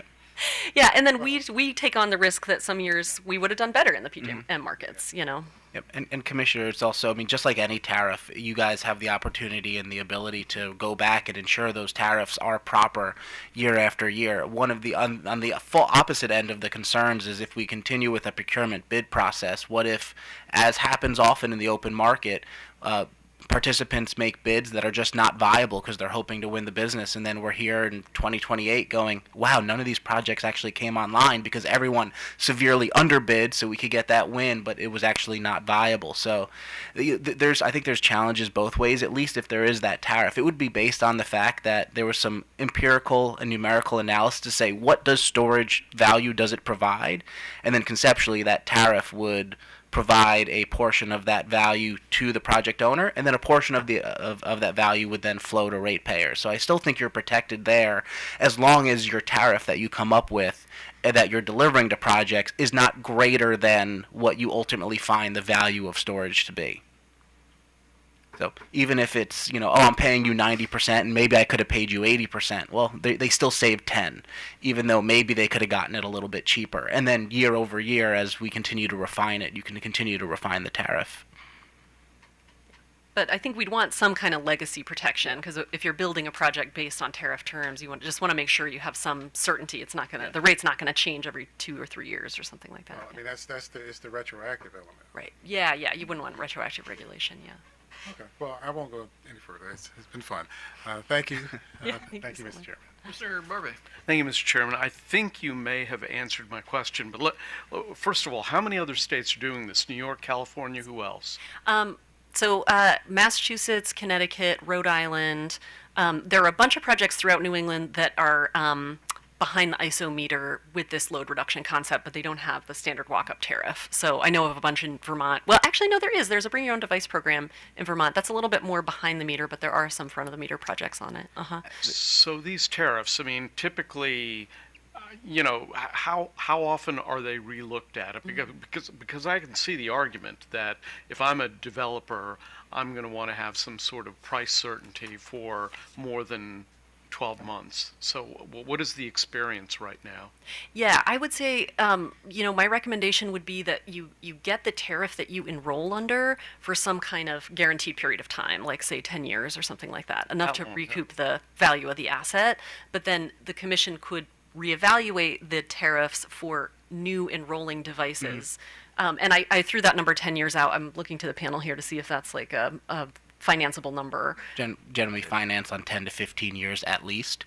But I think what she's saying there is even if Project A enrolls in energy year 26 at a certain tariff and it gets it for 10 years, Project B, which enrolls in 2027, could potentially be under a different tariff if you found that the tariff for energy year 26. So if we are too generous in year one of this program, we can scale future projects back in year 2, 3, or 4 for new projects. And calibrate it in that fashion, or vice versa. Or vice versa. If we're not generous enough and nobody participates, then we know that we went too low. Yep. Which you saw with power purchase agreements in the solar industry, right? Like the numbers started, and now it was pretty consistent. We know what the cost to build and to provide is. So basically, it would be a market similar to that. Yeah, and we do anticipate battery storage costs to continue to come down as we've seen them sliding for the last 5 to 7 years, and we think there's probably another 3 to 4 years at least of kind of savings in the battery costs. As long as the federal tariffs don't. Yeah. Well, okay, I'm not. None of us are responsible for that nastiness. But so basically, what you're proposing is a system that theoretically a developer like Chaberton or somebody else might say, we have 10 solar fields, 2 of them have batteries. Maybe it's worth it for us to battery up 4 or 5 of the other fields and jump in. I would say so, but it's also a lot about standalone battery storage, because when there's solar plus storage, there's different kind of revenue mechanisms. Clipping capture is a big one of them that we do. So in that case, we have capture. So essentially we put more modules in DC power than our inverters and AC power can handle, and we do that purposefully.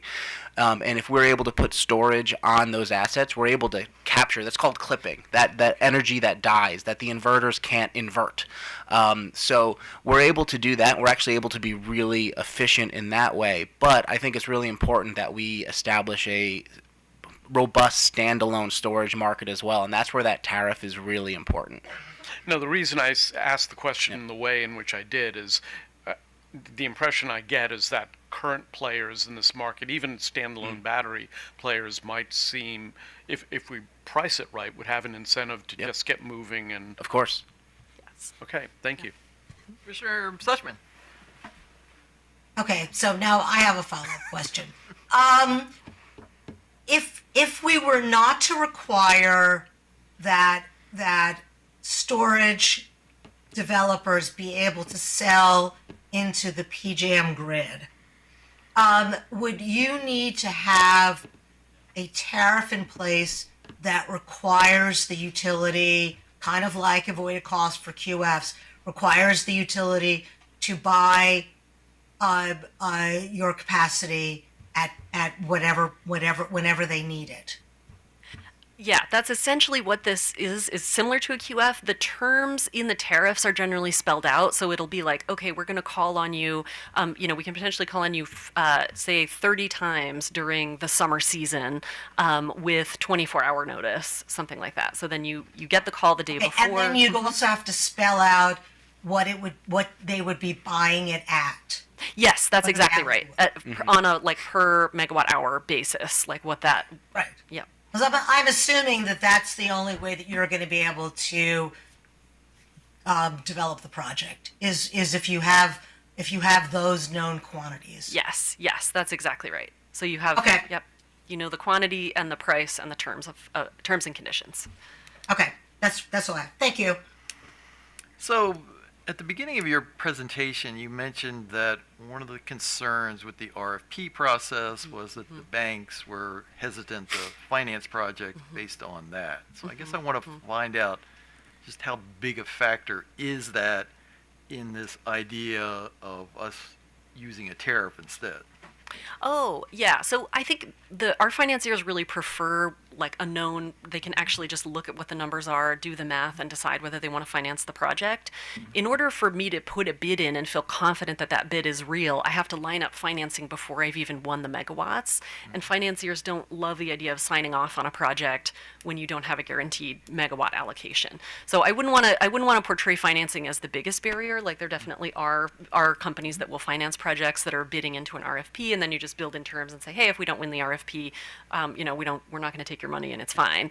But I would just say the market instability that's being caused right now by the FIAC requirements and the uncertainty around the tariffs is causing financiers to be a little more squeamish than they may have been before. From the developer side, I think there's two things that are most problematic. One is the fact that we'd be contracting with the utility and with PJM. So now we have two contracting entities, so that adds complexity and it adds financing costs. The second thing is when it comes to participating with the utility and with PJM, one thing that we really haven't hit on here is that if we're trying to hit these coincident peaks and we're trying to deliver when the system needs it most, we are inevitably going to run into situations where both the utility is calling on us and PJM is calling on us at the same time. So what do we do? And that's a giant risk because also, we know that PJM has penalties if they're calling on us, and in that instance, we're saying no PJM, we have to give it to BG&E. Now we're going to have to pay them a penalty, but on the same side, what if we want to give it to PJM? Now we have to pay BG&E penalty. So it's not purely like you mentioned earlier, where it's a market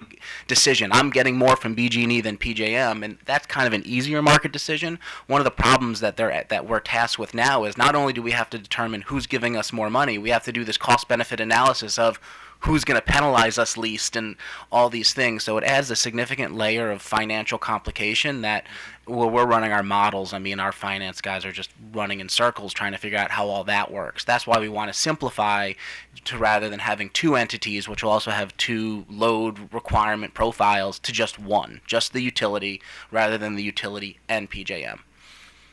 And regarding this proposed tariff, is the idea that the tariff language would be uniform across all the companies, or would be the customized tariffs for BG&E, PEPCO, PE, or whatever? Yeah, in an ideal world, we would have uniform tariff language so that the terms and conditions are the same for the utilities and they're all in the PJM territory, meaning their avoided cost calculations are going to be similar.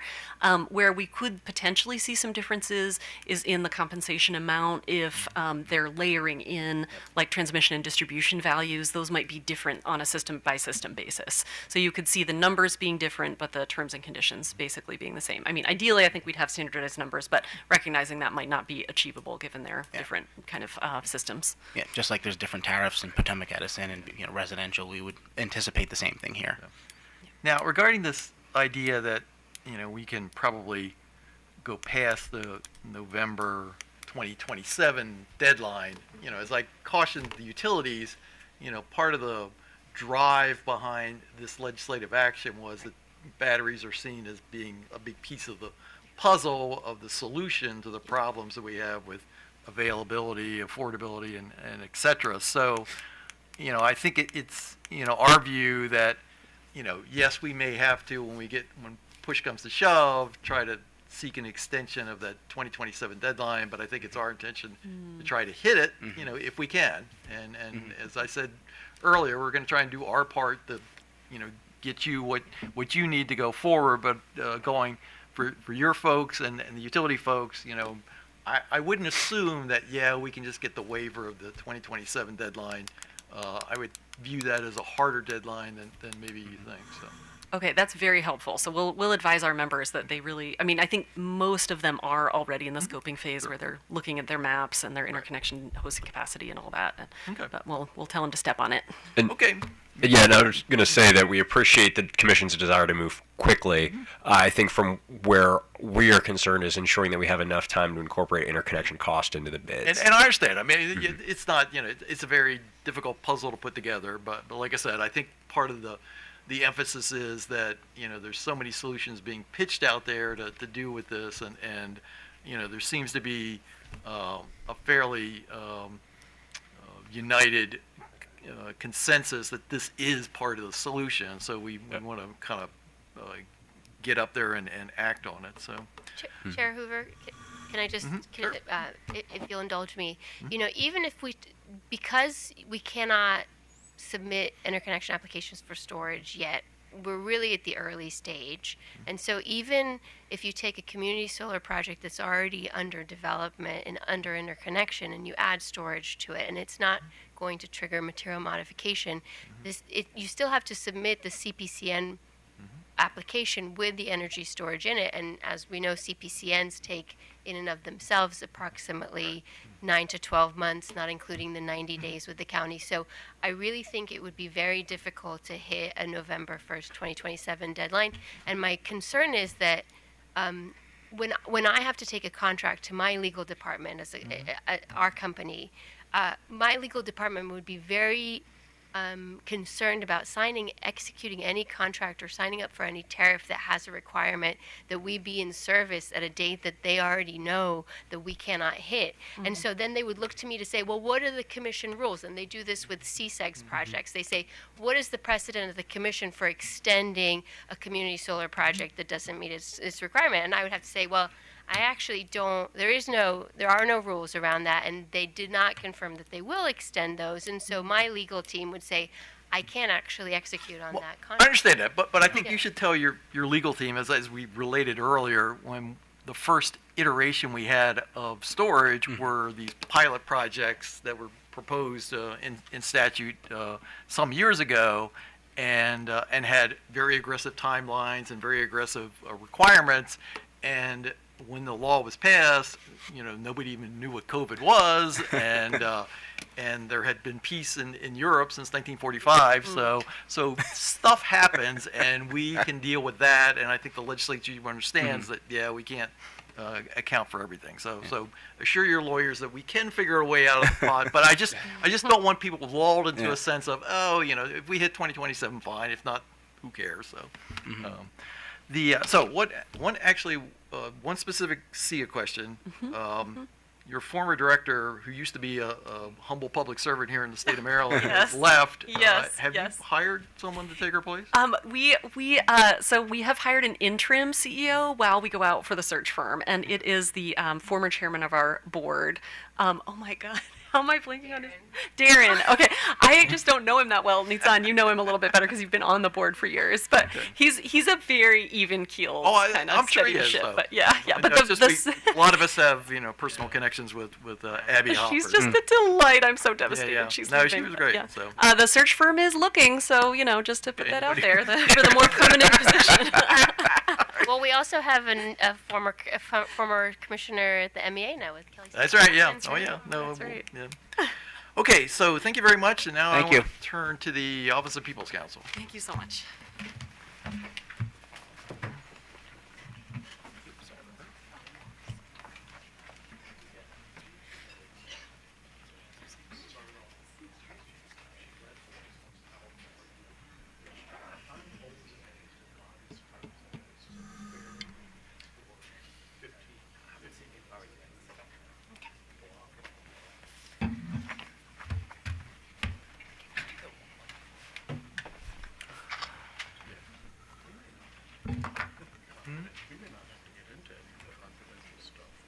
May not. Yeah. Yeah, we'll see.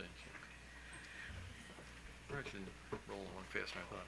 Okay to go ahead? Yes. All right. Well, actually, do you guys have a slide presentation? We do not. Okay, so in that case, I think you're good to go. So. Okay, good afternoon, Chair Hoover, Commissioners. Molly Woods for the Office of People's Counsel. I'm joined today by Senior Assistant People's Counsel Jake Auslander and OPC's Technical Consultant Tan Nguyen from Synapse Energy Economics. OPC provided extensive written comments that include multiple recommendations for modifications to the utility plans. And I do want to note before we dive into that, because you might not have seen it yet, that we did file an errata this morning with one change to Table 4 on page 41 that simply removes the line for Potomac Edison in that table. But instead of going through each of OPC's recommendations, I want to take a few minutes first to frame our position and then to highlight a few recommendations in particular. Mr. Nguyen will then speak specifically to the issue of PJM market participation that you were just discussing with the joint storage parties. So to provide some context for our comments, OPC agrees with what's been said here about the real potential value of energy storage to save customers money.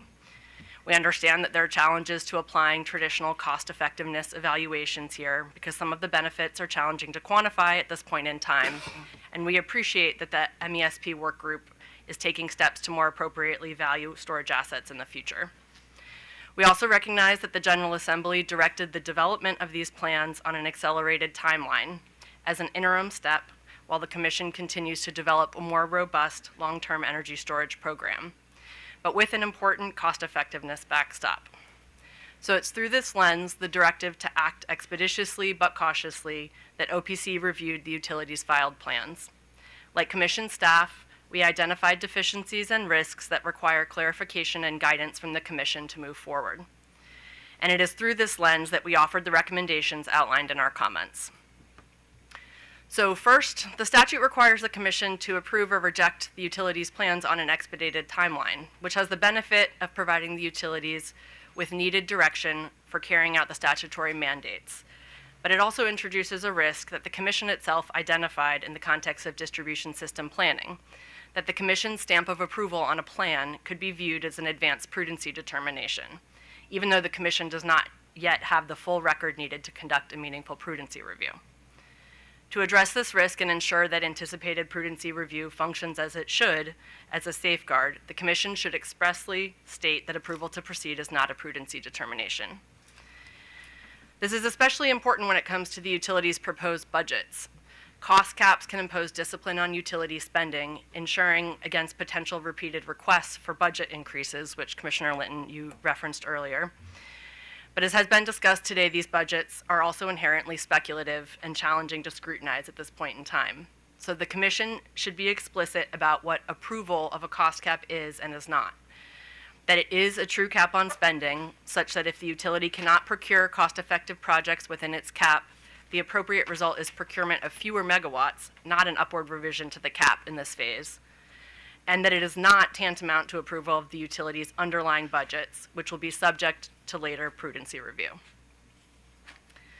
Second, the statute requires cost effectiveness, but the Commission does not currently have a way to credibly evaluate that. Benefit cost analyses are the Commission's primary tool, but as also identified by staff, the current utility BCAs do not provide a sufficiently reliable basis for concluding that the proposed energy storage programs are cost effective and in the public interest. This evaluation is further complicated by the definition of cost-effective that the Commission previously chose to adopt, allowing for the consideration not only of BCA results, but also of, quote, other factors as determined by the Commission. That more flexible definition avoids tying the Commission too tightly to an imperfect measure, but it also introduces subjectivity into what would otherwise be a relatively objective evaluation. To ensure that less quantifiable other factors don't become a catch-all that effectively overrides the BCA results, the Commission should require the utilities to rerun their program-level BCAs and run standard BCAs at the project level, but not stop there. The Commission should do more and provide the utilities with further guidance on how those other factors should be applied in project selection. Third, the utilities' proposed procurement processes ask the Commission to authorize significant ratepayer spending without putting a meaningful procurement record on the docket to allow stakeholders and the public to test whether the utilities effectively applied the stated selection criteria, honored cost caps, or chose the most cost-effective bids. To rectify this, the Commission should require the basic, transparent, and on-the-record reporting on the RFP process outlined in Section 3 of OPC's comments. We appreciate PHI's willingness to incorporate some of OPC's recommendations into their proposed process and would just emphasize the importance of disclosures being made on the record and prices being publicly shared after the conclusion of the RFP. Fourth, I want to bring the conversation back to the topic of cost recovery and why the Commission should require the utilities to expense all non-capital costs in the year in which they are incurred. So just to clarify, BGE and PHI are seeking regulatory asset treatment and recovery at the company's full rate of return for all costs of deploying the utilities plans, including all O&M expenses, not just the contract costs. So to answer a very straightforward question that you asked earlier, Commissioner McLean, yes, regulatory asset treatment does increase the overall cost to customers. In Discovery, OPC asked the utilities to calculate total revenue requirements under both regulatory asset treatment and annual expensing treatment. The companies designated their responses as confidential, but you can see those results summarized in Table 8 of OPC's comments. And what you'll see there is that there is that the utilities' own analyses demonstrate a material increase in the total cost to customers with regulatory asset treatment. There's a simple answer to that. Second, to answer another straightforward question posed earlier, yes, allowing the utilities to recover O&M expenses at their full rate of return does depart from longstanding and well-founded regulatory principles that generally limit the rate basing of utility investments to assets the utility owns. Contract costs and other O&M costs are not assets owned, operated, and maintained by the utility. It is true that on occasion the Commission has authorized the utilities to apply regulatory asset treatment to what would otherwise be considered O&M expenses. And in some of those cases, the Commission has authorized the utilities to recover those costs at their full rate of return. But the Commission has previously established that use of a regulatory asset should be limited to costs that are, quote, unusual in nature, non-recurring, or extraordinary.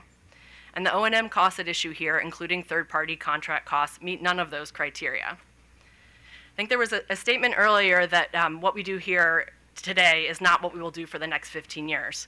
But actually, what we do here with these contracts today is exactly what we will be doing for the next 15 years. These are planned program costs that will be incurred on a regular basis and will not vary significantly enough to justify regulatory asset treatment.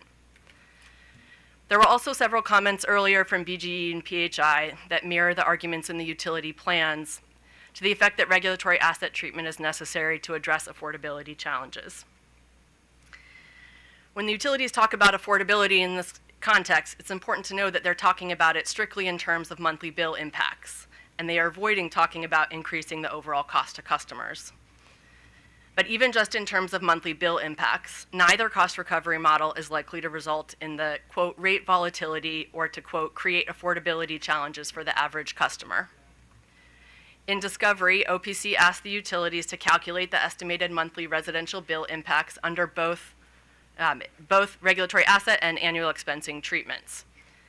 The companies also designated the responses to those requests as confidential, so we can't get into the numbers, but you can see those responses captured in tables 4 through 7 of OPC's comments. And they demonstrate that the difference between the two models is modest. Finally, and this is a point that was raised in staff comments and which BGE and PHI picked up in their comments earlier today.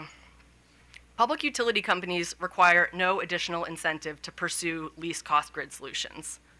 This is an argument we hear a lot when the utilities are being asked to carry out state policy, that they might not do it or they might not do it well if it's not in the company's financial interest.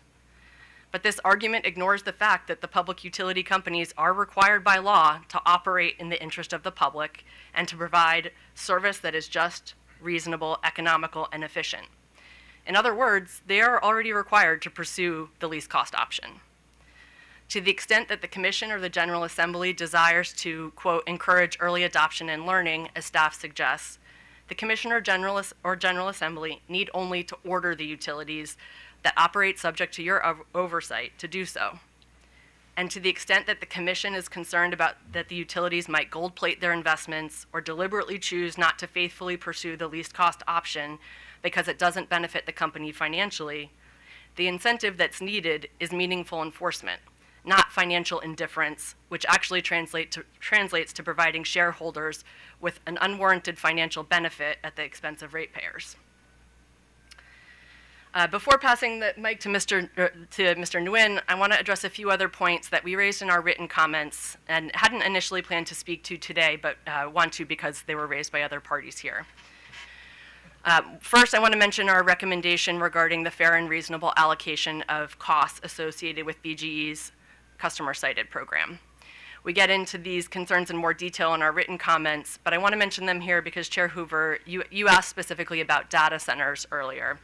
And BGE confirmed that data centers are among the CNI customers it would consider partnering with. OPC is particularly concerned that costs associated with distribution needs attributable primarily to one customer, like a data center, not be allocated to residential customers. If those data centers qualify as large load customers, that type of allocation of costs caused by a large load customer's new or expanded service would exacerbate the already well-documented burden that data centers are imposing on residential customers, and would likely be in conflict with other provisions in the NGEA that directed the development of the large load tariff. That principle of cost allocation doesn't change just because the build-out that's chosen is a battery rather than a wire. Finally, in our written comments, OPC didn't directly object to utility ownership of storage assets for a few reasons. First, because the statute anticipates some degree of utility ownership. Second, because the Commission previously determined not to limit utility ownership to instances where third-party ownership is infeasible. Third, that BGE is the only utility proposing to own any storage assets in the current plan.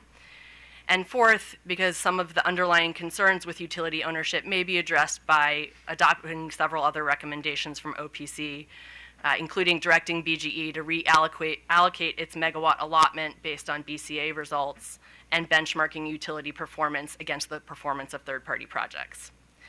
That said, I think it will come as no surprise to anyone here that OPC shares the concerns with utility ownership that were so well articulated by the joint storage parties. So with that, I'll turn it over to Mr. Nguyen. Thank you. Good afternoon, Mr. Chairman and Commissioners. I'm Tan Nguyen from Synapse Energy Economics. I'm supporting OPC today, just presenting some brief responses to the joint storage parties' recommendations for the grid services tariff approach for this procurement. So you've heard their comments, discussing the challenges posed by PJM participation. That includes interconnection timelines, potential capacity reduction through the ELCC application, and also potential penalties from conflicts with utility signals.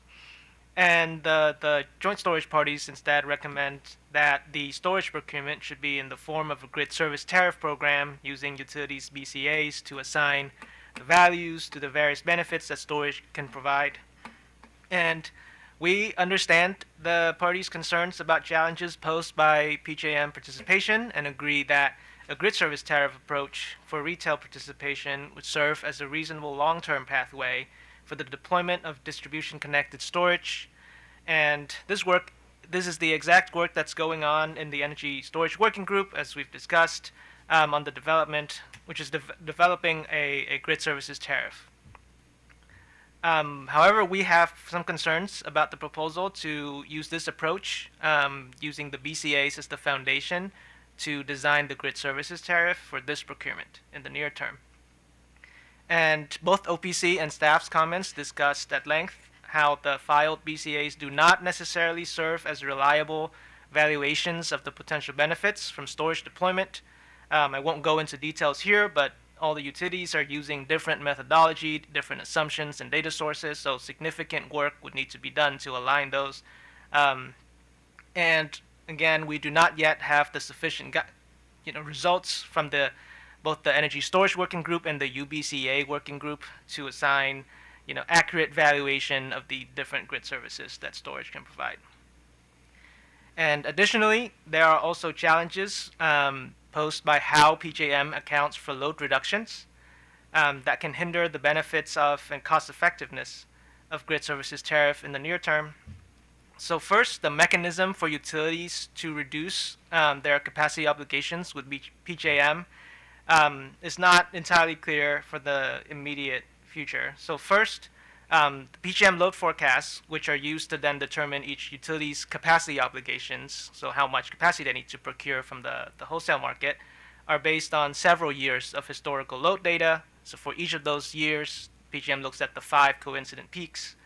And so once a storage project comes online and reduces load in 1 year, it will take several years for that load reduction to fully be reflected in the load forecast that PJM uses. and that also for the avoided capacity to be close to the storage system's full nameplate capacity, the storage would also have to consistently hit the 5 coincident peaks each year. And so there's an alternative for distributed storage to immediately impact load forecasts without waiting several years. PJM would need to make an explicit adjustment to the load forecast to reflect the load reductions from the storage. And PJM currently does this for net energy metering and for electric vehicles, but not for standalone storage. This was also discussed in the joint storage parties' comments. And so they also discussed how they hope that PJM will add a load forecast adjustment for distributed storage. And in that scenario, it is very likely that PJM will also adjust that capacity contribution to only reflect a portion of nameplate capacity, basically similar to how the capacity contributions of storage on the supply side is adjusted by the ELCC value instead of full or close to full nameplate capacity. And also this pathway is still uncertain. There's no indication that PJM might do this, and even if they want to, it might take a while, and we don't know how that will align with the timeline we're working with. And so for these reasons, there is a high risk of the resulting grid services, the values assigned to the grid services not translating into the actual benefits to the system or to ratepayers. And given the uncertainty, a competitive solicitation with some PJM participation we believe can offer a more direct and transparent mechanism for benefits to flow to ratepayers. And the nature of a competitive solicitation will also provide cost discipline, ensuring that the projects that are getting deployed are the most cost-effective ones, which is not necessarily the case under a grid service tariff. Again, the grid services tariff approach definitely serves as a long-term pathway to support the deployment of distribution-connected storage, and but that will depend on the work currently being done in the energy storage working group, and so for the near term, we still believe that the competitive solicitation approach is the most appropriate for this procurement. Thank you. Oh, I didn't have any remarks. Okay, all right. We're, Just want to give you an we're opportunity. prepared. So. Open for questions. Okay, Commissioner Schlesman. Can you hear me? Was that me? Yes. Yeah, we're letting you go first, so because I can see you this time. So. All right. I saw pointing. I wasn't sure.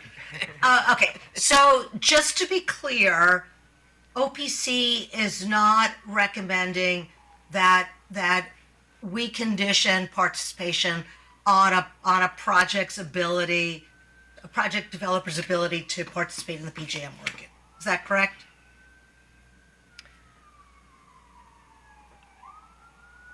Sorry, I'm trying to process the order of that question. I think we are not recommending that the commission explicitly condition, require it. Correct. Perfect. That's always, it's always a problem when you couch questions in the negative. So I'm glad you understood. I was actually sort of losing track myself. So I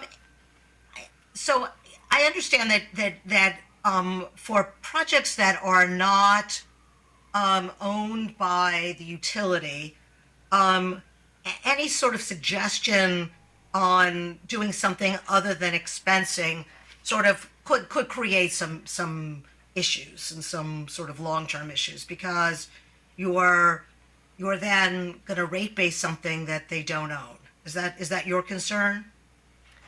That is part of our concern, yes. And I'll just add for context, I think as the commission is aware, we see this cropping up in a number of contexts where the utilities seek to rate base assets that are not, or costs that are not utility-owned assets. And we're concerned, I think the idea of precedent was mentioned earlier. We're concerned about the precedent that it would set if the commission were to allow the utilities to rate base these costs. Okay, and I actually don't know the question to this, because we've been talking a little bit about QFs and voided cost. Do you know if a utility paying a QF, a voided cost, can rate base that? Do you know? I actually don't really. It's been so long since I've looked at that question. I don't think any of us here know the answer to that question, but I'm happy to try and get back to you if that would be Okay, helpful. that would be helpful. Now there may be projects that where the value in terms of avoiding building transmission or distribution is so outweighs any other benefit, and sort of the determination is that that's a good use of utility investment. In those situations, I'm assuming it's really only the utility that would want to build out the project, since the developer may not be able to realize the benefits in the same way that it would for projects, for example, that could result in reductions in peak use. So could you envision situations where it actually would make sense for the utility to make the investment where the project is much more sort of grid support than it is anything else? I'll take a shot at this, but then Tan, if you want to jump in, or Jake. I think it is possible to envision that, Commissioner Suchman, but I would also say that it depends on whether a third-party developer would realize the benefits would depend on the structure of any contract that they have with the utility. So if the utility is paying the third-party developer for those benefits that the utility is receiving, then the third-party developer would realize the same benefits. Right, but there may be situations where, I mean, since we sort of recognize that there are a lot of different benefits that you can realize through a project, but they may be different depending on the project, and there may be situations where the project makes a lot of sense from a grid perspective, but not so much from a market perspective. And so it just seems to me that there may be situations where we just have to be sort of flexible and realistic that the bottom line is benefit to the ratepayer, and it could vary depending on the kind of project. And Yeah, in other words, I don't know that you necessarily want to have a set rule that says, under no circumstances should a utility own storage, because it may be that storage, particularly if it really is mostly for grid build out avoidance, that may be a situation where it makes the most sense for a utility to own the storage. Yes, I agreed. I don't think OPC is not recommending a strict rule that the utilities cannot own storage. And we do recognize that the statute anticipates some combination of utility-owned and third-party-owned storage. So, yeah, I think we're in agreement. I think our concern is if the utilities get in the business of owning storage that could be owned by a third-party developer and potentially executed at less cost or more cost effectively by a third party. Right, and then you've got a variety of other sort of incentives or disincentives that are built in that could be problematic. So, okay, that's all I have, Mr. Chair. Commissioner Linton. Thank you, Mr. Chairman, and good afternoon. You actually answered one of my questions regarding the carrying cost mechanism that PHI referenced earlier. I just wanted to make sure that obviously you were here, you heard their comment, and you had opportunity to review the mechanics that they had mentioned, or at least we're willing to work with them to help develop them as necessary. To be honest, Commissioner, I'm not sure I completely understood the question that you were posing to PHI earlier about mechanics. I don't know that we've seen anything. We've certainly seen the responses to data requests from staff as well, and understand that there's some maybe cost containment mechanisms. I'm not sure which mechanisms or mechanics would affect the cost recovery in particular. Is that what you were getting at in your initial question? Well, I'm looking back at my notes now to make sure I didn't ask the question incorrectly. I thought PHI and I at least were on the same page, but I was referencing concerns that OPC and staff raised in your comments regarding reg asset treatment and the possibility of an increase due to carrying costs. And PHI mentioned that they had mechanisms that they had developed and had put together best practices, basically. They were in other contracts, other RFPs, and that they plan on incorporating those into this one. And they believe that that would address your concern. And so my question to them was, and I guess this is the dime tour of my comments, but my question to them was, is that something that they've shared with you? And they said that they were happy to do so, and I just wanted to make sure that you were happy to do so too. Sure. Of course, we'd be happy to do so. We haven't seen anything that from the utility that addresses specifically concerns with reg asset treatment now. Okay, well, if everybody's happy, then that's good. Somewhere something worked out right. So each of the, I had two other questions. One related to the question, as everybody has kind of acknowledged that the timing is going to be a challenge here. And so the question long-term of how we define and address good cause. And we've had some parties suggest that we just give a waiver today, and others suggest we do it after there's been certain information presented to us. I'm just curious as to what OPC's opinion is on this issue. Do you think it's something we need to define in advance, or do we wait? Do we just do it up front? What do you recommend? It's a good question, and it's not an issue that I think that we have a clear position on. I know it's come up in other contexts as well, whether good cause needs to be defined explicitly. I'll defer to Jake if you have any thoughts. Yeah, I think that my initial reaction would be that it should be done on a case-by-case basis. But if there are circumstances that lead the commission to conclude that that the waiver, like a blanket waiver, is appropriate. I know that that you've done that in the past. So I think that you could do it either way. I think we would prefer a case-by-case basis, for a waiver request and a granting of a waiver. Okay. All right, fair enough. And my last question has to do, just broadly speaking, with the utility companies' outreach efforts for these projects. As you know, we've had some challenges with moving forward with projects like this one and like these from a battery storage for certain, as well as over the years, even with community solar and solar in general. Just the question of interacting with community, making certain that the public's aware of what's coming and what's going on. I'm just curious if the People's Council has been or is open to being invited to or encouraged to, or maybe as an entity that could be asked for advice or something of that sort. For the companies, they have best practices of their own. I know they're going to rely to some extent on the entities that win the RFPs, whomever they may be. But I see this as kind of like an all hands on deck kind of thing. And so to the extent that the general public needs to know a little more about what these projects are, we should all have some way of providing some information that's similar across the board so that People's Council is not saying something different than a utility. And if they come to the commission, that we don't have a set of information that's different from what some of our other advocates have been here today that says.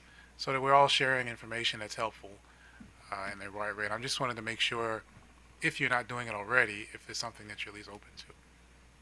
I think we're definitely open to working with everyone to ensure that communities have the accurate and necessary information. I'm not aware of anything specific that we're doing currently in that regard. No, I don't think that there's anything explicit in the works, but as a general matter, we've been very active in interacting with the community in various ways. So I imagine that is something that we would be interested in doing. Okay, I appreciate that, and I'm in my own mind, I'm referencing back to the days of the competitive markets, the retail markets specifically, where the People's Council was pretty much the statewide best practice location for a lot of information about how companies were interacting and selling products, et cetera. And you don't have to do that anymore, so you got some free time. So maybe, this is another area that I think could use a little help like that. So I'm not saying you have to put that much resource and time into it. And I don't think you would have to for this, but Yeah, unfortunately, what the General Assembly took away with the retail supplier, they gave back many times over with the other initiatives that were over. Well, and actually, just to add, I mean, we said we don't necessarily have anything specific in the works, and that may be true around energy storage, but our office has really made a priority of publishing consumer guides and other resources, FAQs that are available and really designed for the everyday person to understand complicated regulatory issues. So even if we don't have something like that right now for energy storage, I imagine that is something we would be open to working on, and particularly to working with the Commission and the utilities and other stakeholders to provide consistent information where we agree about what that information is, of course. Right, of course. Okay. Well, thank you. That's all I have, Mr. Chairman. Thank you. Barbie. I think every question I had has been covered, except you really didn't mention, pretty much everyone wanted to blow past the November deadline. How do you feel about that? It's not something we have a strong position on. I think we understand the concerns from the industry. We understand the urgency with which the General Assembly intended for us to act. And we also understand that it may not be feasible. We sort of intentionally didn't take a strict position on that. Okay, well, okay, thank you very much. Commissioner McLean. So, you had this earlier discussion about the regulatory asset, and I guess what I want to know is it your position that we shouldn't use the regulatory asset for any of these costs? And if we don't do that, do we instead do what PE wants to do, which is create a surcharge? Our position is that that the Commission shouldn't allow the use of a regulatory asset for the non-capital costs. So for the true CapEx spending, for the utility-owned assets, I think there are probably multiple ways that could be handled, but we're not objecting to the use of a regulatory asset there. What we're objecting to is the use of a regulatory asset and recovery at the utility's full rate of return for the non-capital costs. So the contract costs, the O&M costs that will be sort of regular and recurring over the course of the contract. Okay. And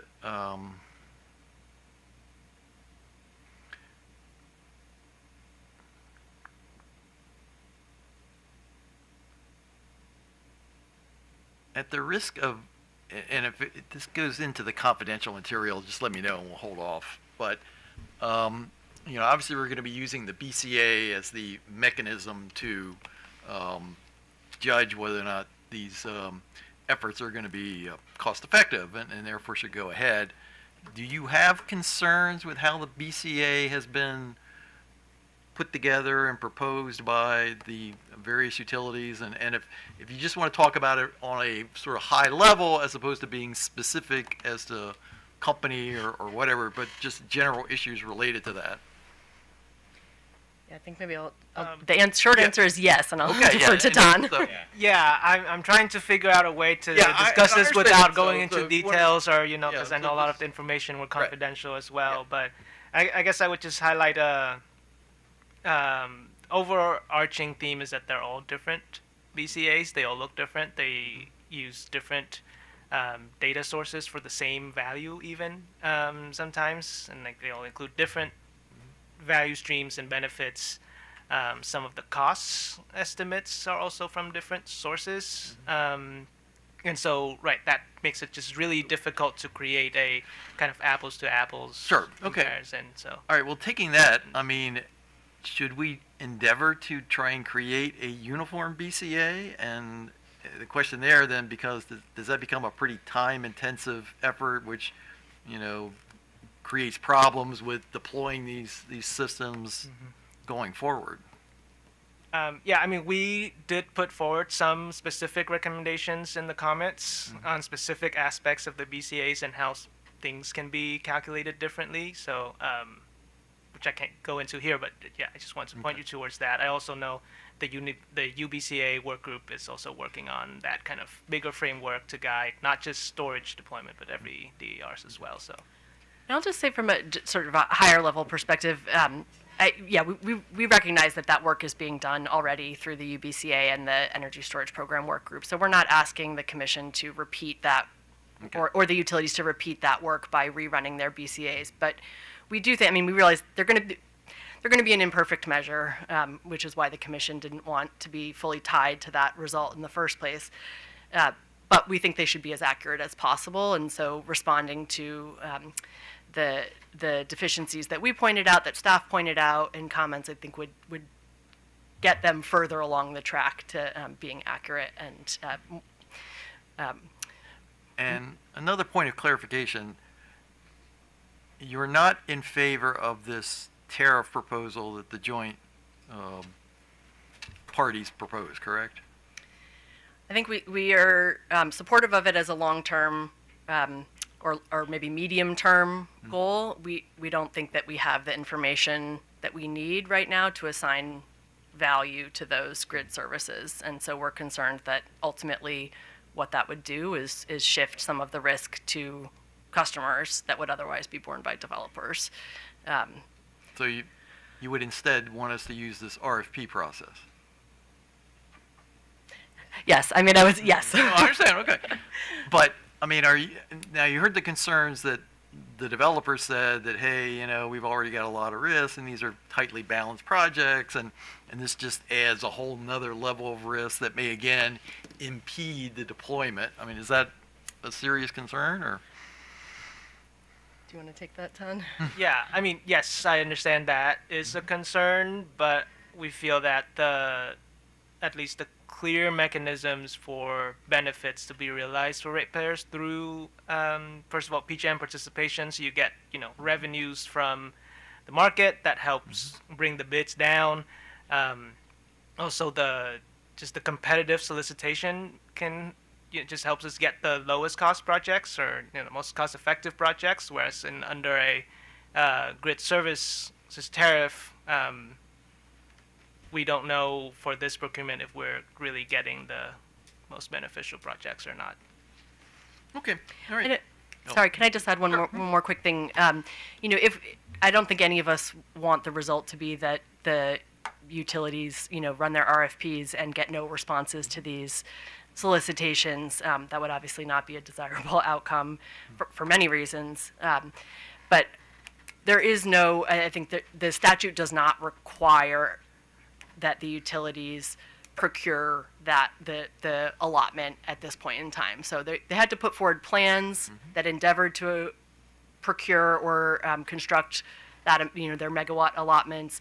If the utilities run their respective procurements and they don't get results back that are cost effective, they don't receive responses from projects that are cost effective, then it is a possibility that there may not be or may not be as many procurements as anticipated. Okay.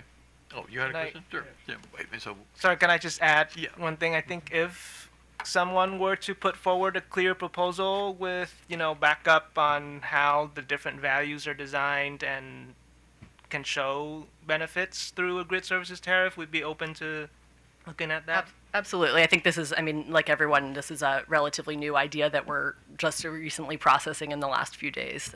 So we're certainly open to further discussion. I've not thought about the consequences of this question.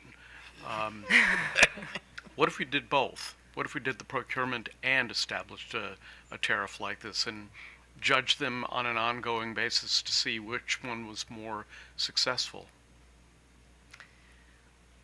We might have to think about that. Don't do that. But I guess my immediate response is what we've heard from the developers is that they'd prefer the grid services framework. So my guess is if there was an option, they likely wouldn't bid into the competitive procurement. They would choose the grid services framework. So I'm just super worried that nothing is going to happen. Yeah, I understand. Yeah. Thank you. Okay, all right, thank you very much. Actually, do you need a break? Do you need a break or you keep? Oh, okay. All right, so let me move to the Maryland Energy Administration.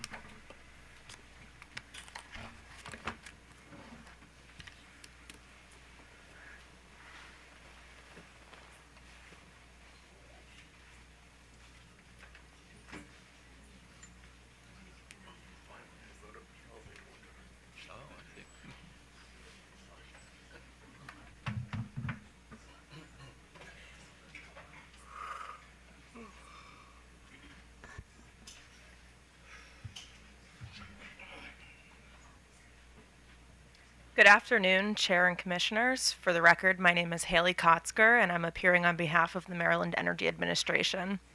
MEA appreciates the opportunity to provide oral comments here on the utility's proposed energy storage procurement plans filed in this proceeding.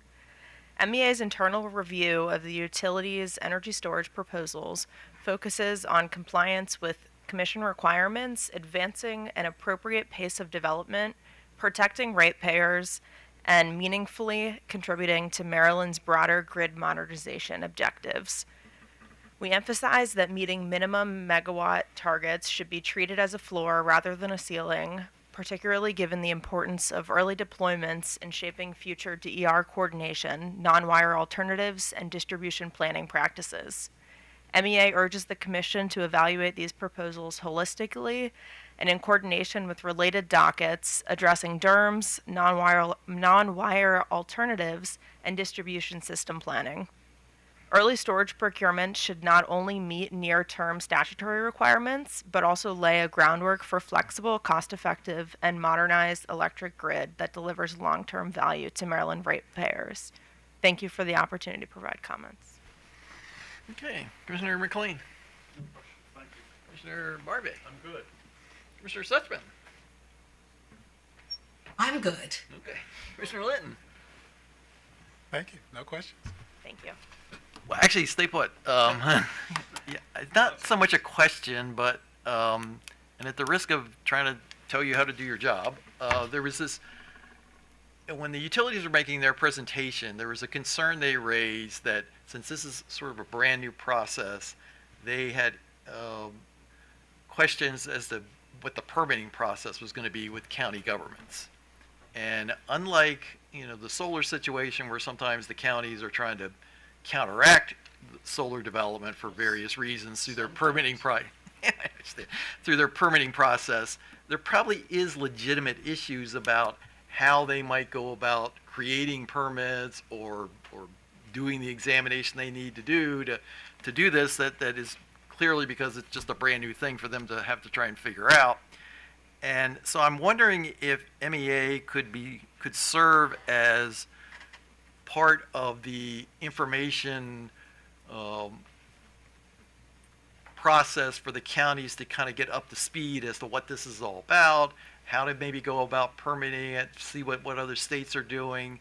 When we started early on in the solar deployment area, we actually did do that. Had a lot of conversations with them about how to do permitting for solar facilities, because again, it was some brand new thing that they had no idea what it was about. So it's just a suggestion to take back to your new leader as to something that you might be helpful in working with the utilities, and it also may help lower some of the concerns and suspicions that the counties may have about what these things are and before they let them in. And again, it'll help in the overall effort in trying to meet the 2027 deadline. So with that request, thank you very much. Great. Thank you very much. Okay, so last but not least, Public Service Commission staff.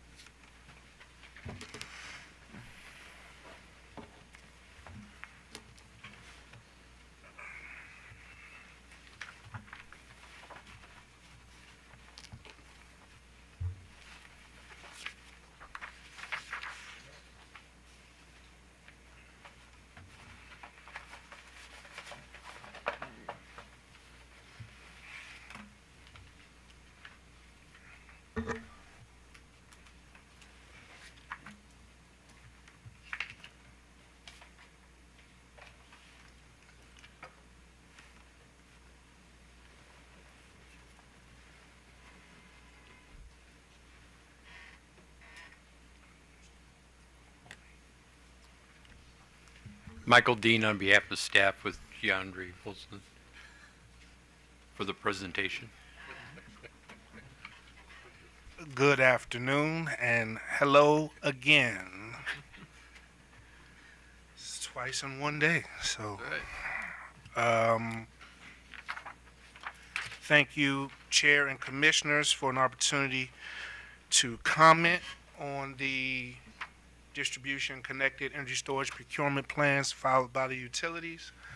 The following presentation reflects staff's technical and policy review of the distribution connected energy storage procurement plans filed in case number 9715. The objective of staff's review is not to advocate for energy storage deployment in the abstract, but to evaluate whether each proposal satisfies the specific requirements established by the Commission and protects ratepayers' interests. Staff's review focuses on whether the proposals demonstrate measurable grid value, are supported by creditable analytical frameworks, appropriately allocate risk, and reasonably account for bill impacts and equity considerations. Importantly, staff recommendations are conditional and comparative, reflecting that each utility has proposed a materially different structure and level of analytical support. Next slide, please. So, background and context. The Commission's evaluation of these proposals is governed by the Next Generation Energy Act and implemented through Orders 91705 and 91812, which were deliberately structured to ensure that energy storage procurement advances Maryland's grid modernization goals without undermining foundational rate-making principles. Order number 17005 establishes requirements related to ownership mix, benefit cost analysis, and bill impact and equity assessments. Order number 91812 further clarifies expectations around cost recovery mechanisms, risk allocation, and treatment of PJM market revenues. Staff's findings and recommendations are explicitly aligned to these directives and should be read as implementing, not expanding, the Commission's stated policy intent. Next slide, please.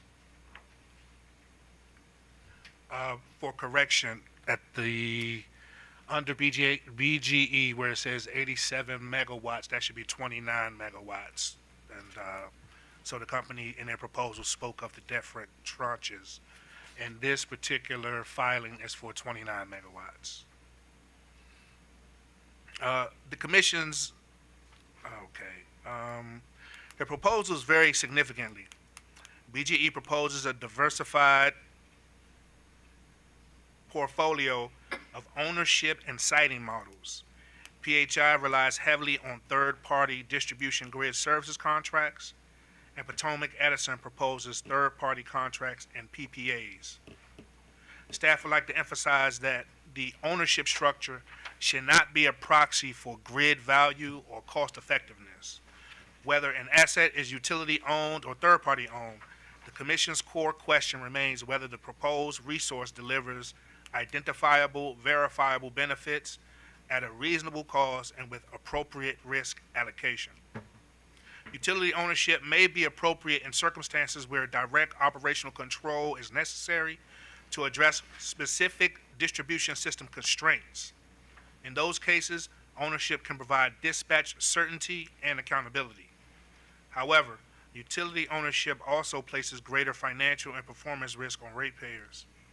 Conversely, third-party ownership can preserve market discipline and transfer development and performance risk to developers, but only if contracts are structured to ensure availability, enforce performance obligations, and prioritize distribution system needs.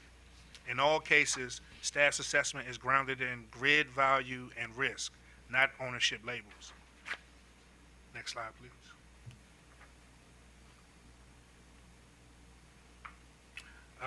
So staff evaluated, this is just a list of the objectives in which staff reviewed the various proposals.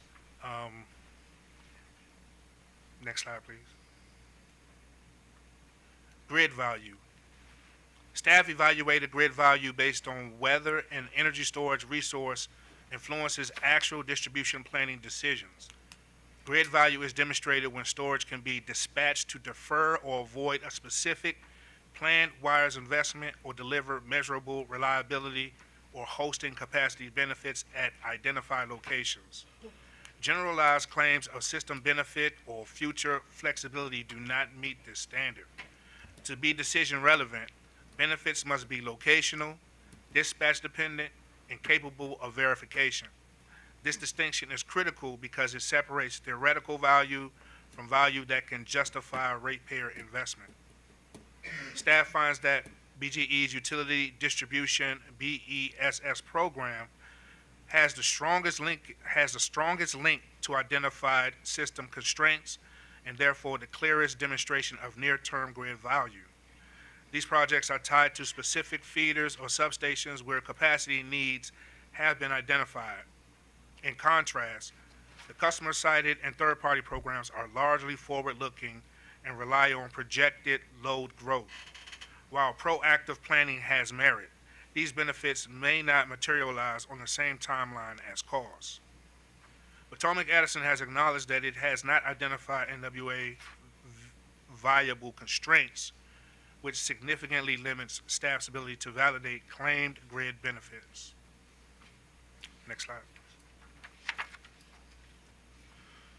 The Commission directed utilities to use the National Standard Practice Manual as the foundation for benefit cost analysis to ensure consistency, transparency, and policy alignment. NSPM requires utilities to identify the applicable test, define marginal avoided costs, and clearly link benefits to planning or procurement decisions. Simply listing avoided cost categories or referencing legacy values does not satisfy NSPM requirements. The Commission's expectation is that BCA be decision supportive, not illustrative. Staff finds that while utilities assert NSPM alignment, the analyses rely heavily on avoided cost values and bulk system averages, which are not tied to marginal distribution investments or capacity procurement decisions that storage would actually change. As a result, avoided capacity and T&D benefits are illustrative rather than decision relevant. In addition, many proposals defer optimized value stacking to future procurements, which limits confidence in near-term cost effectiveness conclusions. Next slide, please.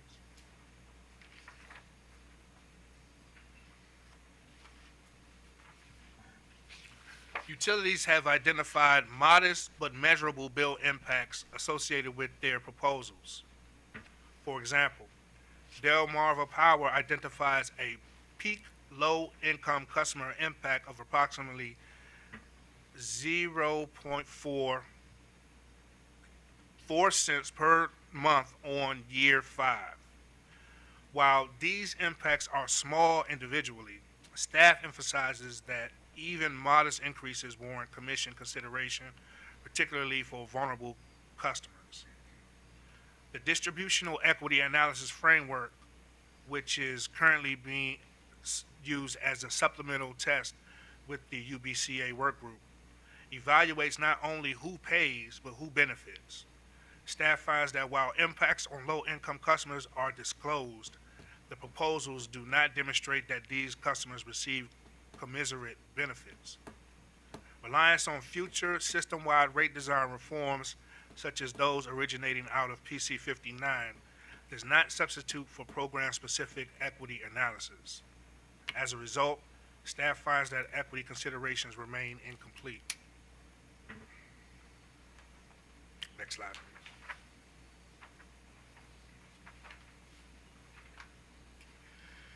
PJM market revenues are inherently uncertain and volatile. Therefore, staff is concerned that some proposals may rely on utility contracts as substitutes for competitive market participation, effectively shifting market risk to ratepayers.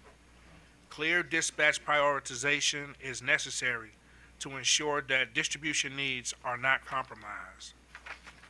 Absent a commission-approved PIM, PJM revenues should accrue to customers as shareholders. Incentives require explicit commission authorization. Distribution system reliability and grid needs must always take precedence over market participation. Next slide. Staff observes that proposed cost caps function as good faith planning estimates rather than binding ceilings on total program costs.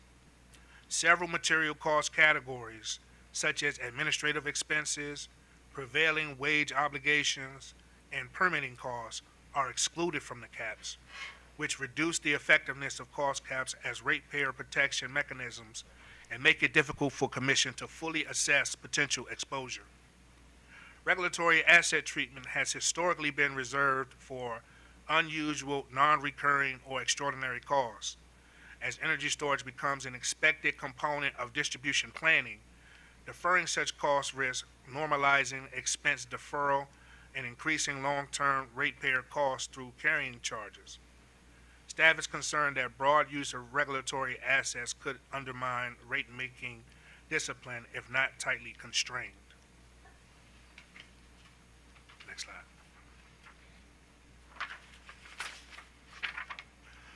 All proposals face implementation risks due to compressed statutory timelines, uncertainty in vendor response, permitting challenges, and dependence on DERMS deployment to achieve full operational functionality.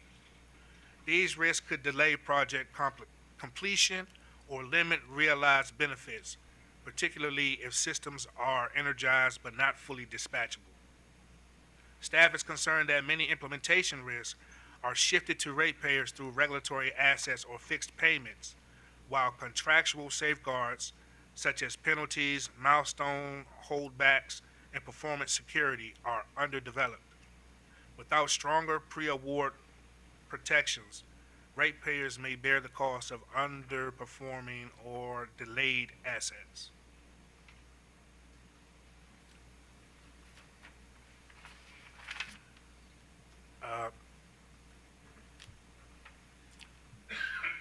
So the following are just a few recommendations that are utility specific that staff has provided. Staff recommends approval of BGE's proposal with conditions.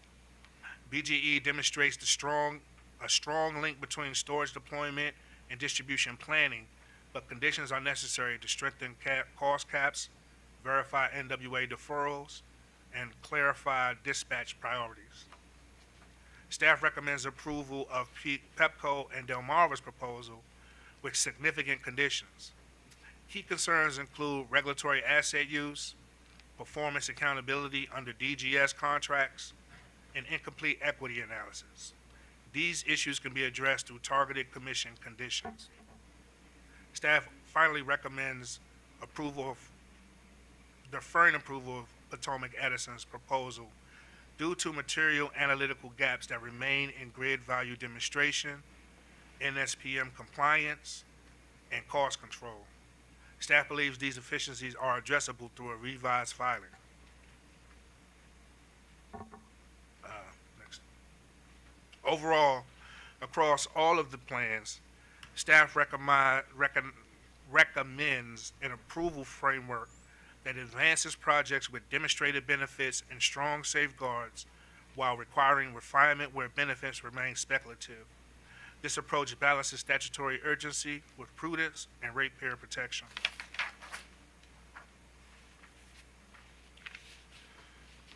Energy storage can play a critical role in Maryland's grid modernization, but deployment must remain disciplined and data-driven. Staff stands ready to support the Commission with conditions, metrics, and ongoing oversight as these programs evolve. And we are available for any questions. Commissioner McLean. Thank you, sir. Good afternoon. In terms of the BCA, it sounds like everybody does it a little bit differently. OPC noted that different utilities use different sources for the same values. Are you in alignment with OPC in terms of trying to get all the utilities on the same page on a in terms of a benefit cost analysis? Yes, I believe the intent of the commission's order was to have the utilities aligned and in regards to their development of their BCAs to eventually incorporate what the UBCA work group final decisions or final framework. So aligning all of the utilities now and with that framework with NSPM as a basis is what we would support. Okay, all right, thank you. In terms of the PJM participation, where's staff on that? Should these projects be participating in the PJM or required? Yeah, that's it. Thank you. We didn't see.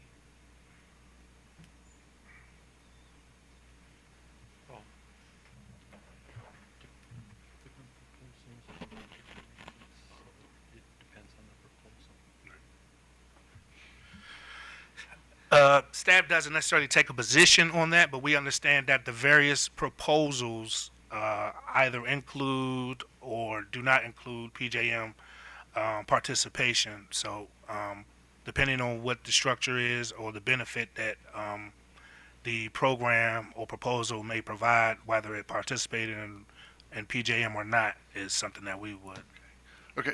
Okay, so I'm sorry, that last part, or were you saying you're agnostic as to whether or not it should be required or not? Correct, as long as we can see that there is a benefit to either participating in the market or not, depending on the structure of the program.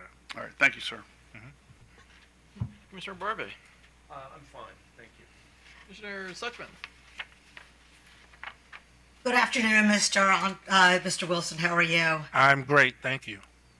Okay, good. So I have a couple of questions. Going to BGE's proposal, there was some conversation among some of the joint developers about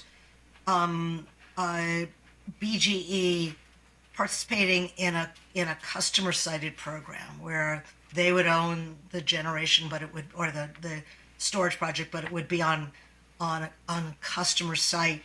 The joint parties oppose that. Did staff take a position on that? We didn't take a position on that, but we did consider there being previous conversations and even from previous hearings where there was concern that there might be a conflict with competitiveness in regards to third parties versus utilities in that space.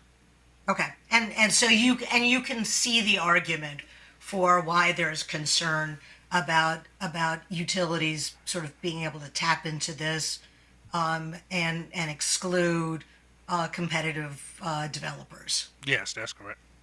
Okay.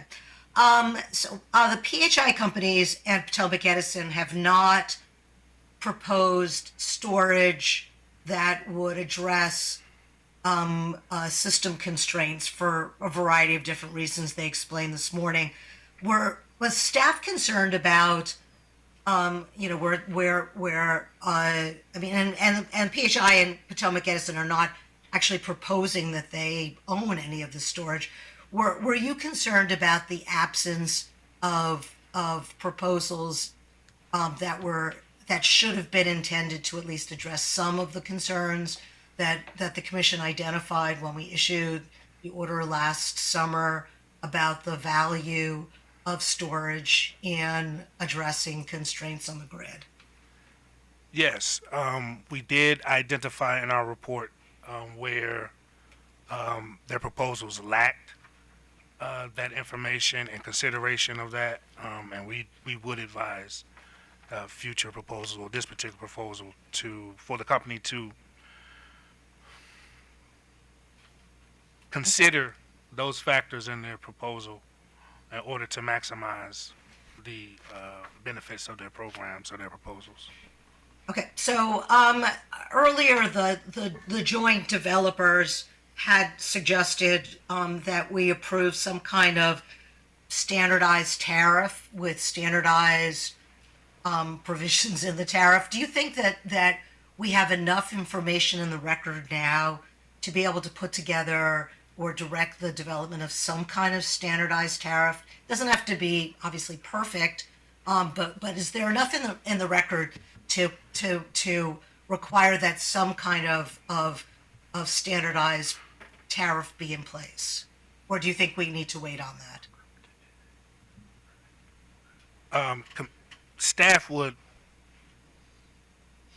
Staff's position would be to defer to the work group that's currently working on the various tariffs for the energy storage program. Okay. They've been doing some good work there. All of the parties have an opportunity to participate and provide feedback, and so we think the best solution would be to defer until they have provided their report and possible programs. Okay, but I'm assuming staff would support some kind of standardized approach. Sure. Yes, we would. Okay, that's all I have, Mr. Chair. So, Thank you. I think there's, BG would like to have. actually, an for his, who you are. Sorry, Crystal Barnett again on behalf of BGE. I think there's some confusion over BGE's customer-cited program.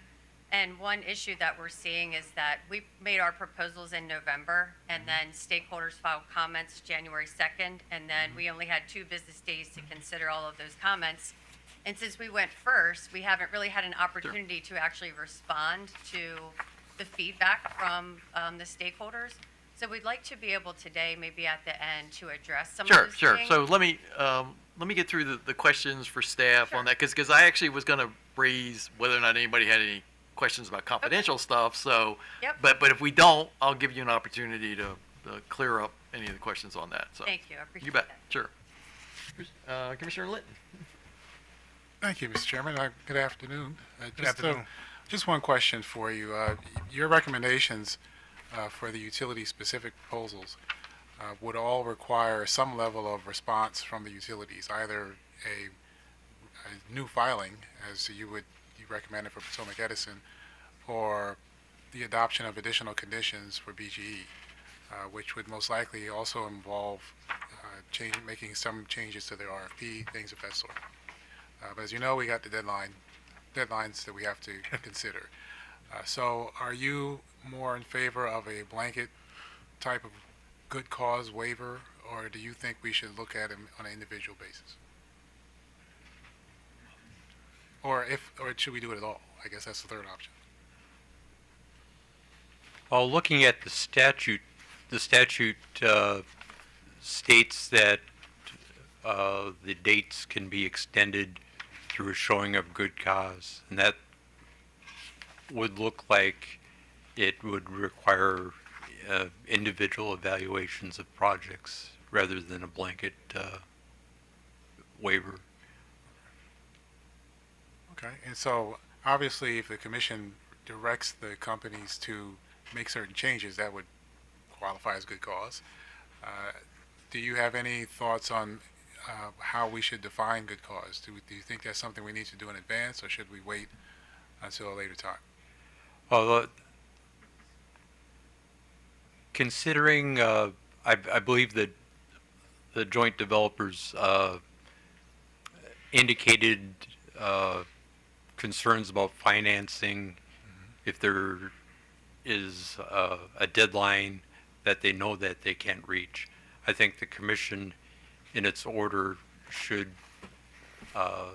indicate its willingness to extend deadlines based upon reasonable good cause showing. Okay. All right.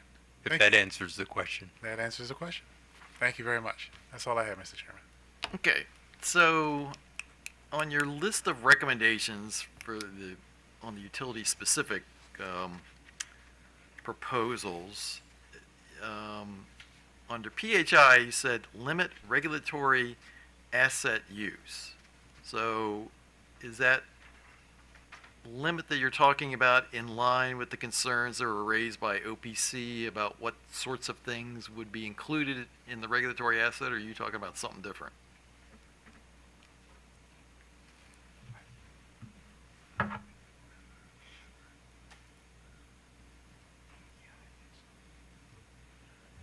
I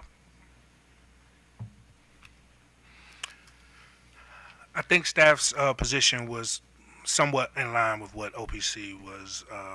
So I guess that raises the question is, if you mentioned it specifically related to the PHI companies, why not BG&E? Oh well, I don't think we were. Staff's position was not specific. That position was not specifically for PHI, but that was one of the of a few of several recommendations that we were making specifically through the different utilities. Okay. And so there's been this discussion about using this RFP process or using this tariff process, and you sort of talked about having the work group do things, but does staff have a position on the concepts, either use of a regulatory or use of the RFP process, or use this standardized tariff that has been talked about as to which way we ought to go?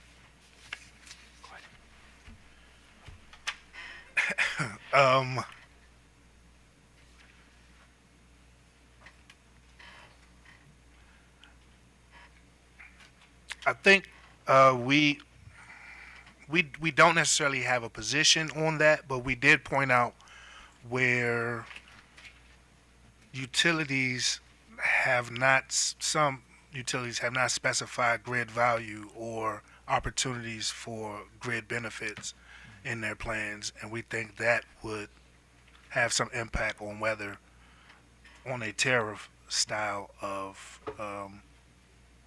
approach or pathway. But overall, we don't have a position on either or. And the is there a position relative to the use of regulatory assets versus the surcharge that PE wanted to do?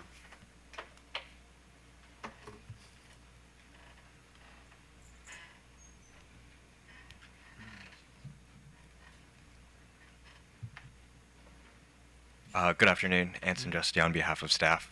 Could you repeat the question real quick? So I want to know, does staff have a position related to the use of a regulatory asset for dealing with the cost versus PE suggestion of having a surcharge put on the bill that would cover the expenses for this?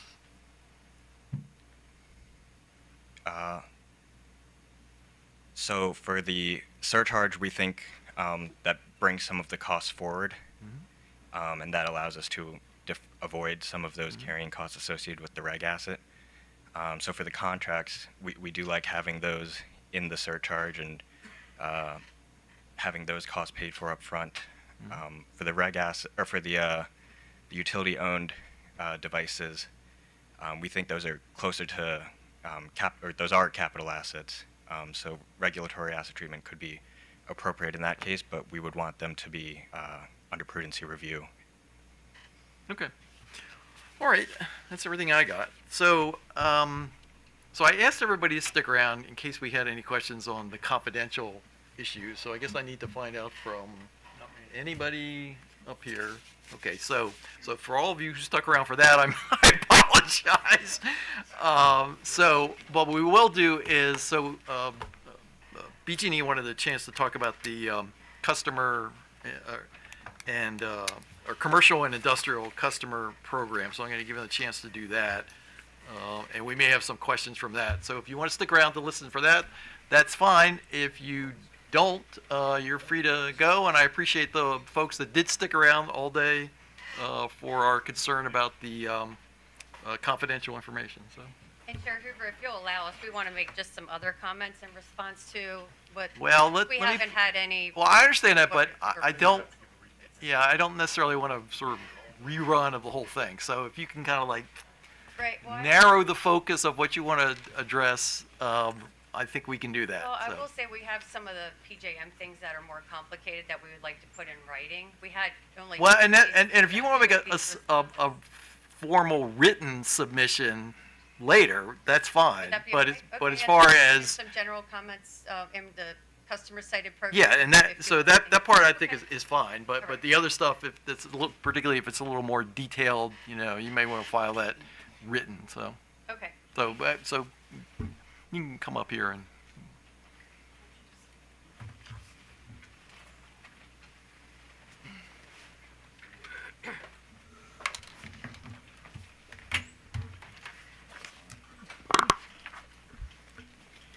Okay. So do you want to take the lead on there's some confusion over our customer Yeah, cited yeah, program. start that. Some of the joint developers particularly are just mischaracterizing the program, and I'm going to have Christy sort of break it down in a little more, or Sonia. I can begin. Okay, that's fine. Sonia Harbaugh again, hello.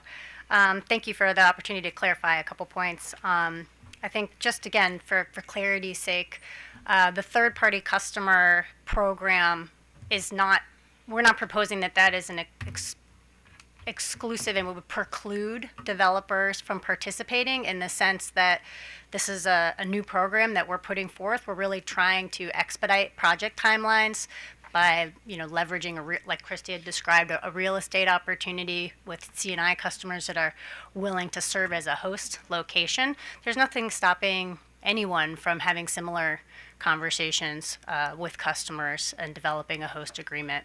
I think the other piece of it is that we do have real estate agreements today, as Christy pointed out, for transmission towers or lighting or other things. So this is not exactly a new concept from that perspective. What we were not proposing that perhaps got confused was we're not going behind the meter in this proposal. This is a front of the meter opportunity to provide support for the grid. We're not pitching a product. We're not selling a battery to a customer and getting into a more retail or competitive business in that way. So that was one point. I think another point for clarity, again, we plan to make this as transparent and competitive as we can. We have not selected a facilitator. SparkFund is not, given a project here, right? We plan to run a process and, work with the provider that has the best skill sets and at a most cost-effective set of solutions. So just wanted to clarify a couple of those points as well. We have spoken with SparkFund and gotten input from them. We're trying to learn from what they're doing in Minnesota and some other places, but we, have not already, chosen what we're going to do prior to having an approval on the program from you all. Okay. So Commissioner Barbe. So SparkFund, are they a consulting firm that's going to help you choose the developer, or are they a potential developer? They are a potential kind of turnkey. They have what they call a DCP model, distribution capacity procurement model. So they could help do the customer acquisition. They could help kind of manage contracts and RFPs, but they're not a storage developer. So they're an aggregator? I would call them more akin to a developer. They would purchase and deploy the batteries. If when we go to RFP to select a battery and a battery implementation, they could be respondent, but they're not, a partner with us today. Okay, all right, thank you. Maybe a different analogy could be, we also work with, engineers of choice, contractors of choice, right, where we have some accountability for kind of the whole program. It could be a model like that. We could also slice it into different components of the value stream. But they will build and the battery, correct? They would buy it, yes. Would they be maintaining the battery? If that's how we structure our RFP and they responded that way. Okay, thank you. You okay? Bonnie, anything? I guess I'm a little confused. Ms. Barnett, when you got up earlier, you said you wanted to address issues around the standardized tariff proposal. Are we getting to that, or is that part of what you just presented? No, I would like to address that in writing. They're make a Sure. filing later. Yeah, we'd like to address some of the comments in writing. We only had 2 business days to take a look at all of these comments in response to our proposals, where the stakeholders had 2 months to evaluate our Okay. proposals. So Yeah. we No, really need some that's fine. time I to just- Yeah. flesh it out, and if I'm not sure what the commission's timeline is for us to make that filing, but we. Well, maybe I mean, 2 we're weeks or we're so. trying to work on it, but sure, I mean, we can give you, Okay. Yeah. I mean, I would. I guess also within that filing, could you discuss this idea of not requiring PJM market participation as a condition? Yes, we can address that. Okay. Okay. Thank you. All right. Anybody else? All right. Well, we're adjourned. Thank you very much.